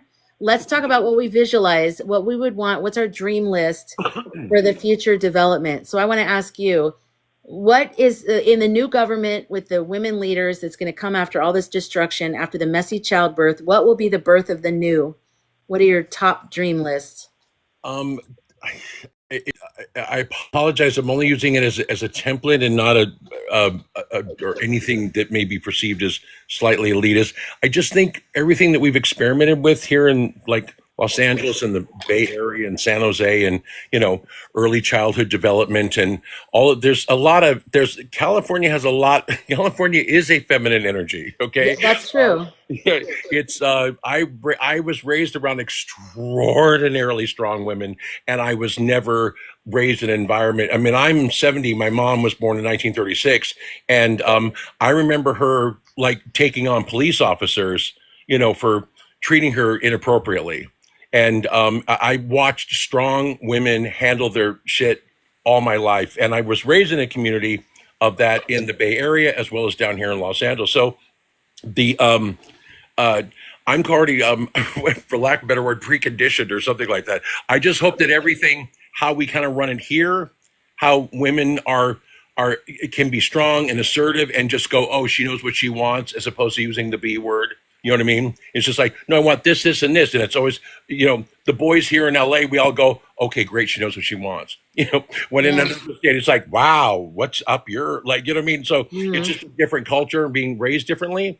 So I hope that goes across the United States, that they just realize women really, bring so much organization. I mean, if it was, when it's ran by men, we see what happens. We see in those countries what happened. And like Iran and so forth. And look how powerful they are. Look at those women in Iran.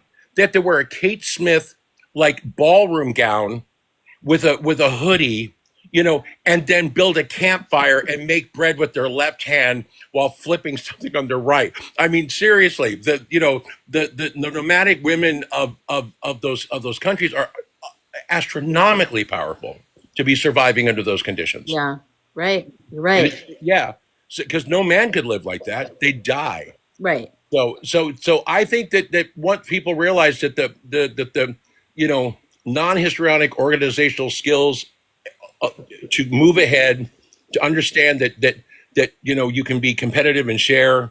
I learned from women that we don't need to take them off at the kneecaps. It was all that combative speaking to competition. As opposed to us being the best, we were always going to destroy our competition. I learned from women in business. No, we're just going to be better than them. We're going to supply a better product. We're going to be stronger. Our movie's going to be better. Our story is going to be funner. Our perfume is going to be more amazing. Our store is going to be better than theirs. Not like we're going to take them out and we're going to crush our competition. Like, yeah, I never understood that. No, that's so weird. Army football thing in the middle of of stuff. So I hope that happens. But what I kind of a little bit excited about, which is sort of off subject a tiny bit, is that I have just been so upset by the conservatives just going further and further and further into a hole that sometimes I thought about like, well, I wouldn't mind if we could gather them up and take them to a large place where there'd be like limited access and a lot of education, and I thought but a whole bunch of liberals rising up to round up the highly armed and ill-informed. To make sure that they have a better life. It's just like now they've sort of invited it, and I think that's kind of like now it's just like, why are all those really kind, open-minded liberals like rounding people up and putting them in prison? Is it because they were about to destroy our democracy? So they've given us permission to finally do to them what they need to be done, which is actually like focus on sequester. You're one of them. You're not with us. You're an enemy of the state. You're an enemy of our democracy. And also getting and in the big picture of cleaning all those people out and really getting tough with it, because women don't take any nonsense. They do not take any nonsense. That's the rule. There's no fudging. Female judges and look at male judges. Yep. Yeah, male judges are all pussy. Well, women are like, nope. Sorry, use the gun. 25 years. Please report to your nearest jail. There's no messing around. So I think what happens in that supposed late stage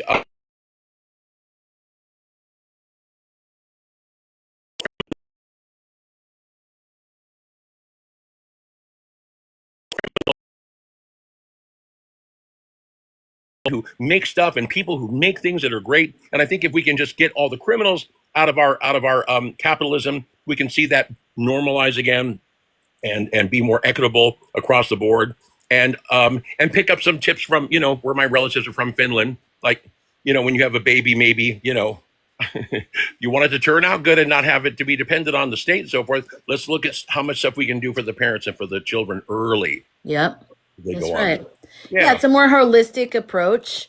It's looking at the whole environment and not just like fixing it when it's a problem. To me, that feels like kind of a male thing. Like when it's a problem, I'll deal with it, and it's instead of like tape, very plumber's tape kind of thing. Yeah, MacGyver. Like I'll figure it out, but it's like, and it's great. Thank God we have that. I saw a funny video yesterday where this lady said, well, finally we were moving and we had our computers and whatever. And she goes, and I needed a wire, and my husband actually had one in that little box of weird wires.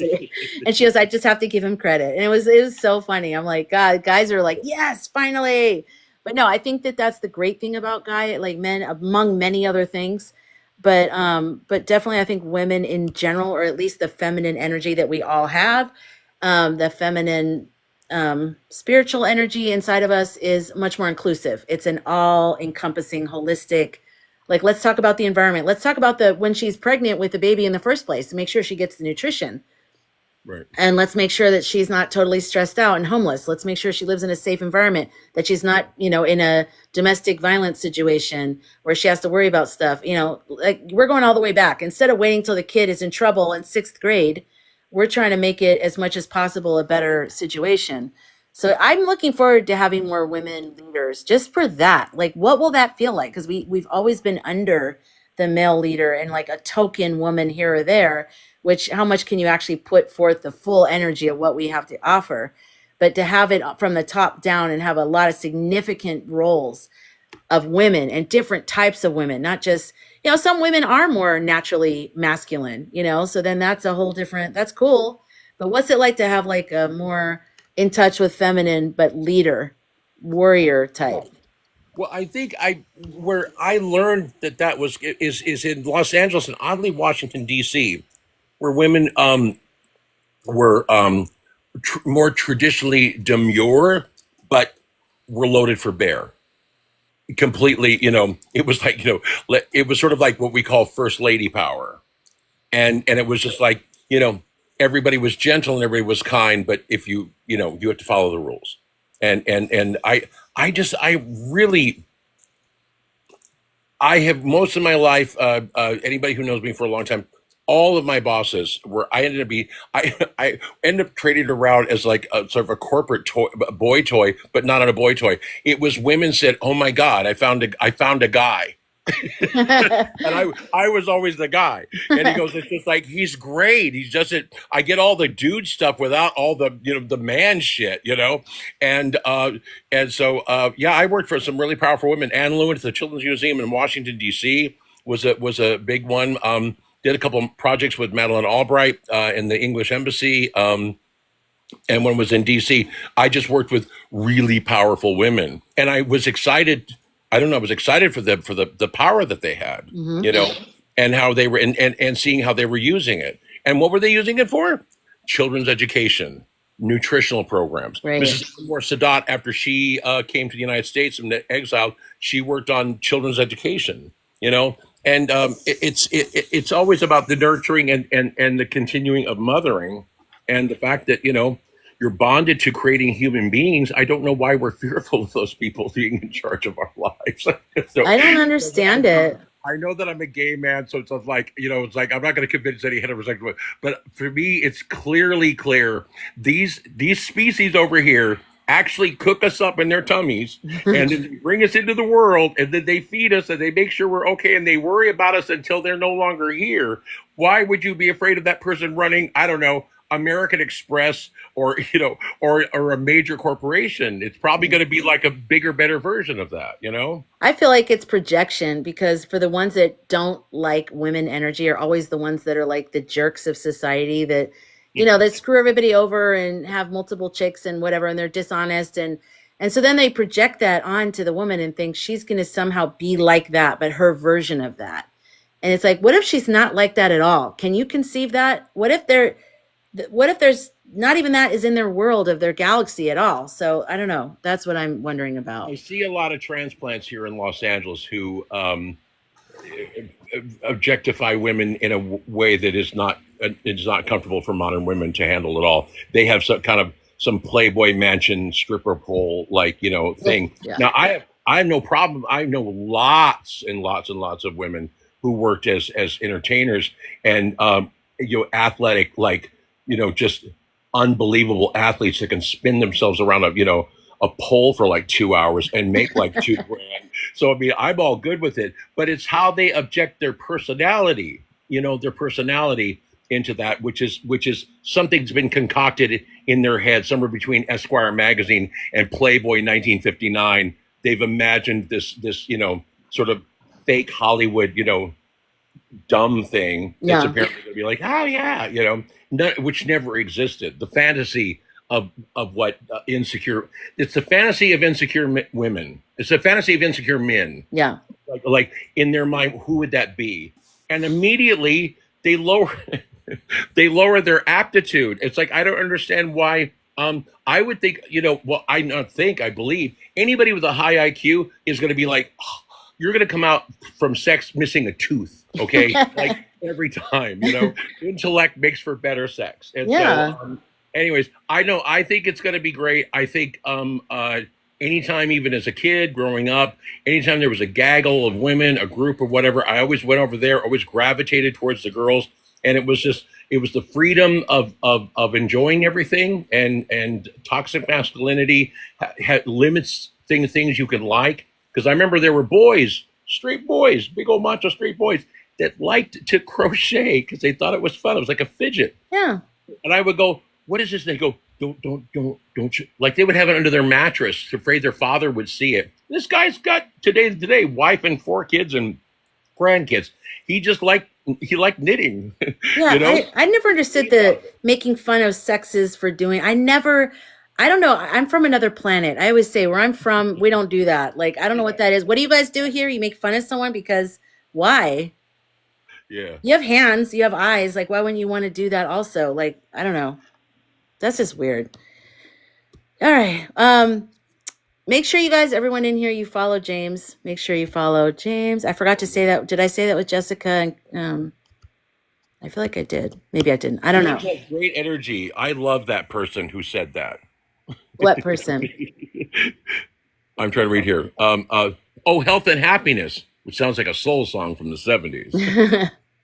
Health and happiness. Health and happiness. Right, yeah, with love and happiness and stuff. Anyway, so yeah, but I feel pretty buoyed. I know that a lot of people. I got a lot of people that messaged me after I made this one video about the fact that it's been 18 days since he was in office, and I had so many people gobsmacked and go, "Oh my God, you're kidding!" And I went, "Can you?" I go, because the Congress, Congress is going, everybody's attacking, and they're on their game, and people are moving, and things are really going on, and it has nothing to do with 4 a.m. and it has nothing to do with I have a premonition this is about to happen. This is actual filings. This is actual lawsuits.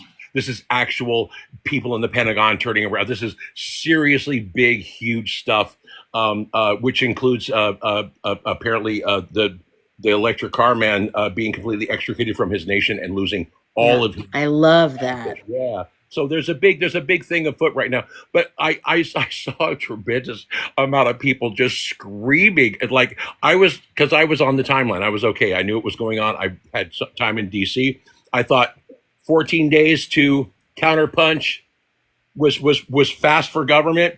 And so what happened was, it's like I went and said, "Hey, check this out," and people go, "Well, it's about time." I've been walking life, and I just got ridiculed for even like, "Oh, the Congress, really? I mean, when are they going to get around to it?" So when I came back and politely said, "It's been like, including tonight, it's been like 18 days, y'all," and I thought that was a real fun, big collective, haha. Like everybody just went, "Oh my fucking God, you're right, James." Like we're going, dude, it's been 18 days, man. 18. You can't get, I can't get like a handicap, like blind child piece of legislation, that's going to save people's lives through Congress in less than 6 months. This is like, and people are just like, "You have to pass this now." But this was like, it was like 14 days later, they were up on top of it. And by the way, if you have a chance, go listen to Representative Presley. It's very impressive looking. She's like all face and eyelashes, and she had a real Kennedy-esque speech about it. "We have been here before," he said, and she goes, "And we've been here before," and she mentions with something like with Berkeley. "We have been here before with Stonewall. We have been here before." So she names all of the challenges that we have been through in society where we won. And then she says that we are here again. And then she ends the speech and she has this Kennedy cadence. And at the end of it, and I mean John F. Kennedy, the President of the United States, born on May 29. Anyways, same day as me. That's why I brought it up. Anyway, so she ends it with that thing saying, she goes, "And please tell the Republicans, to please think about saving our democracy and working and endorsing the Constitution and backing the Constitution." And she goes, and if you don't see the light, we want them to see the light. But if they don't see the light," and then she paused dramatically and she said, "We will bring the fire." And yeah, What? and of course Maxine Waters is always just 2 clicks away from just saying, "Go to the streets, just burn the damn thing down." I mean, she's our feisty So girl. Presley, what's her first Just name? fuck this place up, you know. Last time Trump was in office, she literally threatened him. He goes, better not be around me, you know, because I will take him out. Like she said, you know, and so she's crazy. So I think that liberals acting nuts is puts them off their game. Thank you, Bubba. And, yeah, they have a very limited imagination about what we're going to be. You know, they want us to, what was it, 2025? We want you to do, you know, they should just comply. And it's like, or what? Yeah. Or what? Comply or what? You wear your belt buckle too up high. You got like a nerdy thing on. Yeah. Your name is Earl. You know, the whole thing is like a weird perverted, like we're reading their diary. Like there's just a weird pervert with like, yeah. And then the other thing you guys can't do, it's just so gross. It's like, no way. Ugh, they're so gross. Project 2025 is an incel, like fat, limp man's like fever dream of like that'll be tied to us, and you have to have our child, and then you can't get that. And say this, and everybody who had a problem and a beer in their head yelled out, yeah, and they can't get divorced if they're pregnant. Yeah, put that in. Yeah, it literally sounded like a stream of anger consciousness from weak-minded males that that unfortunately have to have big trucks because there's nothing in their pants. The whole thing has little dick energy. Right. The whole document is just like, I never get a chance, and my girlfriend left me for a black guy who had a bigger one. Issues in the whole document. Yeah, it's white, placid men. Yeah, it's so the like private diary of like all these nerdy like women hating like and they're just like she can't vote either. She can't vote, and she can't go to the doctor unless I say she can. That's right. You're just like, okay, like that's even gonna work. Good luck with all that. That's nuts. Oh my God. I just thought about it because every time they roll out another one, I go, this is sounding more and more like one of these like nerdy guys that hate women that couldn't get anybody, and then they just turn on everybody. And what do they call them? The guys like that? What? Isn't there a name for a guy like that like, remember that guy that like they start watching Andrew Tate and like, that kind of. I thought incel was one of them, but incel. I know what you're going for. I just, from over here, we just call them bitches. But the thing is, but that's a trigger word at times. Yeah. But no, I think you're onto something. I think it would be hysterical as content because as I thought about it, I thought, oh God, that would be hot. Read Project 2025 with the attitude in which it was written, and it would just take the air. It was like, and just, oh yeah, when you're the doctor, you got it is. They're whiny. It puts it in the right context. We're thinking it's like this scary, like legal person. It's literally a guy who's mad because he couldn't get girls, and he thinks he's supposed to be a macho guy, and so he thinks he has to cage her in. Yes, absolutely. Yeah. Absolutely. My partner, Douglas, is over here applauding you, going, absolutely. Yay, Douglas. Hey. Hi, Douglas. Hi. No, that's just, no, it is. I got because on an age thing. I got the age thing. And I just want to make sure that I could tell everybody that as we're moving forward, this is very winnable. Again, I was in some serious fights during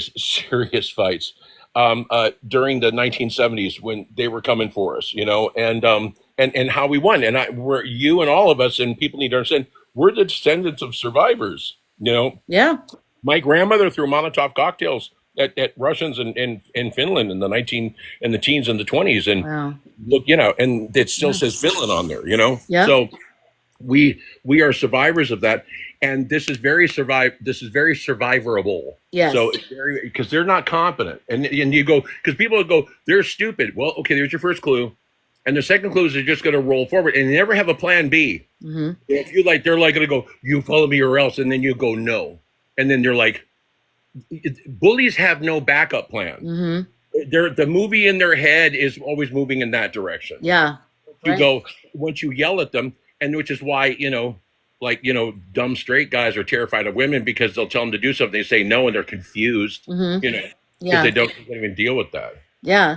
Yeah. They're not used to, like, in their minds, they have kind of like a young undeveloped boy's mind, and it's sort of like it's very immature way of looking at things. Like, and then I'm going to come in there and I'm going to have big muscles, big ones, and I'm going to look them right in the face, and I'm going to go, oh, you can't vote without me, and they're going to listen and they're going to get scared, and it's like, and then the girl goes, no. Anyways, I'm going to go to dinner. I'll see you later. And she walks out. I mean, what's he going to do? He's just standing in the room like, you just, what? Where are you going? It's just, we do need to get some people for this. Let's do this theater. I agree. I think we should do a reading of Project 2025 in the actual tonality and nuance that it was written in. Yes. Remember, the good news, that story flipped over was when I was an elected official in Hyattsville, Maryland. I went to go in the 80s. I went to go schnorr a $140 million judicial center out of Annapolis, but I had to ask them politely. They didn't want it, but they said they'll give it to you, but you got to go to the State House and ask for it. And when I went up there to find out what it was we were going to try to get, what the heck was I telling you that story for? I hate this. I hate that. It's not. I hate that. 1955. It starts, and Yes. I go, why am I in this hallway? I feel like I'm in a field. I feel like I'm in a field by myself. Like I've been dropped off by a spaceship, and I'm like, holy shit, what was I just talking about? I'm in the middle of a live, and I have no idea whose body I'm in right now. It's like time travel. I'm like, what was I talking about? That happens to me a lot. It's so embarrassing on a live. You're just like, because you're going so hard and fast. My resume so hard. Anyways, for going to go to Maryland, get the thing back.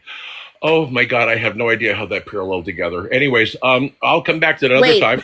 Wait, we're talking about doing this in men's reading Project 2025 in the energy of. I feel like I had a little bit of a brain blip too, because I don't remember the exact moment that it switched. It's 11:11:11 here, so that was good. We did that together. Oh, good. So, anyways, the fact that we just crashed and burned this very successful live that you were happening until I had a minor stroke and forgot my name. Anyway, going back to the bigger part of this whole thing, I think that would be really funny, because when I sat down and looked at finally read it, instead of going, oh my God, this is so horrible, I kept going, oh, I remember. After I went up to Annapolis, I was so moved by being in what was the original capital, the original colonies. Like there's a stained glass ceiling and you're on a parapet with like candles and it's real powdered wigs and high doorknobs and stuff. And I'm from LA, and it was like I was on a movie set where to cry. I was so overwhelmed by it. I emoted the fact that I said, this is, for you guys, this is like Raman's Chinese Theater, Footprints, and I said in Warner's. I said Warner Brothers Studios or Paramount, and I said I've never been in anything historical. I said parts of the Declaration of Independence was written in that room. Wow! And so I got really excited. So they took me to a vault where there were things like scraps of paper and sort of like bar napkins and brown ink, where they told me in this room there's a beer stein with a ring around it, like they were drinking, and they were drinking in a tavern over in Melrose Crossing near Hyattsville, where I was. And they said, we're going to show you something. You're going to love this. Because it was so overwhelmed. They said, you match the energy of what this country was about. And while they were drunk, they all said, fuck it, fine. This big line, and the pursuit of happiness. It was debated back and forth over and over again. They said, that's not a thing. It's like, you see the board, they're saying, but we're starting our own country.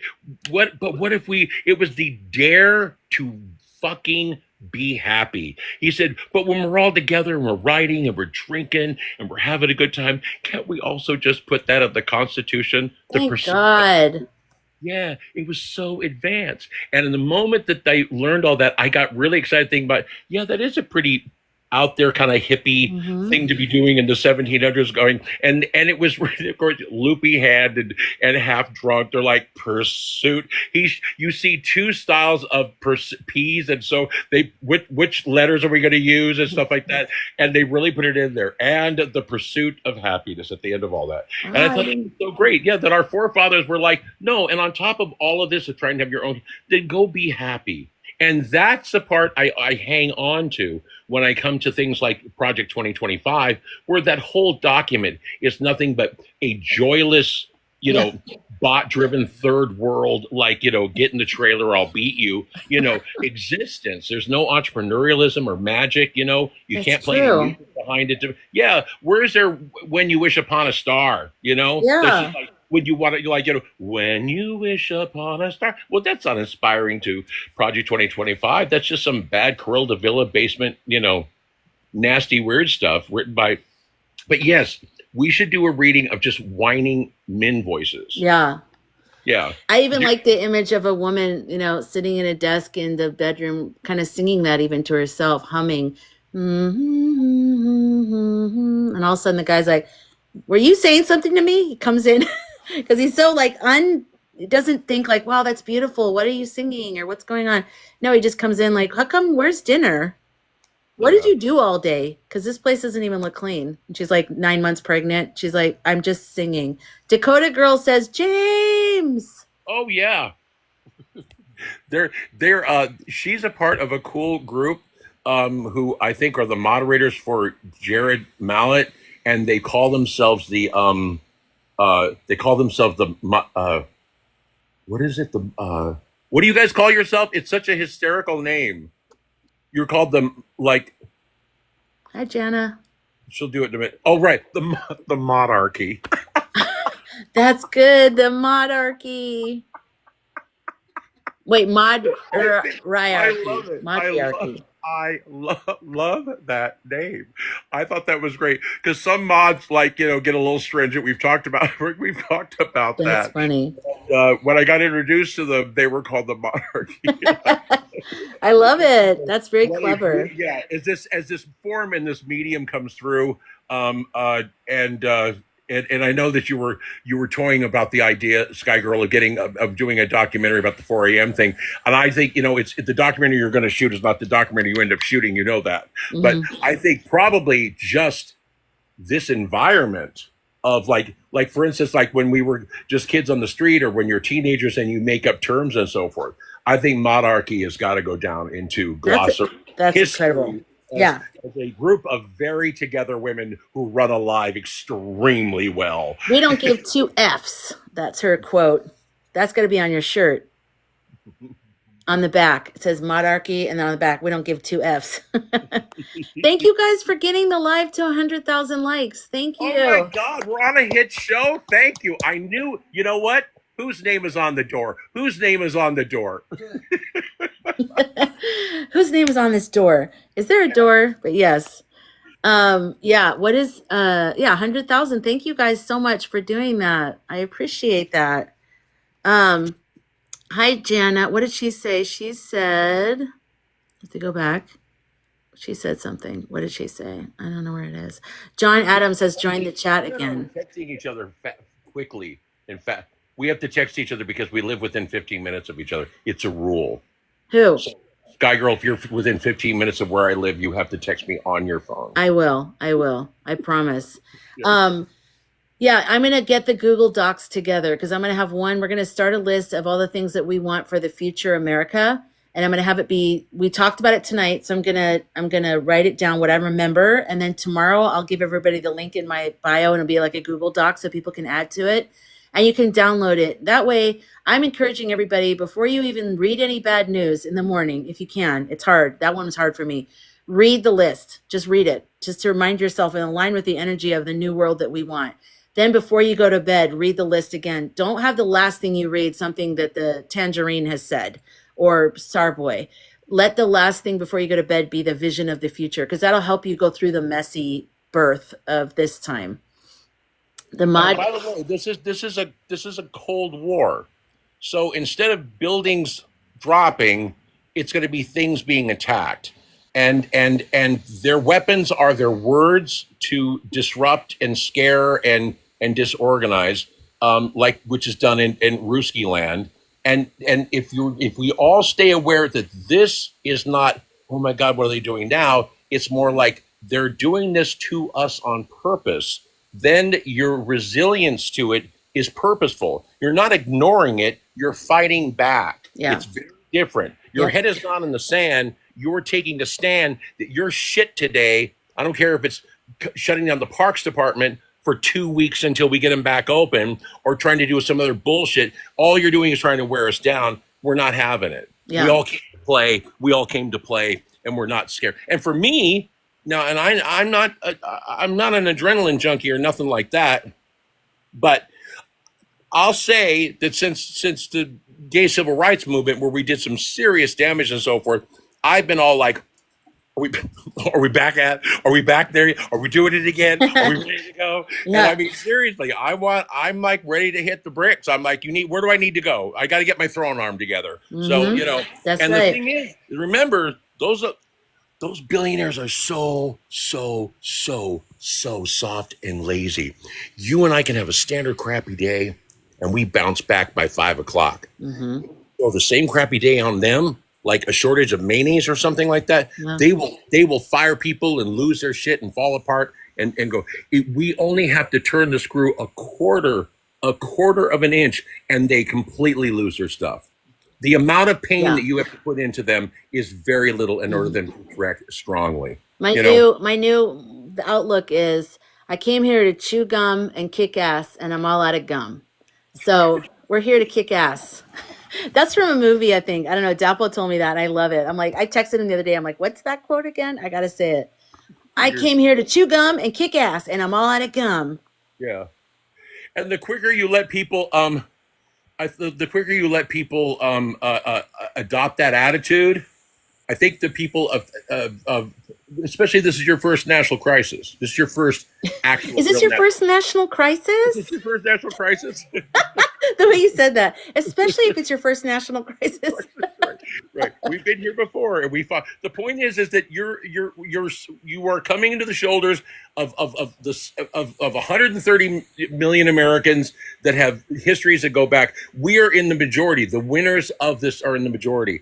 And the deal was, is the good guys, we never go looking for a fight, but when the fight comes looking for us, we finish it. Yep. And that's the team you're on. Yep. That was why when Japan came after us and Germany came after us, we won those. But remind yourself, when we went after, we didn't do so well. Mm-hmm. We went after a country, America didn't do so well. But when we were hit, we were good. Mm-hmm. So the point is that that's in our nature. So we're under attack right now. So we may not lose buildings, but don't let those little word bombs and those little word things that start to hurt you take your day down. And then the intelligent person daydreams and has a negative imagination about what could happen next. Yeah. But remember, read Project 2025 with the voice of a pissed off 13-year-old boy, and you'll realize the gas that's in that thing. It's like, and you can't get divorced while you're pregnant with my kid, and I can tell you when to go to the doctor. Like, oh, that's just nuts. Yeah, that's just boy problems. Right, totally. Yeah, when we fight, we win. That's right. Yeah.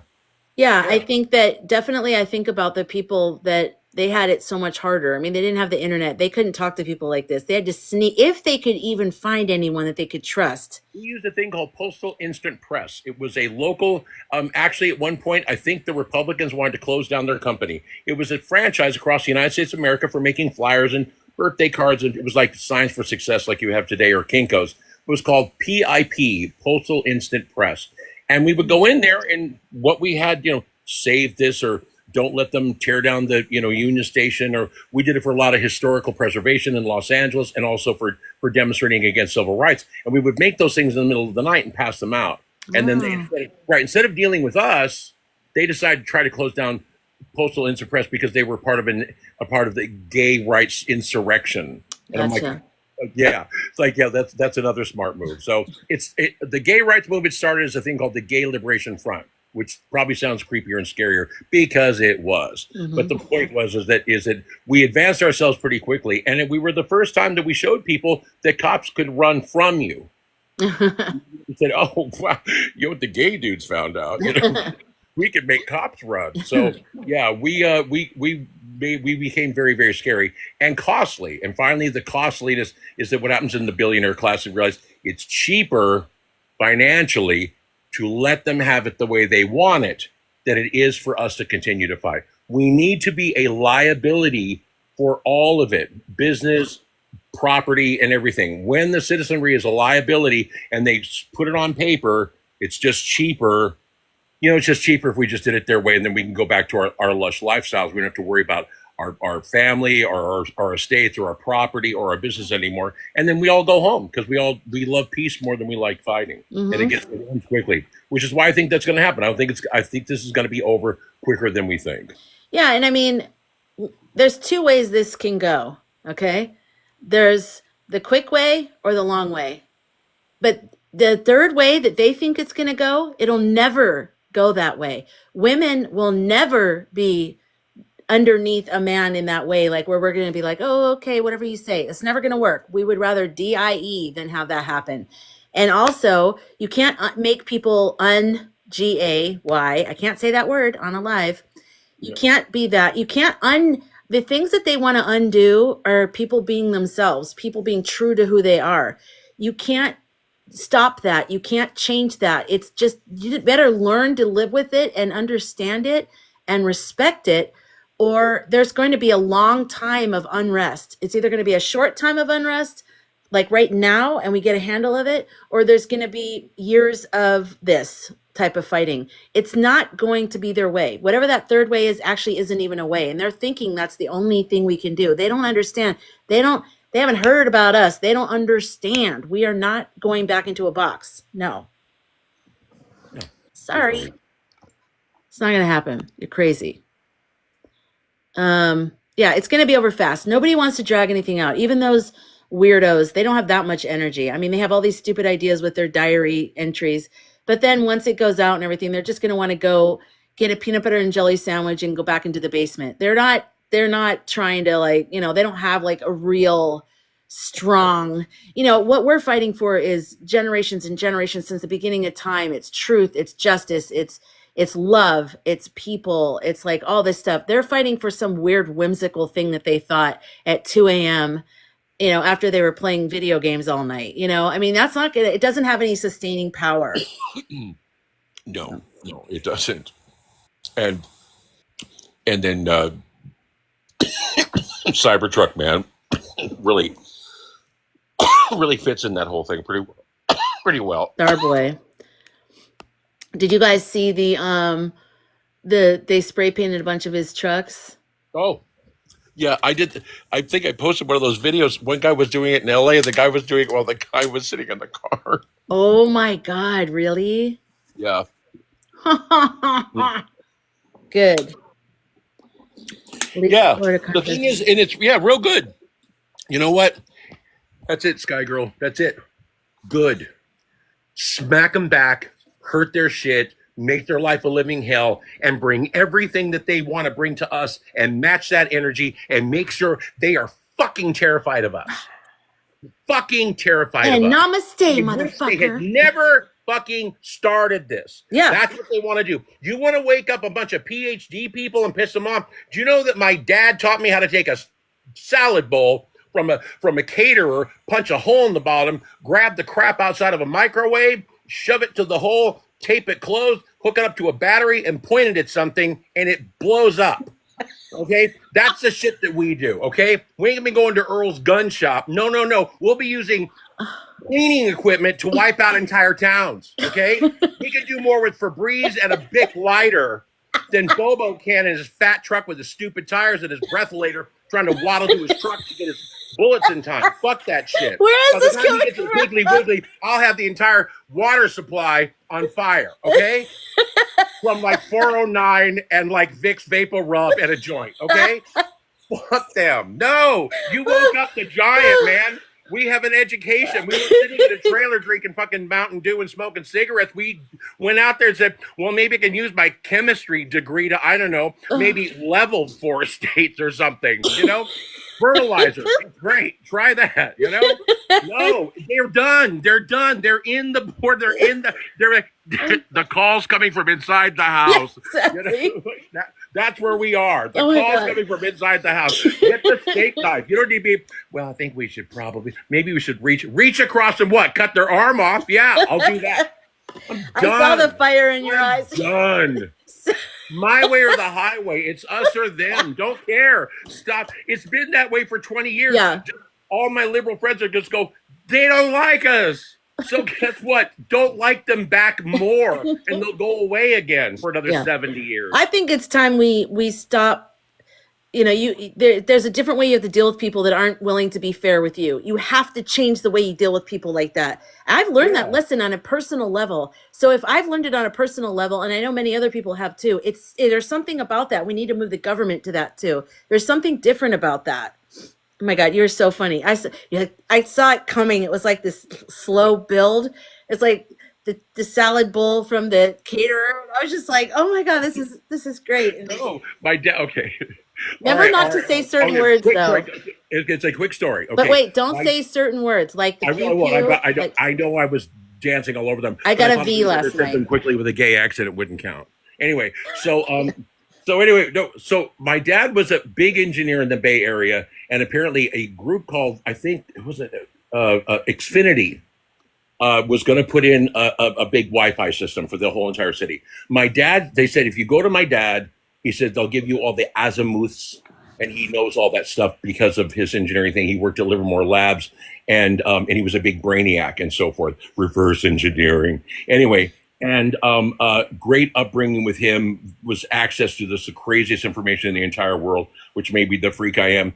Anyway, so what happened is that they said, Mr. Blackman, I understand that you could probably get this system of Wi-Fi up for us very quickly, saving us millions of dollars. And he said, yeah, and design the whole thing for you in about 2 seconds, under one condition, that you make sure that veterans and senior citizens get Wi-Fi service for $19.95. Handshake deal. My dad gives them all the schematics. They put the towers up. They show them where to put the towers up, turn it on, and everything goes great. My father gets it. They're on the testing. My father gets a brochure in the mail from them. It said Wi-Fi, direct Wi-Fi, $79.95 a month.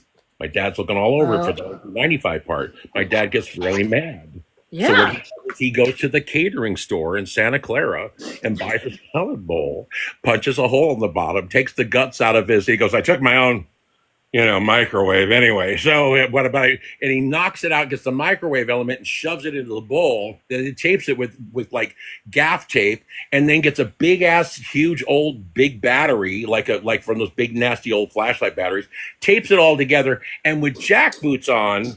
My father's not young, goes up to a telephone pole on Mount Umunum and turns this thing on and dampens out the entire Bay Area. And there's no Wi-Fi. It's been open for a week and now it's down. So it goes on and on and on. They finally come by his house and they're like ding dong and they're like really panicky and stuff.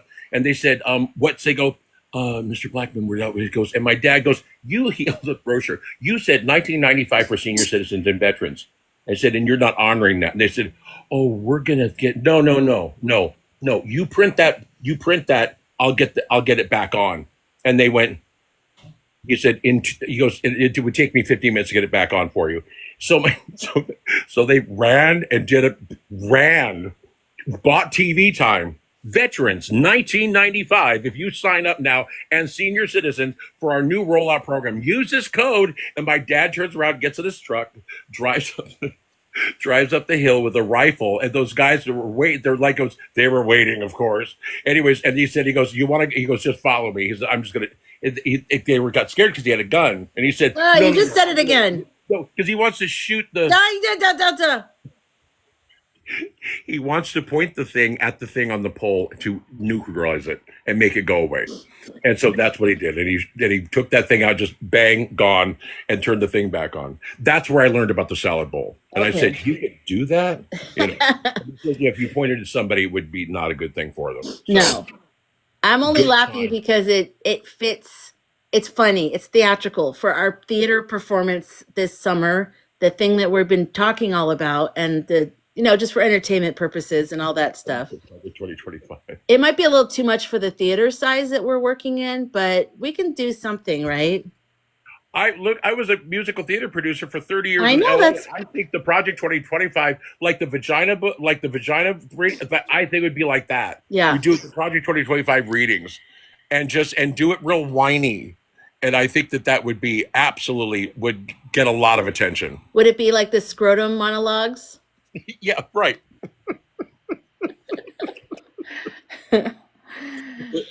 Oh, right. Project 2025 monologues.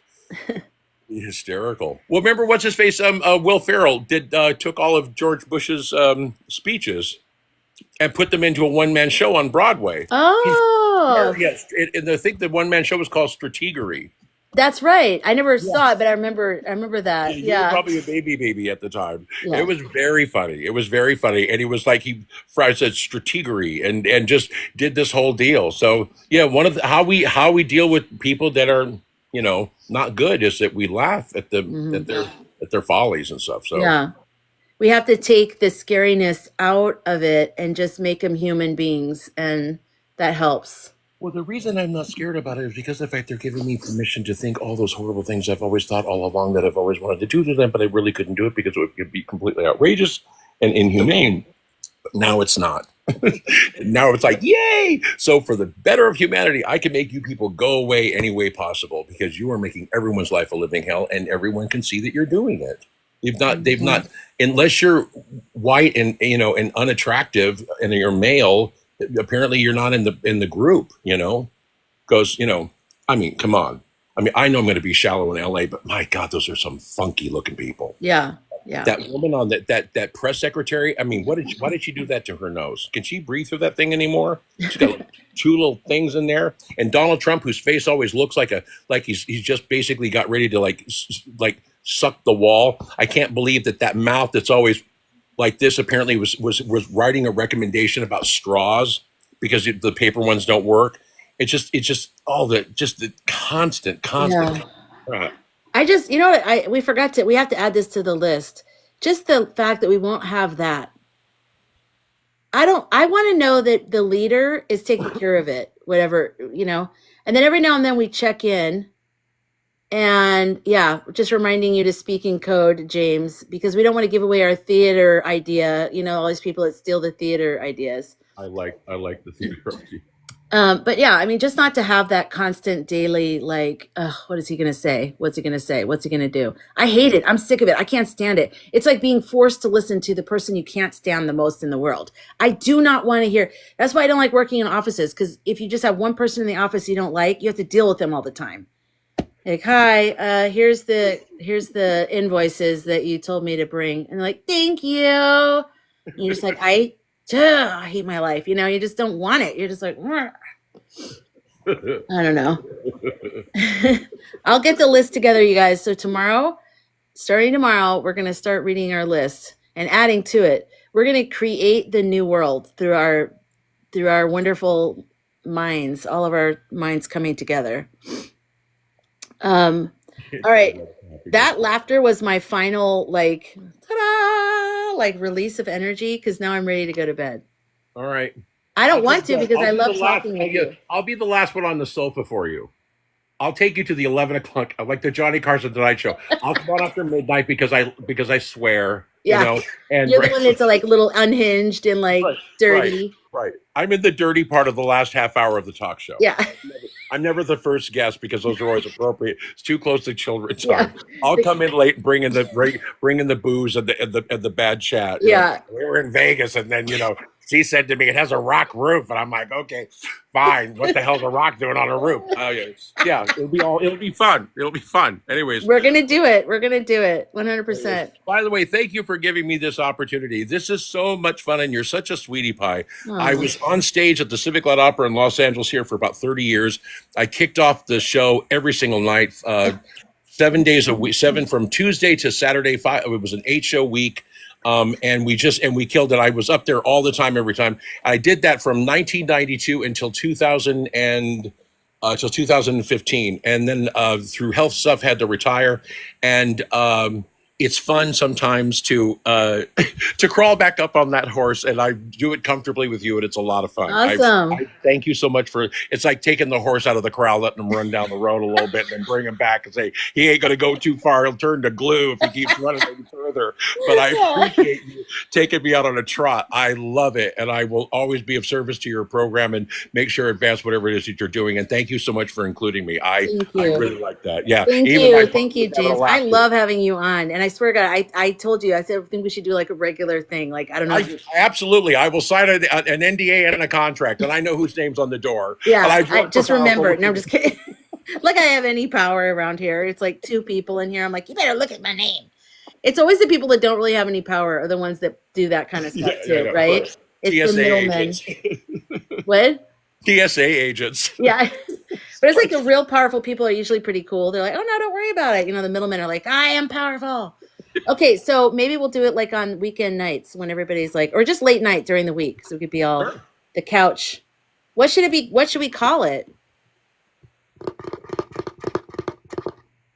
Late night with. Move it so they could be moved to cable and then to network. I'm always thinking. Yeah. Oh, you're dealing with the boy that's always looking for the deal as well. I spent my entire life in the industry, so remember the other time we spoke, I got way off topic on isn't Paramount magical, and you're like, yeah, get back to subject, James. Oh, okay. So we got Gets and Giggles from Bianca. Pursuit of Happiness from Kat. That's good. Wow. I like that, Kat. Well, Can you believe I that got ACLU? goosebumps. That's Okay. cute. NDAs are going down with the patriarchy. That's right. Openness is the future. Thank you, Swifty. In New Zealand, she just brought us back. You can say whatever you want. All is well. She always writes positive scripts with love. Who? I don't know what happened. All right. So the Pursuit of Happiness will be our show. We just have to figure out what night we'll do it, or Okay. nights. Thank you guys in the chat for being here tonight. It's always good to hang out and just have people you can talk about everything with and then laugh. And I'll bring the non sequitur, unimportant parts of it. You know, peppered in with screaming like civil unrest rhetoric. I'm going to be like People somewhere yell at very me going, awkward. don't use that word. Don't use that word. Don't use that word. I'm going to be somewhere very awkward where I shouldn't be laughing. And I'm going to have a flash of your eyes when you started with the bull. Like there was something when you started on that monologue that I saw. I was like, whoa, I got to get out of that was golden. I love that. See, I can't. I'm not going to be able to stop laughing, and it's going to be somewhere really inappropriate. It's just going to kill me. So, thanks for that. I needed to laugh. I think everybody else did too. Thank you, because yeah. And you guys keep the energy light, keep laughter, keep visualizing what you want, but also kicking ass. This is how they do not want us to behave while they're Yes. doing horrible, and us laughing at them is just, you already know their plan. It's in Project 2025. You know what we should do for the next one? You and I should switch off reading parts of Project 2025 in the characters that we're doing. After I get off of this, I'm going to go look it up because I'm going to find the most whiniest passage. Yes. Yes, we have to do that. We have to read it in live and we'll switch off. Yeah, I got it. I got it. This is great. Yeah. What a lovely thing. I love it.